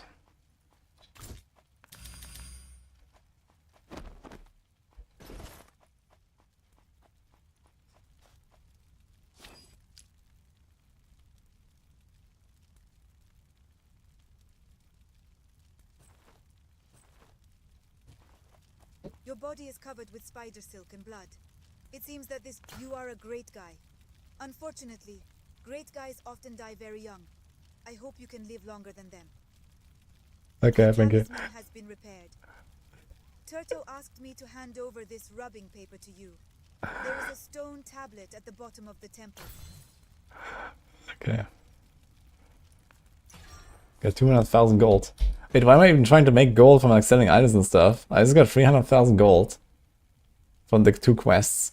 And I had 11k from all the other stuff. And I'm a great guy. Alright. Let's go. It's a very amusing game, the Deep Primes.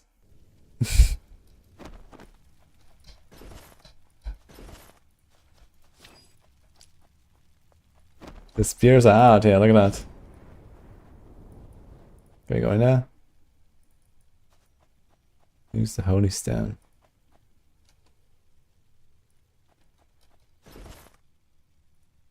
I have to click on this there. Aha. We did it.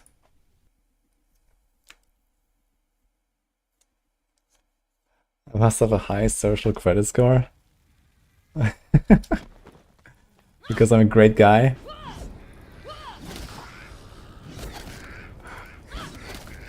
I'm not sure about console version on this actually. I know there's PC and mobile.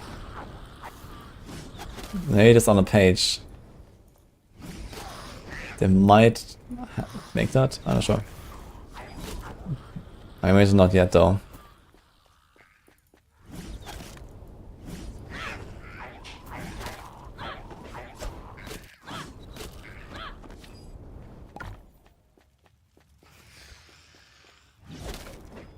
Yeah, we're just practicing spears right now, guys. Javelins. It's gonna be glorious.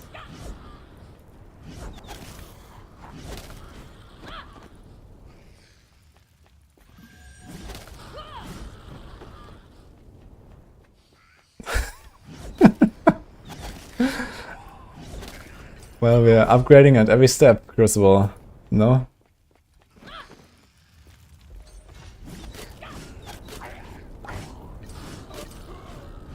Well, I mean, I was actually supposed to do this sponsorship here like weeks ago already or something.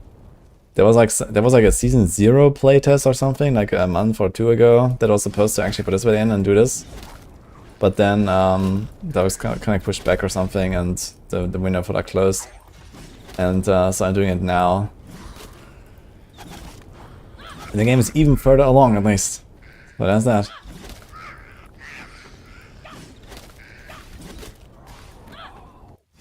Like, I'm not sure like how long they've been actually developing this.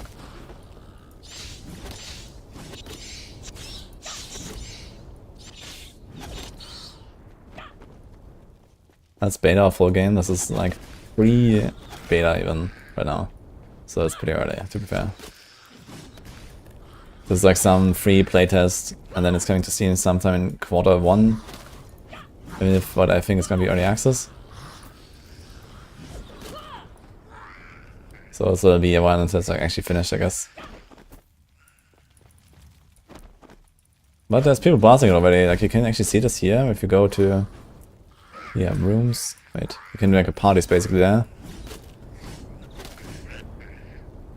So here you can like, okay, I see my room. Wait, how did I?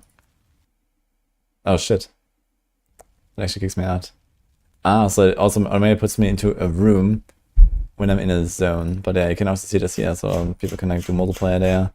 I can actually see some levels here from some people. He's like a 91, 85. I'm not sure how long it takes, but I guess quite long. Also high level people actually blasting here. I'm not sure if we can like press join and then just join them. What? Ah, here's some people playing together. So yeah, apparently it's a thing here. And I do hope I have a waypoint. Shit. Guess they kicked me out there, I didn't realize that would happen. Okay, we had the exit right here, so I guess we went too far. Seems like it actually resets the entire instance instantly.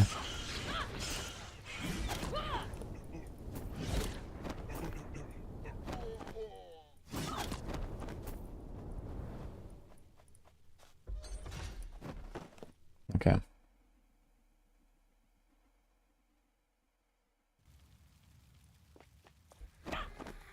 Yeah, that's a fair point, Mirage Gaming.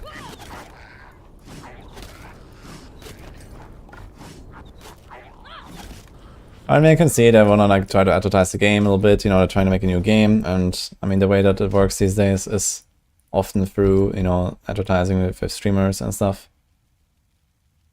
Maybe they're gonna do like another campaign when the game's further along and stuff like that.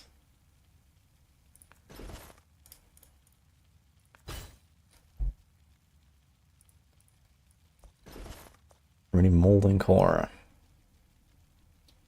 Clears original stats for rare gear and grants new ones. Oh, look at that. Can I just use it now, or like how's it work? Like I said, just in town. I'll try this when I'm in town. Okay, I have to get back here. I accidentally closed the instance earlier. Oof, the sound of this bass is pretty intense.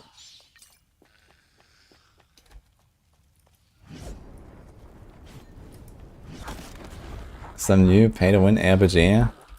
Yeah, there's pay-to-win in there. I saw. There at least there's the season pass and battle pass and stuff like that. And probably other stuff.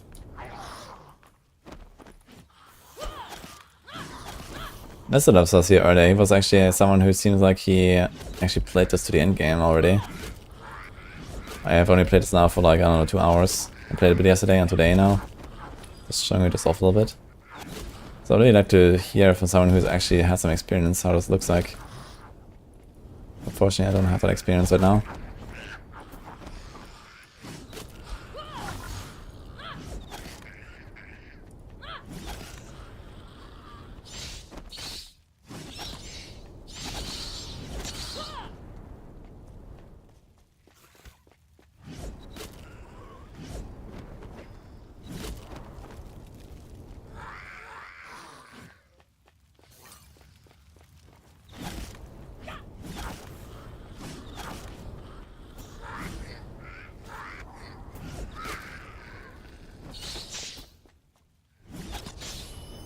The beta of full game? This is not beta. This is before that. It's coming to Steam Q1. This is like some playtest they're doing right now for like the first, you know, tests basically and stuff. It's like before that. I'm not sure what the game's gonna cost, so it's actually gonna remain free to play. I guess it's gonna remain free to play actually, since it's a mobile game as well. And it has pay to win in the game, so if it has a price tag, I would be very surprised actually.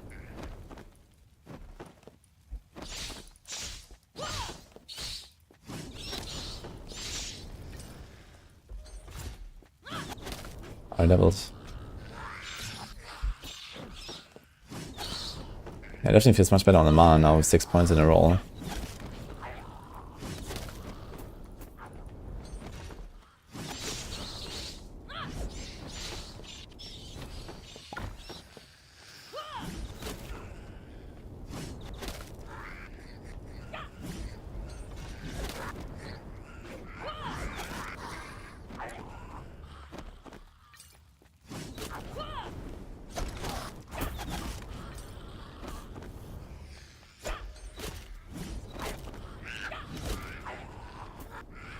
Can I do like move only here? Yeah. Left click, move only, let's go. I don't have mana pots. I can do this. Wait, how? Okay.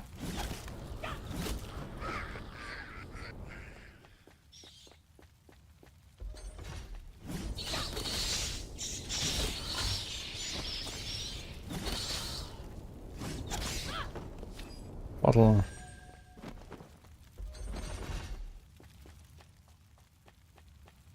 Not city level 2. It's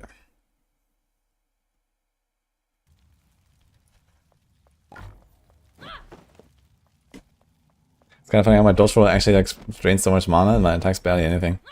I mean that's intentional to make sure you don't like overdo it on the mobility or something.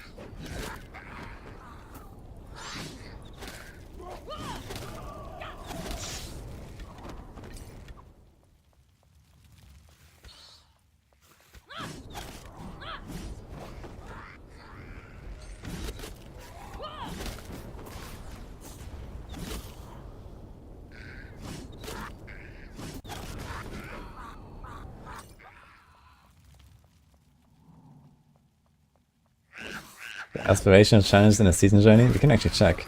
I could imagine the season journey challenges are much better here. Can we see them? I can. Okay, this is like the last objective, I suppose. I can claim stuff here. I'm not sure what I'm gonna do with all this gold, actually. So far, I don't really have a use for it. May also get a bunch of stuff here. Okay. 5 item equipment, level 80 or above. We're gonna have no less than 10 T2 affixes. We're gonna inlay to 5 pieces of jewelry. Perform 20 jewelry washes, guys. So that sounds like a pretty hard challenge. Okay. Purchase a hidden gold jewelry for the trial merchant, the heavily trial. Okay, so I mean, I don't have any reference to like how difficult this stuff is or how long it takes to get to level 85 and whatever.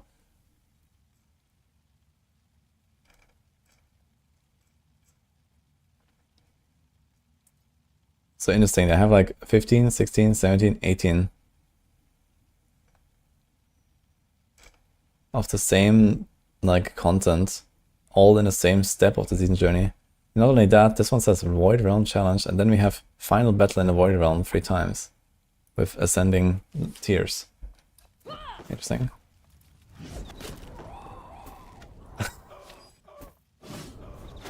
Washing jewelry. I wonder what that means, man. Okay, I mean, most of the time I can kind of understand what they mean with their translations, but I don't know what washing jewelry is. I'm sorry, guys. What is that? Any Koreans in chat? Oh, let's go down, actually.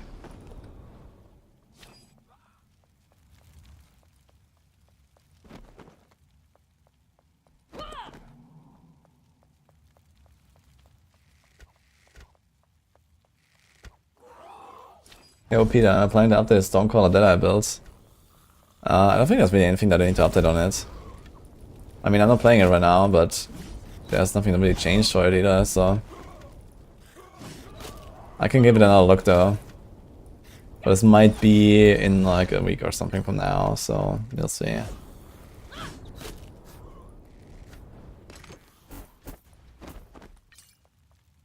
First you brush. Easy. You do easy brushing. And then you wash, yes. Okay. At least they're having a good time. Wait, can I get through the door? Okay.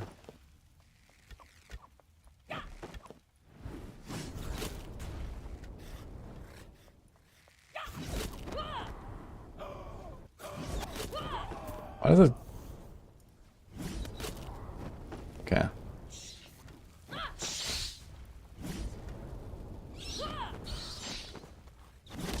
This is a big meteor stuff right now, but it don't hurt.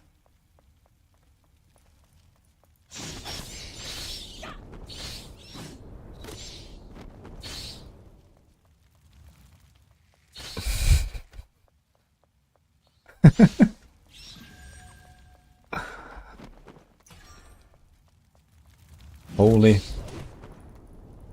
What's that aura? Seething aura. I'm not sure what that does. And a psionic barrier. Also don't know what that does.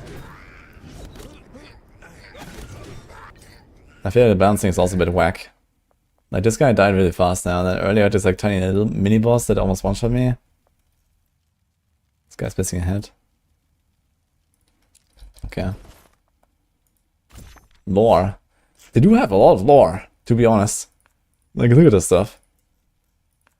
There's like, I didn't collect all this stuff here, but there's like all these like texts here and stuff. Crazy. Here's more nodes and the rubbing paper roll.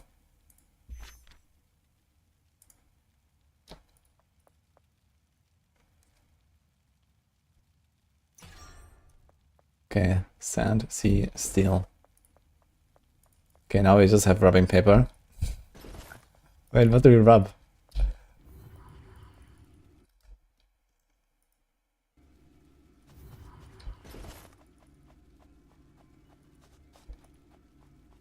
I don't have time to chat. Either give me the rubbing text or find something else to do for yourself. Very good. The clear rubbing saved me a lot of time in translation. These idiots in the camp always said that I have a bad temper. God, if it were them to face this mess, I'm afraid they would chop off their heads and throw them away. This note is the result of the translation. Just in case I want to ask, when you found the stone tablet, did you see a strange box embedded in the groove under the stone tablet? If your answer is no, then I think you need to talk to Opch as soon as possible. Boost max HP. Mm-hmm.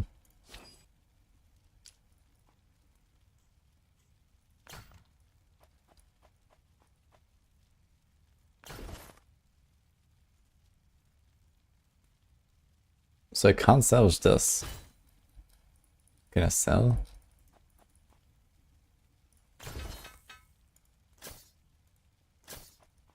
Okay. Or push. Blood of Azathoth. The blood of the Lord of Chaos is also the key to Raktavila's arrival in our world. It seems that the Tuki cult wants to use the power of Azathoth to resurrect... I am playing the new season, Squiddy. Yeah, tomorrow we're gonna log in and blast. We don't have much time. They will perform rituals in the Bloody Wilderness. The Tuki cult has blocked the road to the Bloody Wilderness, but I know there is a secret passage in the Ansai Stone Forest. We must pass through this secret passage to stop the Tuki cult. Un mangeur de baguette. Okay.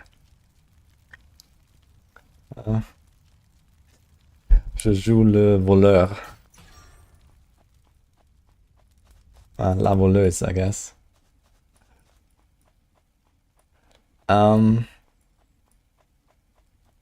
What else? Let's look for the secret passage. Have to go down there. What do you think of Andarius' Ash? Could it be possible? I think the rogues are not giving up hope on Andes right now, but it doesn't really look like a top tier build or anything. And I also haven't given up hope for it for Spiritborn, but we'll see. Right now we just kind of like decided to not write a guide for it and kind of just see if Andarius Spiritborn is a thing. But yeah, anyway.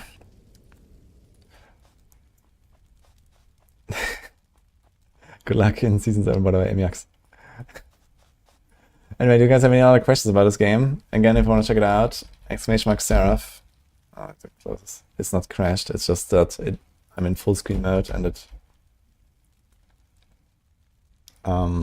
always minimizes, which is a bit annoying. But yeah, I'm going to link this here as well on YouTube if you want to check it out. Here's a Seraph in the Darkness, which is something we played here yesterday and today. There's also the end of my stream here. I'll be back tomorrow, logging in Season 7. But yeah, for now you can play this game for free if you check out the links. You can sign up for the playtest, try it out if you want. Very recognizable ARPG, to say the least. Season 7 is already, yeah, it's tomorrow. In like 23 hours. I have some work to do, so I'm gonna go offline here and raid someone.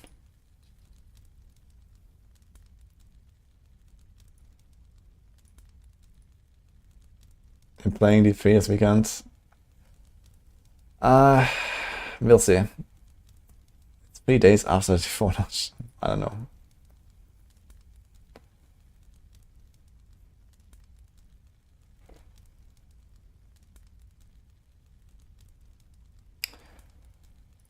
I am gonna raid Lily. How about that?